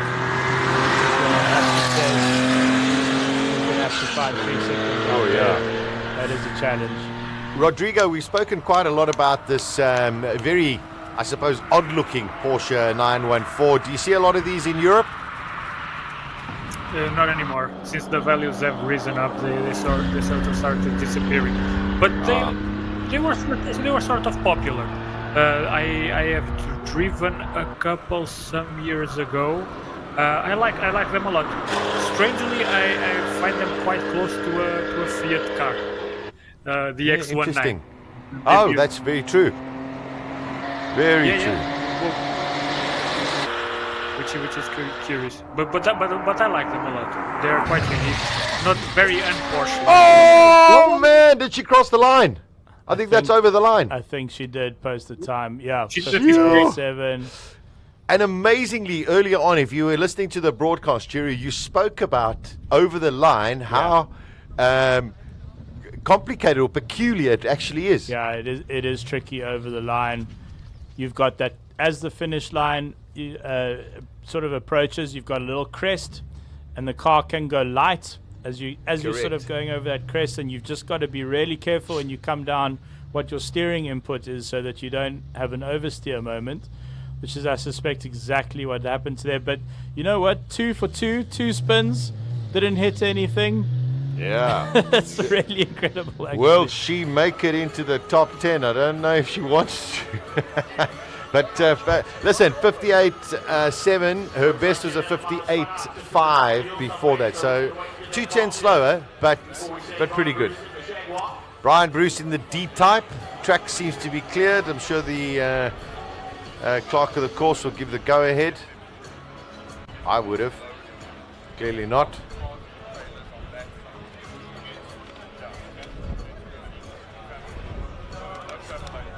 Just so that you know, when it comes to our real top 10 shootout, Andre Bezuidenhout against Franco Scribante, in the last set of qualifying, there were only 2-3 tenths between the two of them. But Andre Bezuidenhout's time was taken away. There must have been an infringement somewhere, probably hitting one of the policemen or the pool noodles, which is not allowed. But the two of them are definitely, the adrenaline's going to be pumping in about half an hour from now. Yeah, it's a big one. I think, it's obviously honors to get the class final. So they'll be fighting it out there in the same class, H9, and then fighting it out in the shootout at the end of the day. And it's really been one of those great stories of the hill climb, the Bezuidenhout-Scribante rivalry. As we were saying earlier in the broadcast, they're right next to each other in the pits. Literally, they're wheel to wheel in the pits, and great rivals. Uh-oh. There we go. Again. Okay, good to see. There for the Scotsman. Brian Bruce, here we go. In the D-type, he's going to try and make up about 4 seconds. Yeah, no, that on his best time.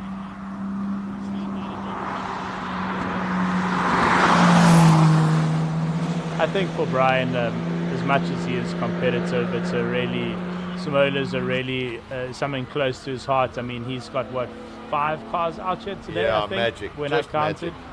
So obviously very generous with his collection as well, which is nice to see. And jumping behind the wheel himself as well of this beautiful D-type. Coming up the hill at SIMOLA, the climb, what's it, 160 meters. 160 meters from the bottom to the top. So it is a very, very severe climb. You don't really realize how severe it is until you're at the top and come down. Yes. And that's when you go, goodness, that's, you need a lot of power to get up this hill. Comes across the line. Oh, a little bit slower than what he was, but he'll be happy, as you say. You know, seeing other vehicles that he's supplying out there. Number one, all getting home safely. Yes. This Classic Car Friday, really a celebration of the history of South African motoring, the history of many storied brands as well. And just a really lovely vibe out there. Yeah, just I think everyone should have been told to dress up like us there, Sasha. What do you think? I think so as well. I mean, everyone should arrive in period correct. Period correct, and you know, they should be outside there in 34 degrees with their jackets on, as opposed to us with aircon. Oh, Very okay. hot through turn 3. Jandre Bezuidenhout, the son of Andre Bezuidenhout, going up there. Rodrigo, great history in this this family, and this youngster probably going to take over the helm from his father in, hopefully in the Gould when it's repaired, and in the Lola probably in the next couple of years. Did you guys know how young, how old he is? Jandre, you can find out. Not very old. Yeah, because pretty much a common theme in HillClimb racing in the last years. I've seen some of the fathers doing hill climbing, passing it on to their sons. Right now, we have something like 2 or 3 top drivers who are 19, 20 years old, and there they go, doing it in the highest level. Fantastic. Yeah, I think he's probably 20, 21, somewhere around there. But we'll find out. We'll find out in the break. Yeah. Here we go. One of the Fiats going around. Francis Cousins, also one of the, I think, original founding members of the SIMOLA HillClimb. Lives in the area. Also passionate about all of his cars, and wonderful to see him out on the track. So he will be some way off Bezuidenhout's time. Yeah. This is 59. class H3, time. 59. He broke a minute. Well done.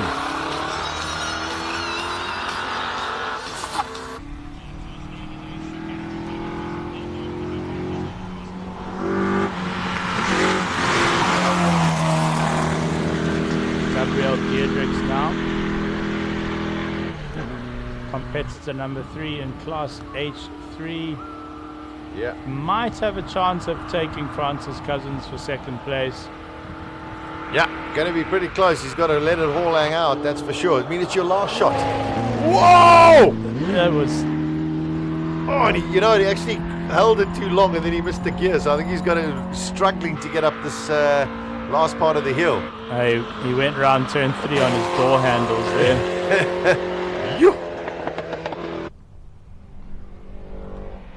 Pushing. He wants the second place. Oh, just got to get the gearing right.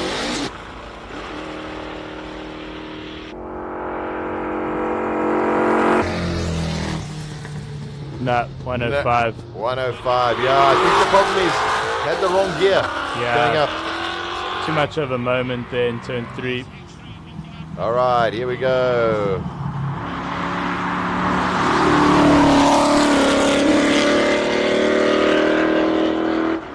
Robert Flukes in the Ford GT. His best time so far has been a 57.7.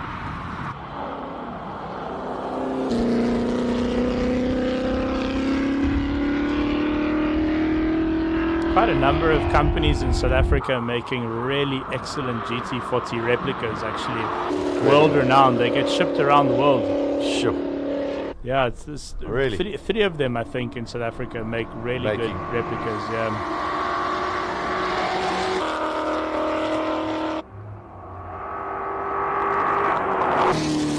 Oh, brilliant time. 56.5. Okay, that is 1.2 seconds that he has improved on. Although I think he's up against this man, Gavin Rooks, who's done a 53.3. Not being shy. Yep, getting a bit squirrely under braking there. Ooh, don't hit the policeman. So tempting that. It's like, come on, give me a little bit more. But in circuit racing, you know, that's how you'd find time. You'd take the rumble strips and. Of course.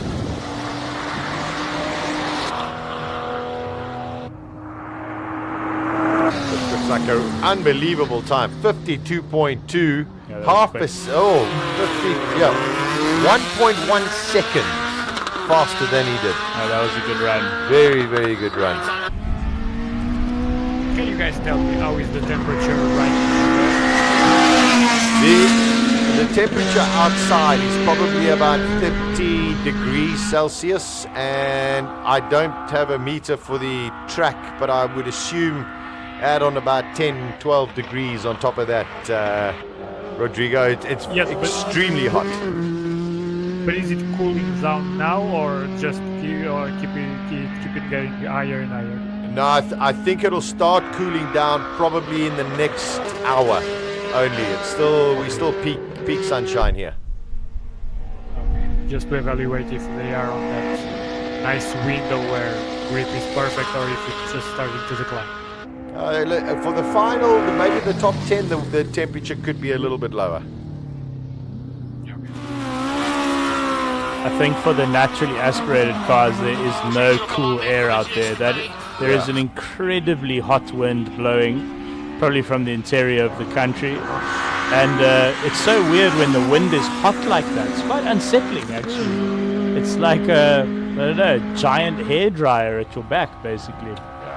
Extremely well. No cold air to be had at all today for the naturally aspirated vehicles. This is going to be super competitive. This is Ian Kilburn in the GX Coupe Datsun.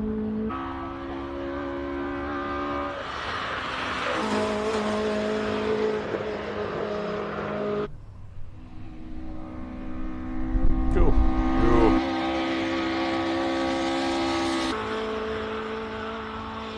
So hard to judge your entry speed through the S's because they're also blind, actually. They're mostly blind at the top there. Well, amazingly, just a little bit slower.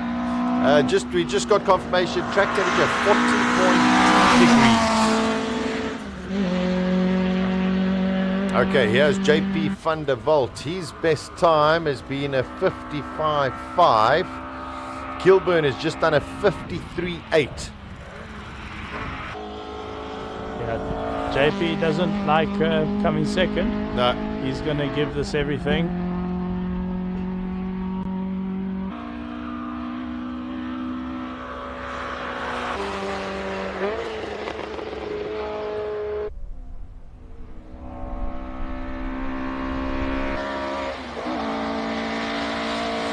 Well, remember early on we saw a little bit of smoke coming out that car, but they seem to have found out what it is. JP with a 54.6. JP van der Walt in second. So second in his class. A good run there in the end from Ollie Broom, but he finished up in third place. The second down for her run. Trying to take on her teammate. Okay, here comes Paige Lindenberg. Her best time is a 53.685.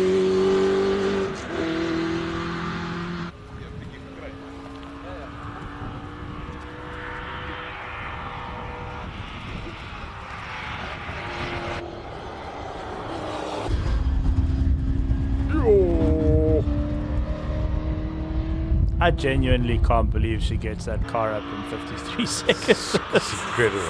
It's such a large vehicle.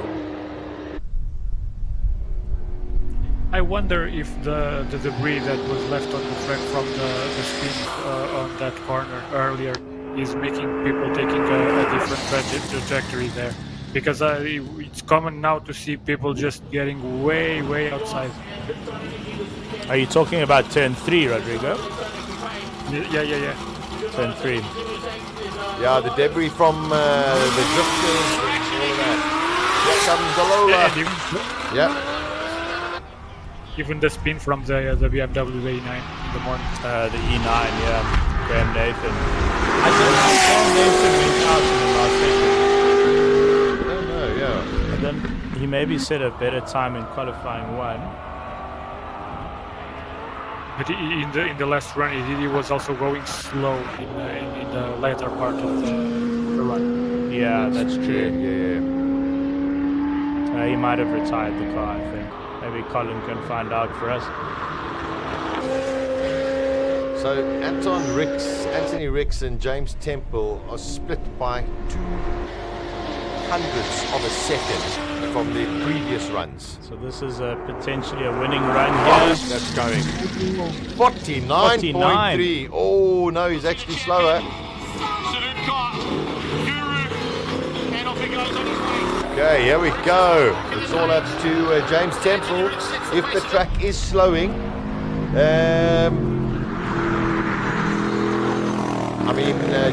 Paige Lindenberg went 0.6 quicker. Anthony Ricks went 0.6 slower. So let's see what James Temple can do. Yeah, that's the story of the hill climb, fighting for tenths and hundreds. Yeah. Trying to find them out there on the track. And this is where it counts because all previous times are at 0. Oof. Oof.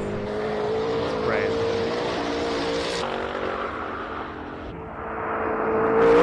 Oh, that's super fast. Wow, that's fast. 47.8. That's 0.9 quicker. So he takes a class win.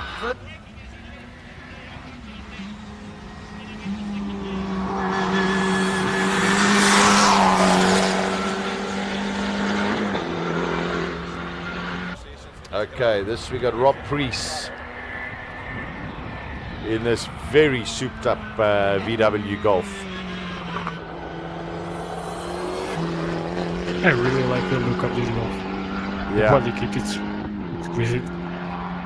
It is really cool. It's very unique.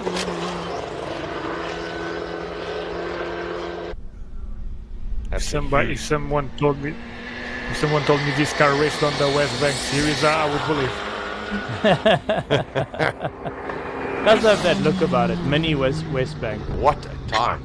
51.1. Anytime he gets to race in the car, otherwise he's all over the other cars and does all Wow. the preparation for the Ashton Energy Photo Cup. The Global Touring That Car is Super Cup, 1.8 seconds, guys, quicker than he was.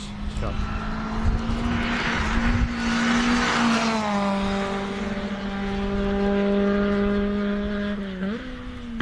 Here's Purvis Barnard in the other Golf.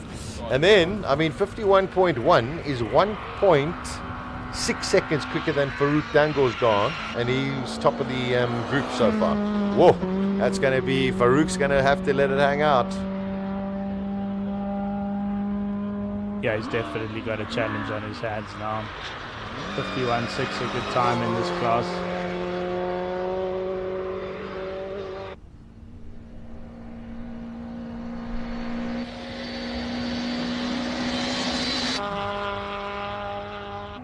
Doesn't feel like a class winning run to me. 56, yeah. There's quite some way off the pace. Way off, yeah. Okay, Farouk Dango chasing it, 51.1. Good pull off. Oh, just listen to that. Listen to that. Proper chase.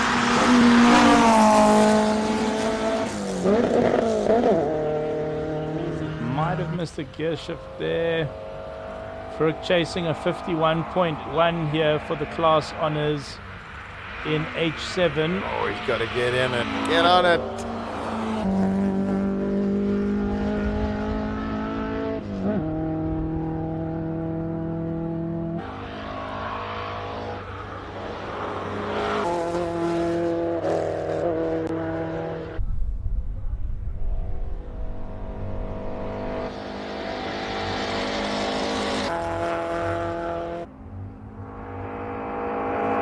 Across the line. 53.6. He won't be happy with that. Slightly slower, I think, than Yeah. his qualifying time. 9/10 slower. There we go. Enzo Kuhn in the Ferrari F355. Let's listen to this glorious V8.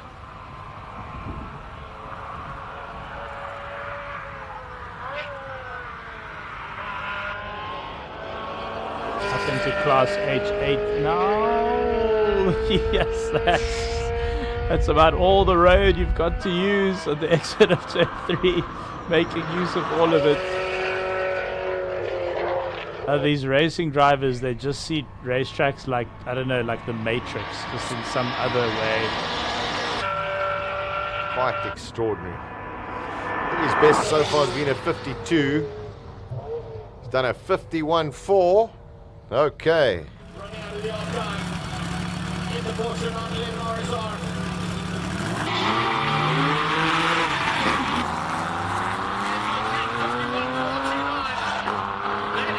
That means Craig Vessel's going to have to top his time, best time to beat Enzo. I don't think anyone can get close to Rui though.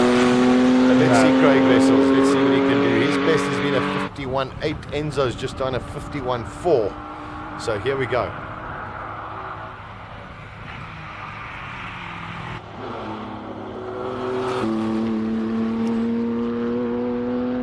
I think Craig Vessels and Enzo Kuhn probably racing each other here.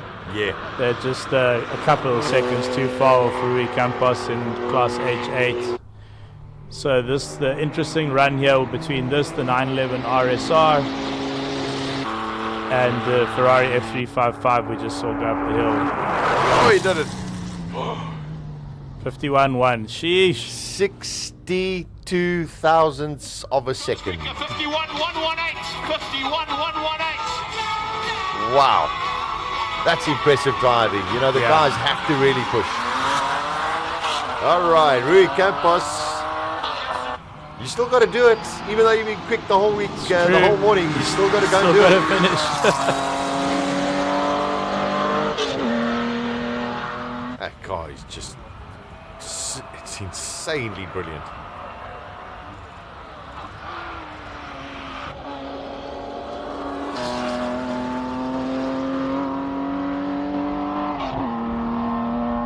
I must be honest though, I think, you know, that F355, a great sports car in its day, but by modern standards, not that quick, and I think Enzo getting a 51 out of it. Yeah, and also don't really get it, impressive. It's still got all of its stuff in it. Yes, no, it's fully road spec. Yeah. Fully road spec. 47.1 for Rui, and he improves again. I mean, wow. It just shows, this is the class of these guys. So we'll see him in the shootout. Here we go. Charles Arton. 47.150. 44.4 is his best time. So if Charles can get into the 42s here, he has a chance of taking second or maybe first. But so far he has been in the 44s.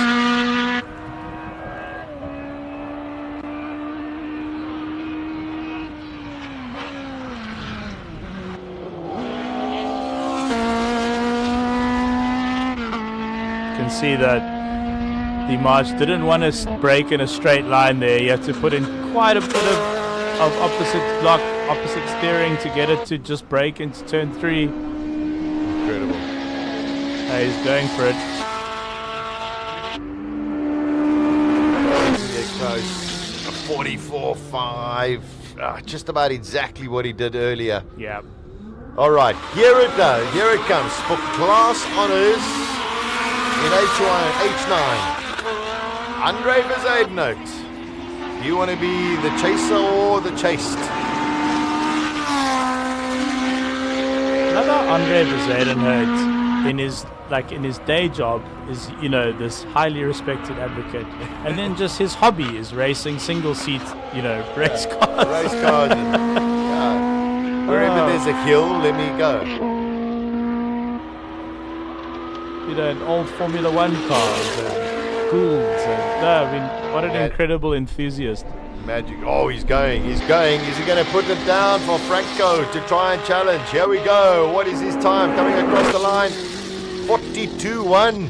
42-1. The same time that Franco Scribante set. Okay, so he's now caught up with Scribante's qualifying time. Oh, it's not a great. Oh, that's not good. That's not good. That is not good.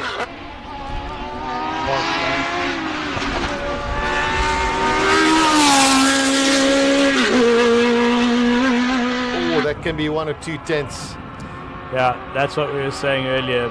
Everything about your run has to be as close to perfect as possible, but he doesn't like to give up.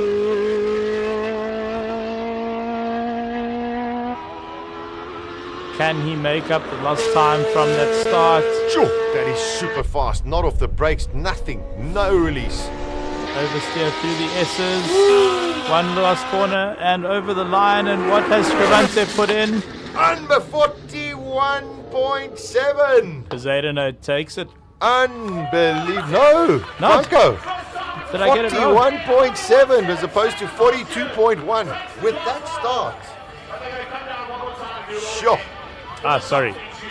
41.7. He still went faster. So, Franco Scribante wins H9. Rui Campos, H8. James Temple, H6. Rob Priest, H7. Gavin Rook wins H4. Jandre Bezuidenhout wins H3. Peter McPherson, H2. Wow, that was quite something. Rodrigo, it didn't look like the best start from Franco Scribante there. It didn't at all. It bogs down a little, and I think we now know that there's maybe a 40-second run here for the classics. It is possible, even more for the Chevron B19 instead of a B26. It is a fantastic effort from Franco. Yeah, I guess he's warming up for tomorrow. Yeah, that's for sure. So listen, we've got our top 10 shootout the way that I've got it on my screen. Gavin Rook, Enzo Kun, Rob Priest, Craig Vessels, Anthony Ricks, James Temple, Rui Campos, Charles Arton, Andre Bezuidenhout, Franco Scribante. They are going to be the top 10 for shootout, I suppose, of Classic Car Friday winner. Yeah, king of the Classic Car Conqueror. Classic Car Conqueror, there we go. Classic Car Conqueror. That is going to be quite something. I think Andre will want to try and get one back at him. Yeah, Andre is going to push it. I think especially because this is the end of his race weekend, unfortunately. Yes, very unfortunately. So if you haven't heard the news, in testing, the incredible HillClimb special, the Gould running the McLaren engine of Andre Bezuidenhout, which currently has the all-time record here at the Hill, unfortunately suffered catastrophic engine failure and was not repairable and has pulled out of the competition. And what that means is that tomorrow the title of King of the Hill has now been blown wide open. Totally. The reality is that Gould was just almost impossible to beat. Yeah. And so we will see a new King of the Hill champion over the weekend. So make sure you tune in tomorrow and Sunday. It's a wonderful weekend of motoring right here in Neisner. Yeah, it's going to be very special. Rodrigo, the nature of racing, a blessing and a curse in a way. You feel desperate for Andre Bezuidenhout and his whole team with the mechanical failure that they had in the testing. And on the other side, you go, well, okay, it sort of opens it up because there wasn't really anyone tomorrow who could come and challenge that Gould. Yes, there's a give and a take in all this. We got a bit more excitement for having a whole new winner. On the other end, I am sure that everyone was expecting to see that Gould going flat out on Simola once again. It's a sensation. Now that I am starting to organize my own events, when I see someone pulling out last minute, there's always that sinking feeling, even if I'm not the one racing. So I'd imagine for those who are, it must be gutting. But so is racing, yeah. And Rodrigo, how many, just quickly, we need to go to Colin, but do you see Goulds often on the European circuit? Just on one country, which is the country where they are built and where the regulations allow them to race on it, which is UK. And there you see a lot of them, and they are crazy to watch. Even more, we were talking about Chesley Walsh earlier, which is this super narrow, super narrow, and they are averaging something like 195 kilometers per hour on that hill. It's mind-boggling.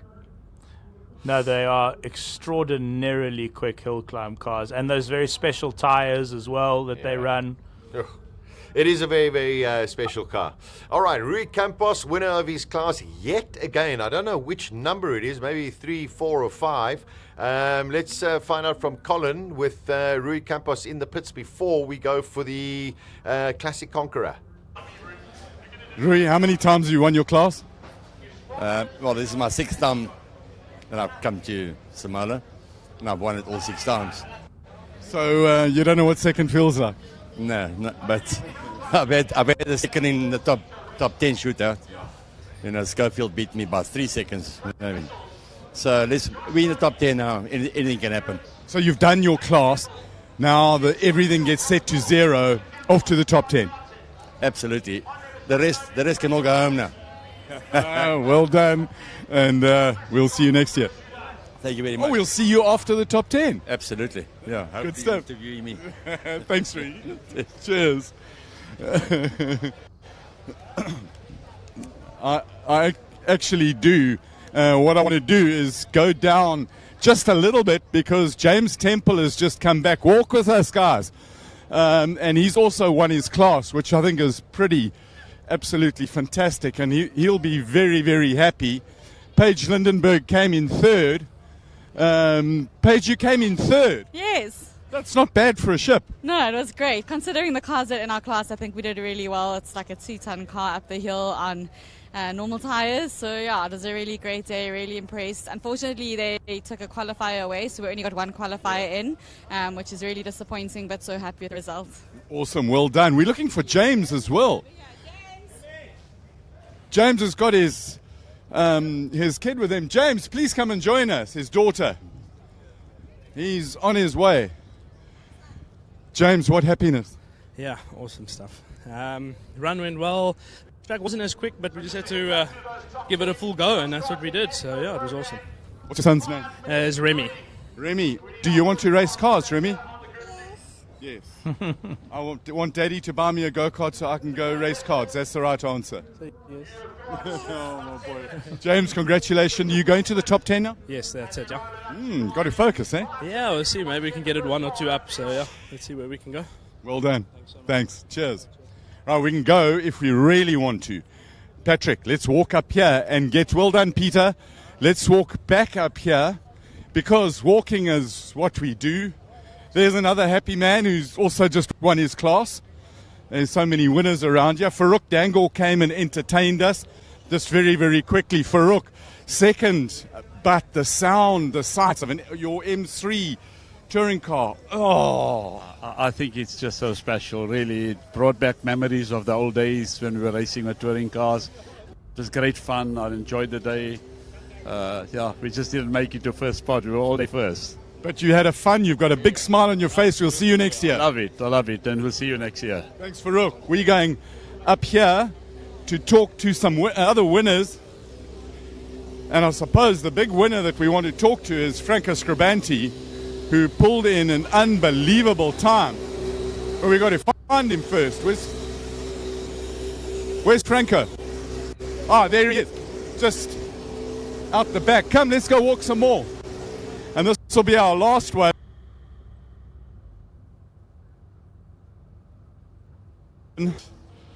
Franco.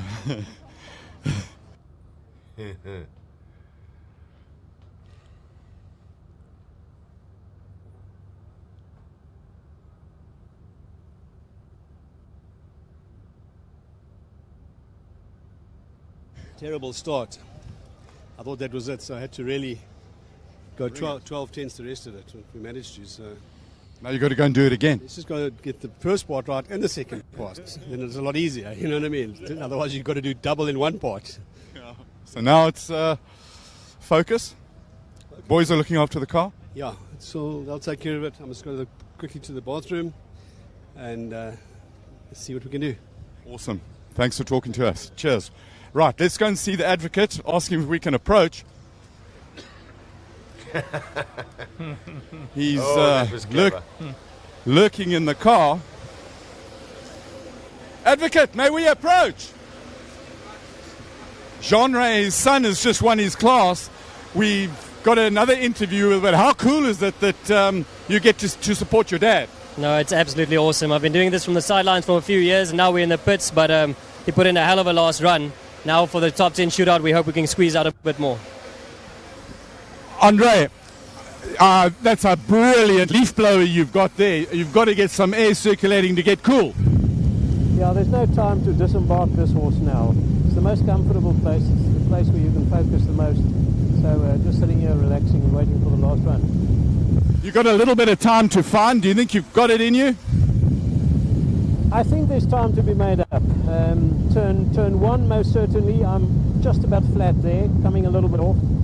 The grip is good. There's no excuses here. Franco has been consistently, 0.3 of a second or so faster, but he's not past my best time of last year, which means it's the same car, it's the same driver. It's only the age that has gone in the wrong direction. But I'm going to give it one hell of a go, and may the best man win. We've competed for 7-8 years here against each other, so fantastic duo. You've also got to be very proud of Jean-Ray, who won his class. Oh, how great is that? He started 2 years ago, very late bloomer, and the times have just been dropping, and you could just see the hooghaas besig om te gryp. Well. Advocate Poseidon, right, we're getting ready for the top 10 shootout, and the top 10 cars from qualifying, none of these times count here. It's all about qualifying, and the times get set to 0. So you've got one shot to get it right, just one. And if I get my pieces of paper, they run it in reverse order. So we'll start with the 10th fastest car, clearly, from qualifying. And I've just lost that piece of paper. That piece of paper has just disappeared out of my head. But if we look at all the cars, another story of the day, Ian Schofield didn't take any further part. They had a whole lot of trouble with the gearbox, with selection of the gears, which caused him to crash on the first run. And then they changed the gear ratio for second gear. And then on the last run that he did, he felt the car misfiring a little bit with no power. And it turns out there's a little jockey wheel on the front of the BDG motor at the bottom that had got the cam belt loose, and it skipped the distributor timing by a tooth. So they took the spark plug out of number 1, checked it out, and the car will take no further part in this. But he's pretty thankful that didn't destroy the BDG motor, because those things are like rocking horse teeth, and also you need a small fortune to replace them. Let's just have a quick little walk further down here. Rui's in the top 10. The Lola is not. Robbie Walker's in the top 10. He's getting ready to go in the car. And before he gets in the car, we'll have a quick chat with him. Robbie, they're going to start charging you for all the blooming airtime that you get. You ready for this thing now? Yeah, looking forward to it. I think we can scratch a couple tenths out of it, so maybe we can dip into the 47s. But let's see. Cool down a little bit. It'll be better. 47 with 90-something horsepower is quite impressive. It's total wringing its neck. Yeah, there's not too much left on the table, but let's see what we can do.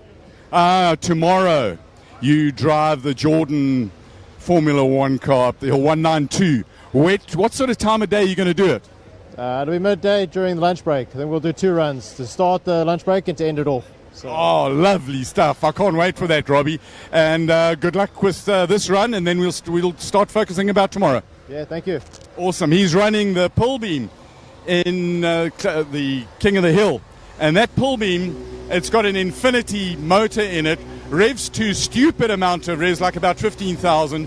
They've redone the wing. They've put a massive exhaust on it. It's louder than it was last year. And last year my ears got sore. It's going to maybe so much fun because it gets you in the chest and you get all the feels in the world. It's absolutely wonderful. Color scheme looks good. New wing. Going to be faster. We've got number 69, our Brumus Racing Porsche, going out for the start, and I'm hoping that the sound will get us. Excuse me, guys, can we have a quick little word?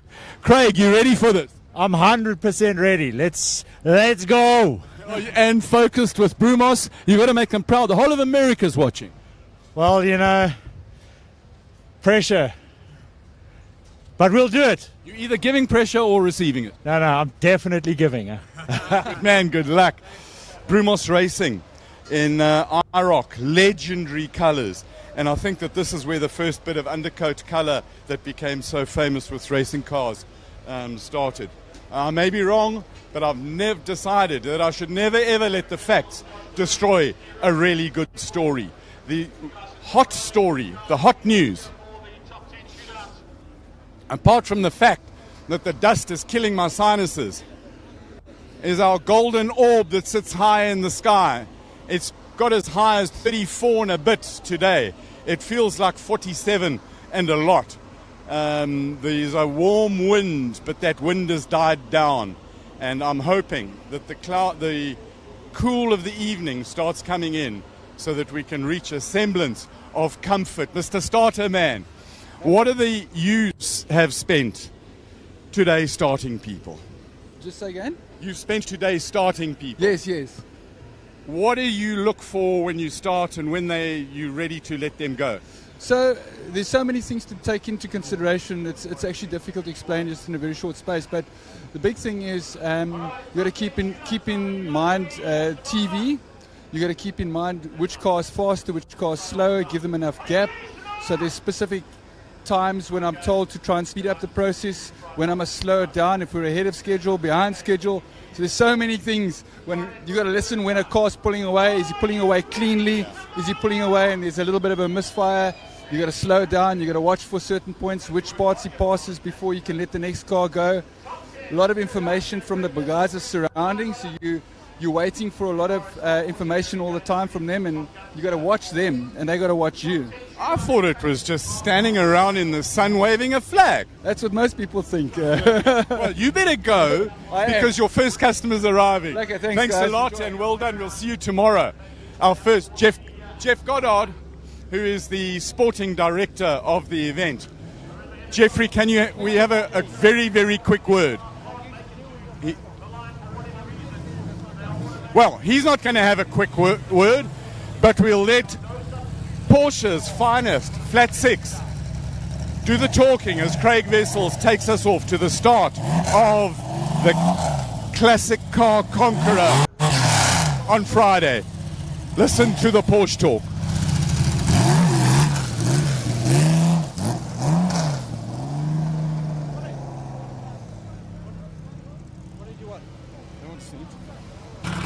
So the archive Porsche lines up as our number 10 competitor in the top 10.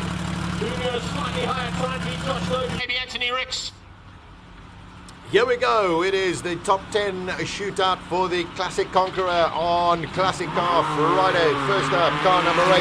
It is Craig Wessels in the Porsche, the IROC colours. And these are the top 10 qualifying times from all of the categories. So anything can happen here.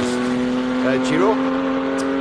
Yeah, this is really the business end of the competition now. The top 10 from across the competition. Their previous times do not matter anymore. Your times are now zeroed once you've made it into the top 10. And this is the time. This is a little bit of oversteer on the exit of turn 3. This is the time that counts Rodrigo, do you think the drivers are calmer or more stressed right now? Both. They have to try to keep it calm, but in the end, they are fighting for the glory of the final position. So that bit will stress them out. But you need that bit of stress to push you even further. Yeah, that's for sure. 51.179. That is for Craig Wessels. Just going to see basically exactly the same time as he did in his last run. Did a 51.1 as well. It's like the next competitor is not out yet. It's if you're not familiar with the SIMOLA pits, it's actually you're parking in tandem.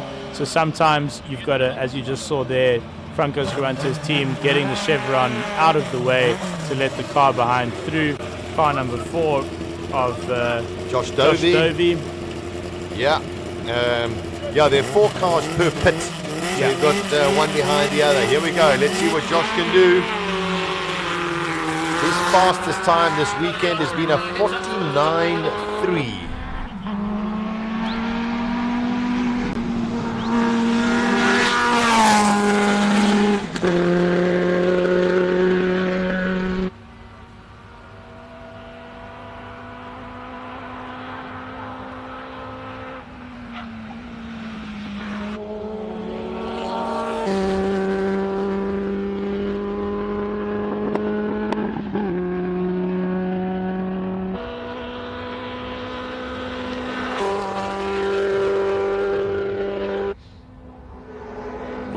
He's lost it.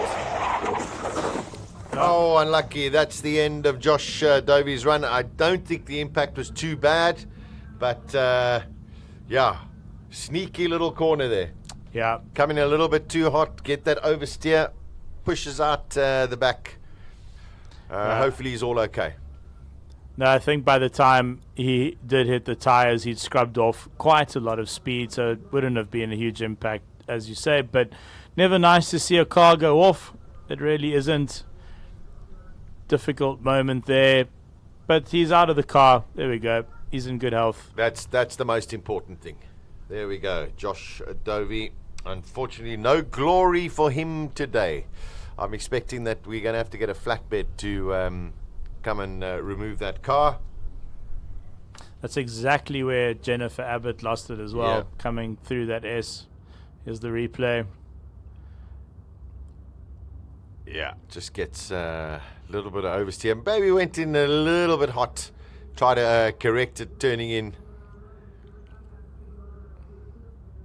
I think he was off his racing line there. Yeah, he was too wide. Yeah, Oh, yeah. There we go. Probably want Lost to the be a back. little bit closer to the apex.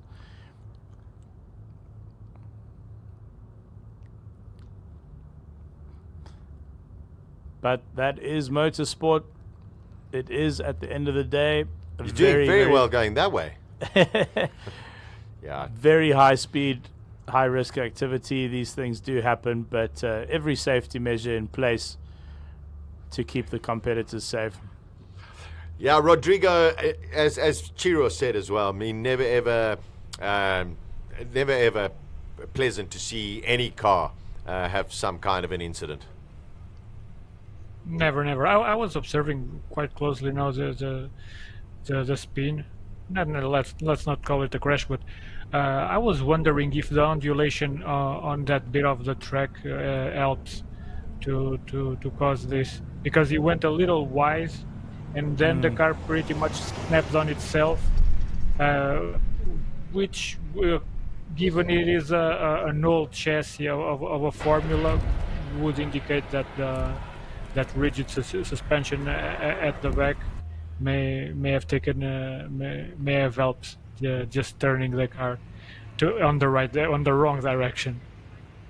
Yeah, it could have well been. You know, they might have made some adjustment in the pits, try to tighten up the suspension. That could have been the cause.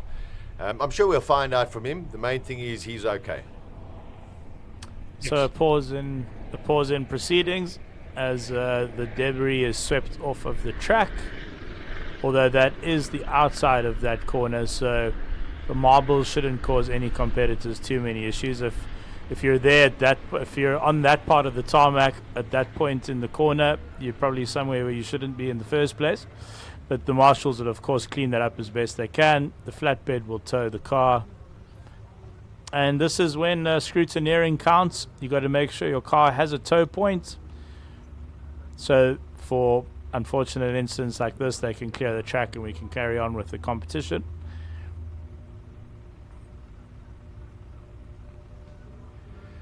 Okay, so while we are waiting for this car to be removed, Josh Dovey, if you're just joining, has had an off in the final of the Classic Conqueror. Why will they replace or remove the car? And of course also just check if there's any debris on the track. We've got some sights and sounds of the magnificent Knysna and the SIMOLA HillClimb.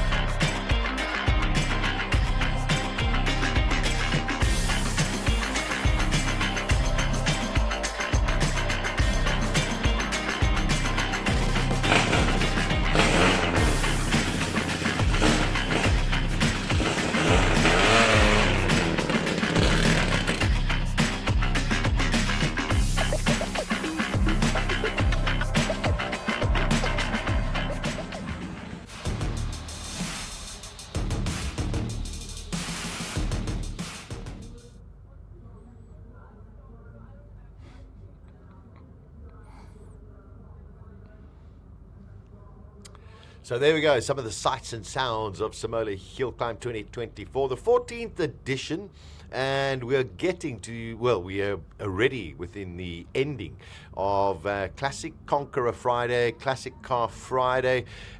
More elements of attrition than we have had in the past, Chiro. Yeah, some of the particularly older cars struggled today. I personally suspect it was the heat, to be honest. We hit 34 degrees out there. We had a track temperature of over 40. Really challenging conditions, actually, for everyone. Especially Colin Hasty out there doing great work for us. Yeah, I tell you, he's going to deserve a cold beverage. We got Rodrigo de Oliveira, who's with us from HillClimb Monsters. We've got the Lola out there. It is the top 10 shootout classic conqueror. It's been a fascinating day so far, but I tell you, in the next 5 minutes, Rodrigo, that's when it's all going to count. Yes, everything leads up to this moment, and we were waiting with bated breath for this, and now we have a Lola on track. The sights and sounds are here just to marvel everyone, both in loco and on the stream. Beautiful classic powers. Magic time. Anthony Ricks goes a 50.5. James Temple, we heard from him a little bit earlier. He's a man who he's just going to let us all hang out, Chiro. He's not going to take prisoners. He's won his class. And, you know, if you can find a couple of tenths, you could well squeeze into, hopefully, well, maybe a third. You never know. Just so lovely to see a car like this being driven in competition. Swirling all over the place. Just listen to this. That's a big displacement engine, that, and lots of torque going down through the rear wheels. Really brave to drive cars like these up the hill. They really can experience snap oversteer, even on really sticky tires. A little bit wide through 3 there, maybe. I think he backed off. I mean, listen, they're hairy enough to try and drive around a circuit. Yeah. And there you've got barriers and everything. Yeah, you've got to be super brave. Let's see what James Temple can finish on his way up the hill. Good lines through the S's though. One last corner. Whoa! Jeez. That is insane. That looked like a barely controlled incident, to be honest. 47.9. Hanging on there. Actually, at exactly the same time as he did in his class-winning run. Here we go. 1 litre engine, 370 kilograms, and Robert Wolf behind the steering.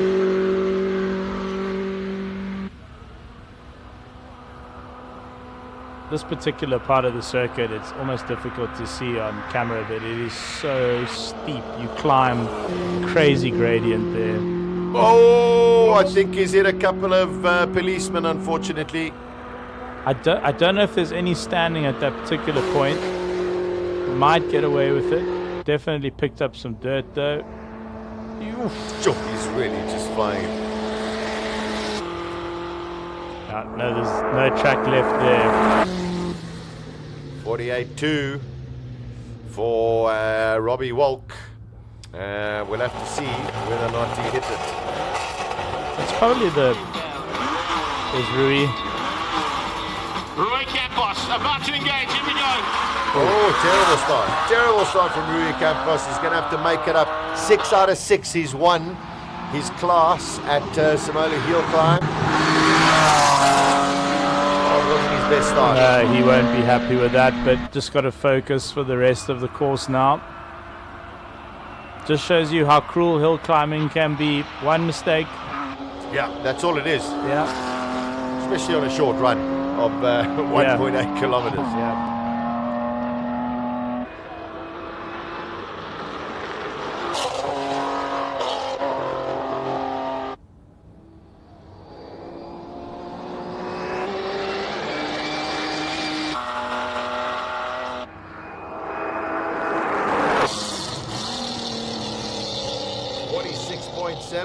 For Rui Campos. Robbie Walk definitely didn't touch anything. His time is still standing. So 46.7 for Rui Campos. So that's 6 out of the 10 runners now. That is half a second faster than he's been the whole weekend. That's very impressive. Even with the bad start. Yeah. Well, Franco Scribante did it the same, Rodrigo, so maybe that's the key to this. Have a bad start and then push 12 tenths. Mentally, maybe there's something there to explore. They miss the start and they go, okay, that's it. Right now, it's flat out, no looking back. Yeah. Maybe it works. 100%.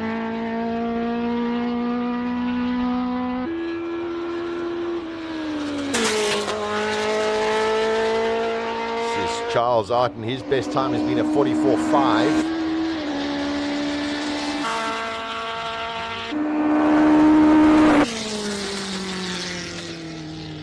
$43.5. Wow, it's a full second. Found a second right there. That's impressive.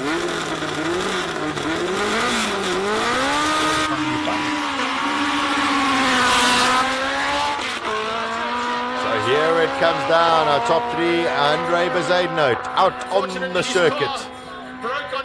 Great start. This man loves the pressure. He really does. One day when I'm big, I'll be like this. Man, that is just about perfect. No, this is a good run so far. With these extremely flat cars. No, something's gone. Something's gone. The car's gone. No, it's gone. Oh, he was going. It has not been a good week for Andre Bezuidenhout. Oh dear. Oh, that's a pity. Huge pity for Andre Bezuidenhout. 49. The 2024 Bezuidenhout cars. Yeah.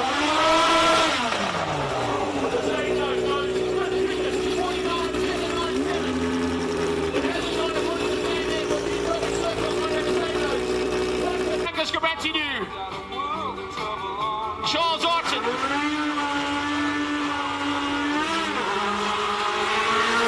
Better start, much better start. Oh, he just sort of has to cruise, let's be honest. Yeah, no, he's the class final was definitely hotter competition for him. It looked like some sort of mechanical failure for Bezuidenhout's shape. He's had a really tough week. He's had a tough week, but I don't think Franco would have known.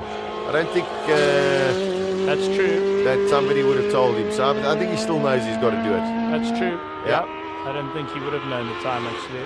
Charles Arton at the moment in second place. Rui Campos could be on the podium on Classic Conqueror Friday. Well, he will be on the podium.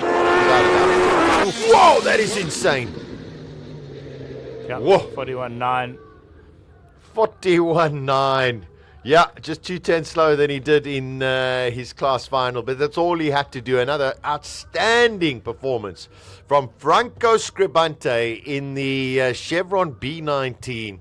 Immaculately repaired. Rodrigo, when you come to South Africa, I cannot wait for you to see some of the cars, most of them, but yeah, most of the cars, just to see the amount of preparation, the amount of passion that everyone puts into their vehicles. Something very, very special.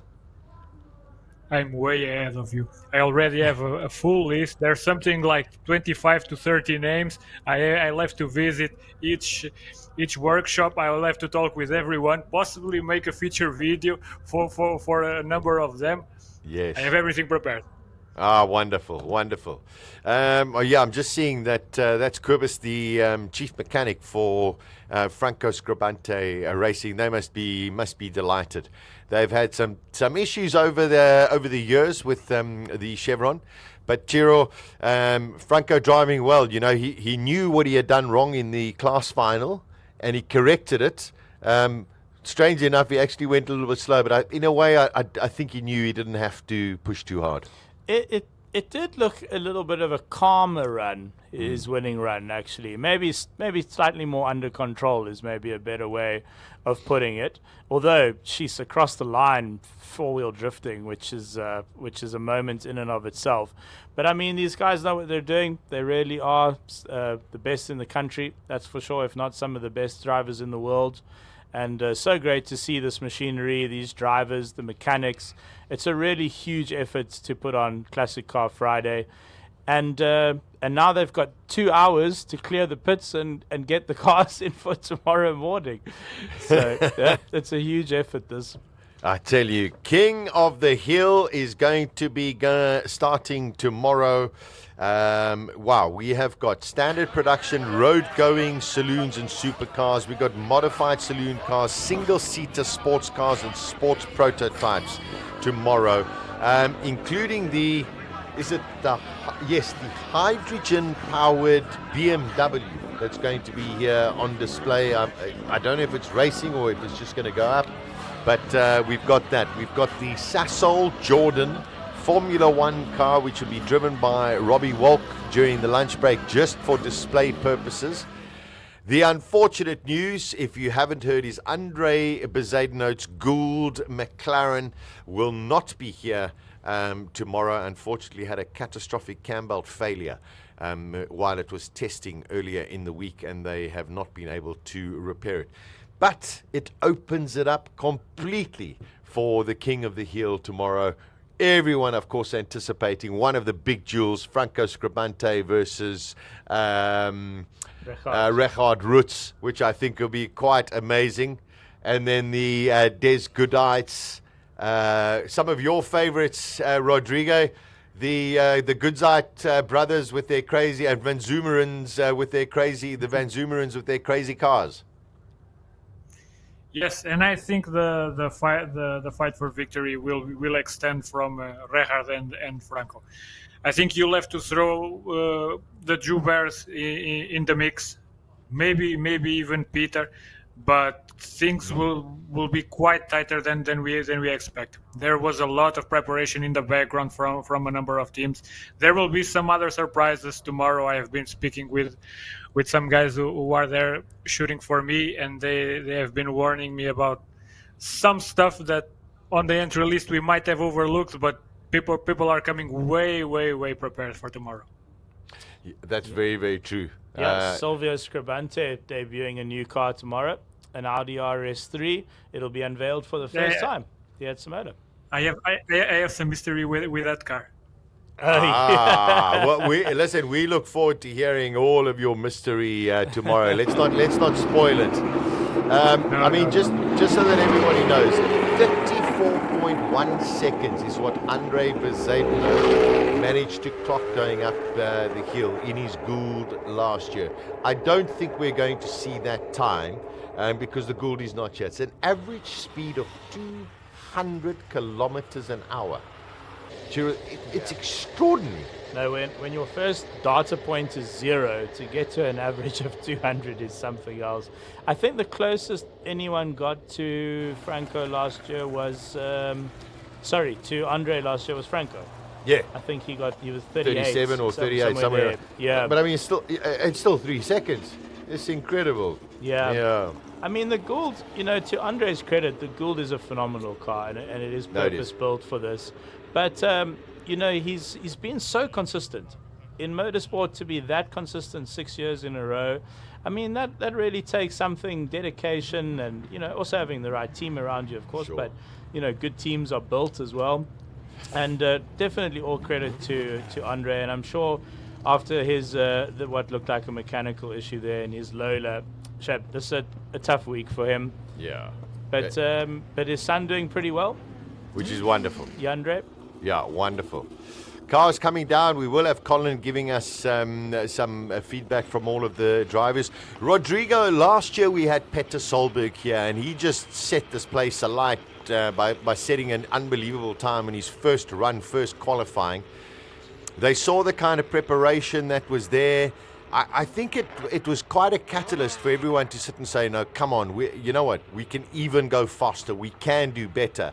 And I think that's some of the mystery that you will share with us tomorrow. For sure. The thing about Petter last year, we were seeing a proper WRC driver that is used to grab the helmet and be as fast as possible straight away. And with that, we also saw a proper WRX car, an X-Works car, probably the best rallycross car ever built. And even with not a proper suspension for the event, neither the gearbox ratio needed, it was still very fast. Unfortunately, we are not seeing him this year with a car tuned for SIMOLA, but maybe we will in the future. In the meanwhile, I think what will be surprising for everyone is that for the first time in many years we are seeing the culmination of many of the projects racing in ideal conditions and with ideal preparation and plenty of mileage under their wheels in a way that both drivers and machines really will be able to fulfill all their potential. Rodrigo, we look forward to more of the insights tomorrow. We've got Colin right with the Rui Campos, who, never mind winning his class, has also managed to get onto the podium for Classic Conqueror. Congratulations, Rui. Rui, we spoke before the run. You won your class and you were hoping for a podium. You got it, third place. Well done. Done, Doc. Are you serious? I'm dead serious. Wow, that's amazing. You messed up the start, but you got the rest right. Oh, boy. That's amazing. Okay, that's good news. That's very good news. And thanks for the lovely sound on the car. You didn't know? No, I didn't know. No, you do. We don't have. Is it? Yeah. Well, what a surprise. What a surprise. Thank you. Go, you old man. Thanks for stopping for us. I love it. Thank you. Thanks. Okay, so there's another driver we're waiting for. Franco Scribanti's coming in. But we've got Charles Artman. Charles, you've got to be absolutely ecstatic. Oh, I'm blown away. I'm amazed. I'm so happy. I mean, gosh, lucky. Lucky, I think, is the answer, is what I am. But yeah, for the first time, a reasonable run today of this last run. Didn't screw anything up too badly. And I'm just happy to be in second place. I mean, gosh, I'm very surprised and very happy. It always shows you that you've got to be in the fight to have a fight. You just got to, it's that last run. You can't mess it up, huh? Yeah, well done. Congrats. No, lots of hard work. Thanks to Nick. Well done, Nick. But now, before we go to speak to Franco, who's on his way down, I want to just have a quick word. Mr. Disappointment today, Advocate Spizadenote, and I'm sure he won't mind too much. If we ask him, Advocate, can we approach, please?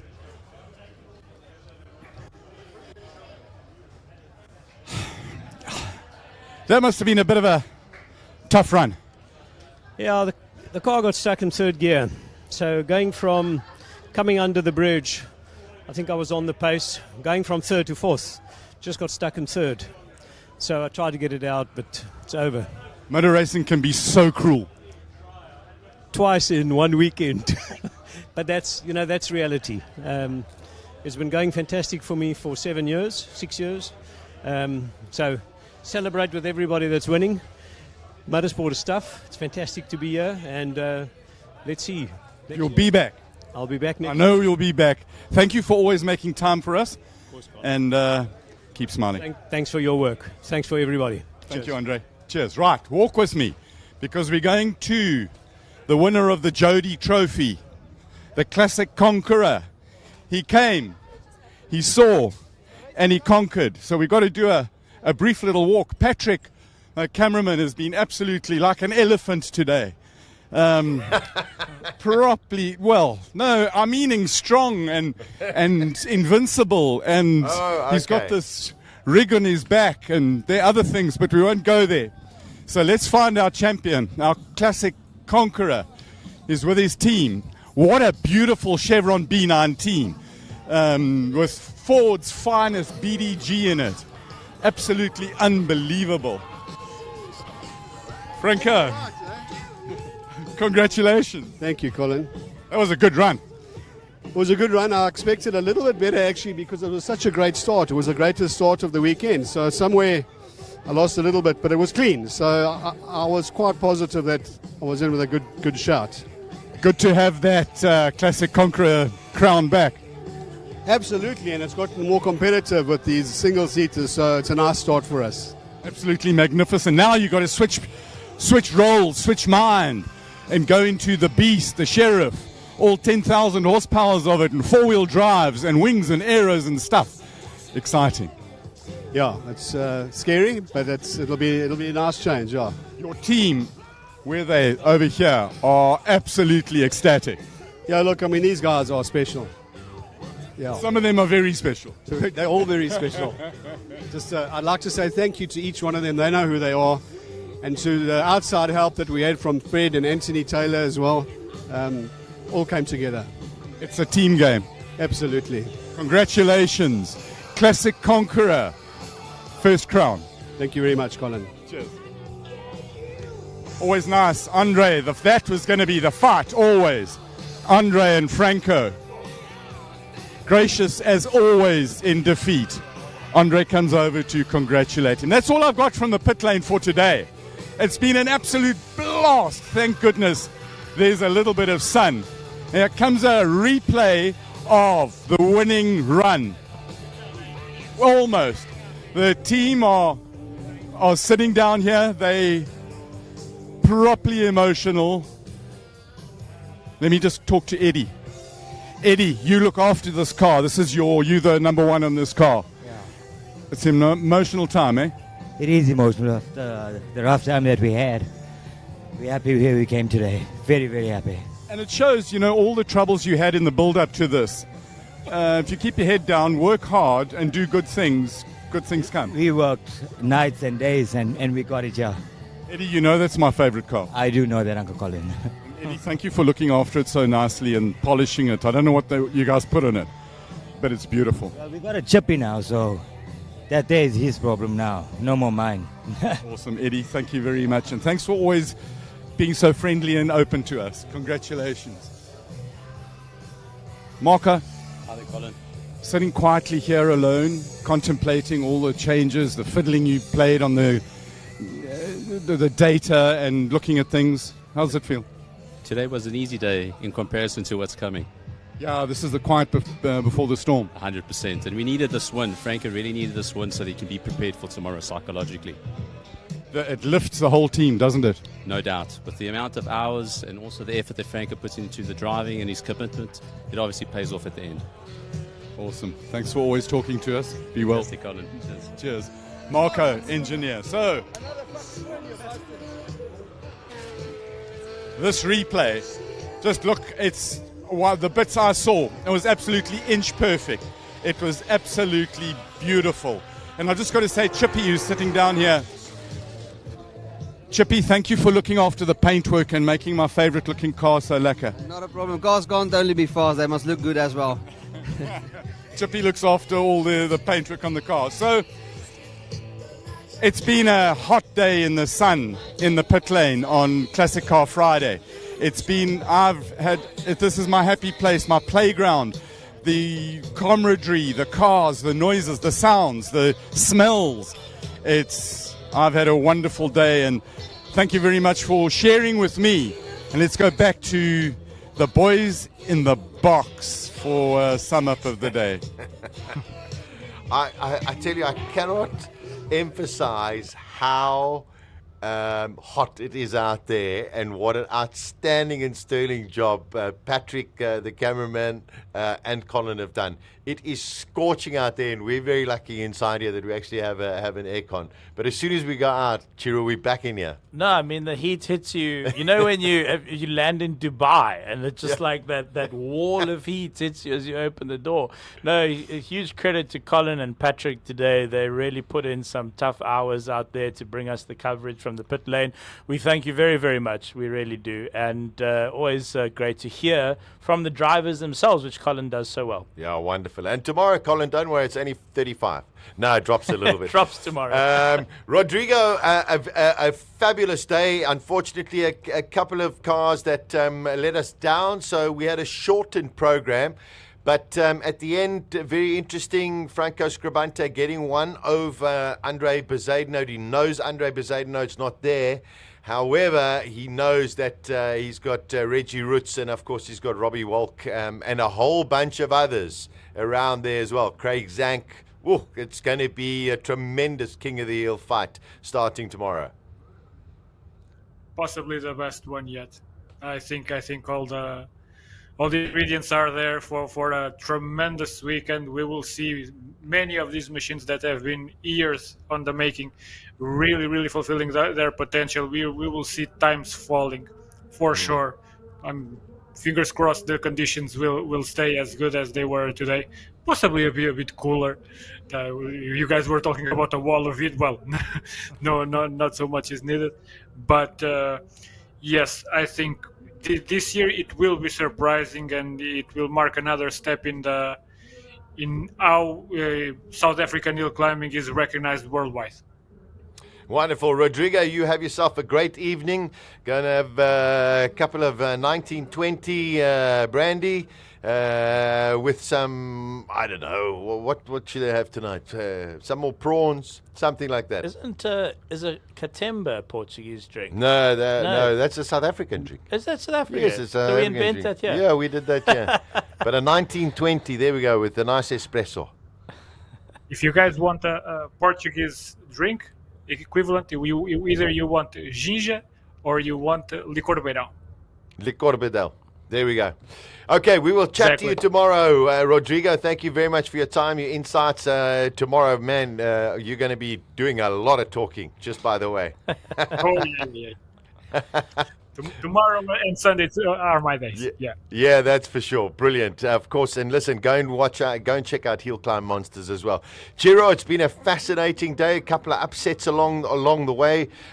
People like Rui Campos, Charles Arton, delighted, and desperate disappointment for people like Andre Bezuidenhout the whole week. Yeah, today we saw the joy and the pain of classic motoring. We saw the joy and the pain of motorsports itself as well. And the two coming together here on Classic Car Friday. I do feel for the Bezuidenhouts and the team there. At least Yandre had a good day as well. But I mean, that's what you do here. You put it all on the line. You know, it's man and machine, or woman and machine, of course, as well. And I just think it's an absolute privilege and honor to see these cars in action, driven like this in competition. So a huge thank you from us to all the mechanics, everyone who puts in the work to keep these cars on the road and entertain us on Classic Car Friday. Yeah, and of course also to the owners who actually keep these cars. I mean, it is something very, very special. Tomorrow, it is just sheer brute horsepower, guts, and focus. It's going to start tomorrow. It is going to be exceptional. Don't miss it. If you're not in the Knysna area and you can't get down here physically, please make sure you join us on raceday.tv, on our YouTube channel, HillClimb Monsters. It is going to be fabulous. And to our whole technical team, and believe you me, there's a lot that goes on behind the scenes here to try and make sure that everything's up and running.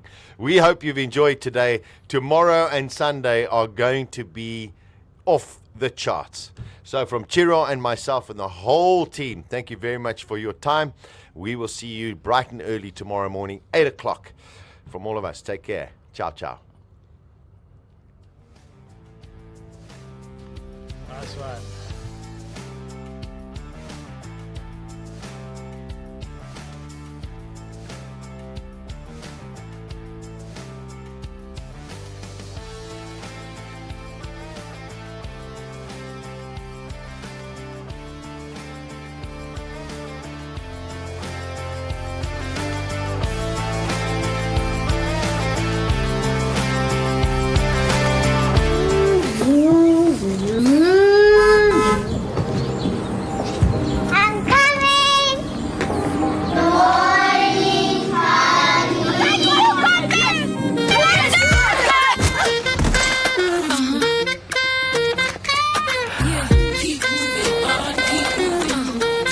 Next up, Kanisile Mokhale. Ladies and gentlemen.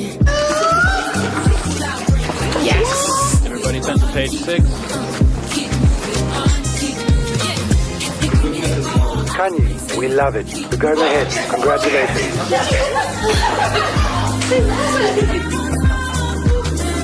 I am a champion.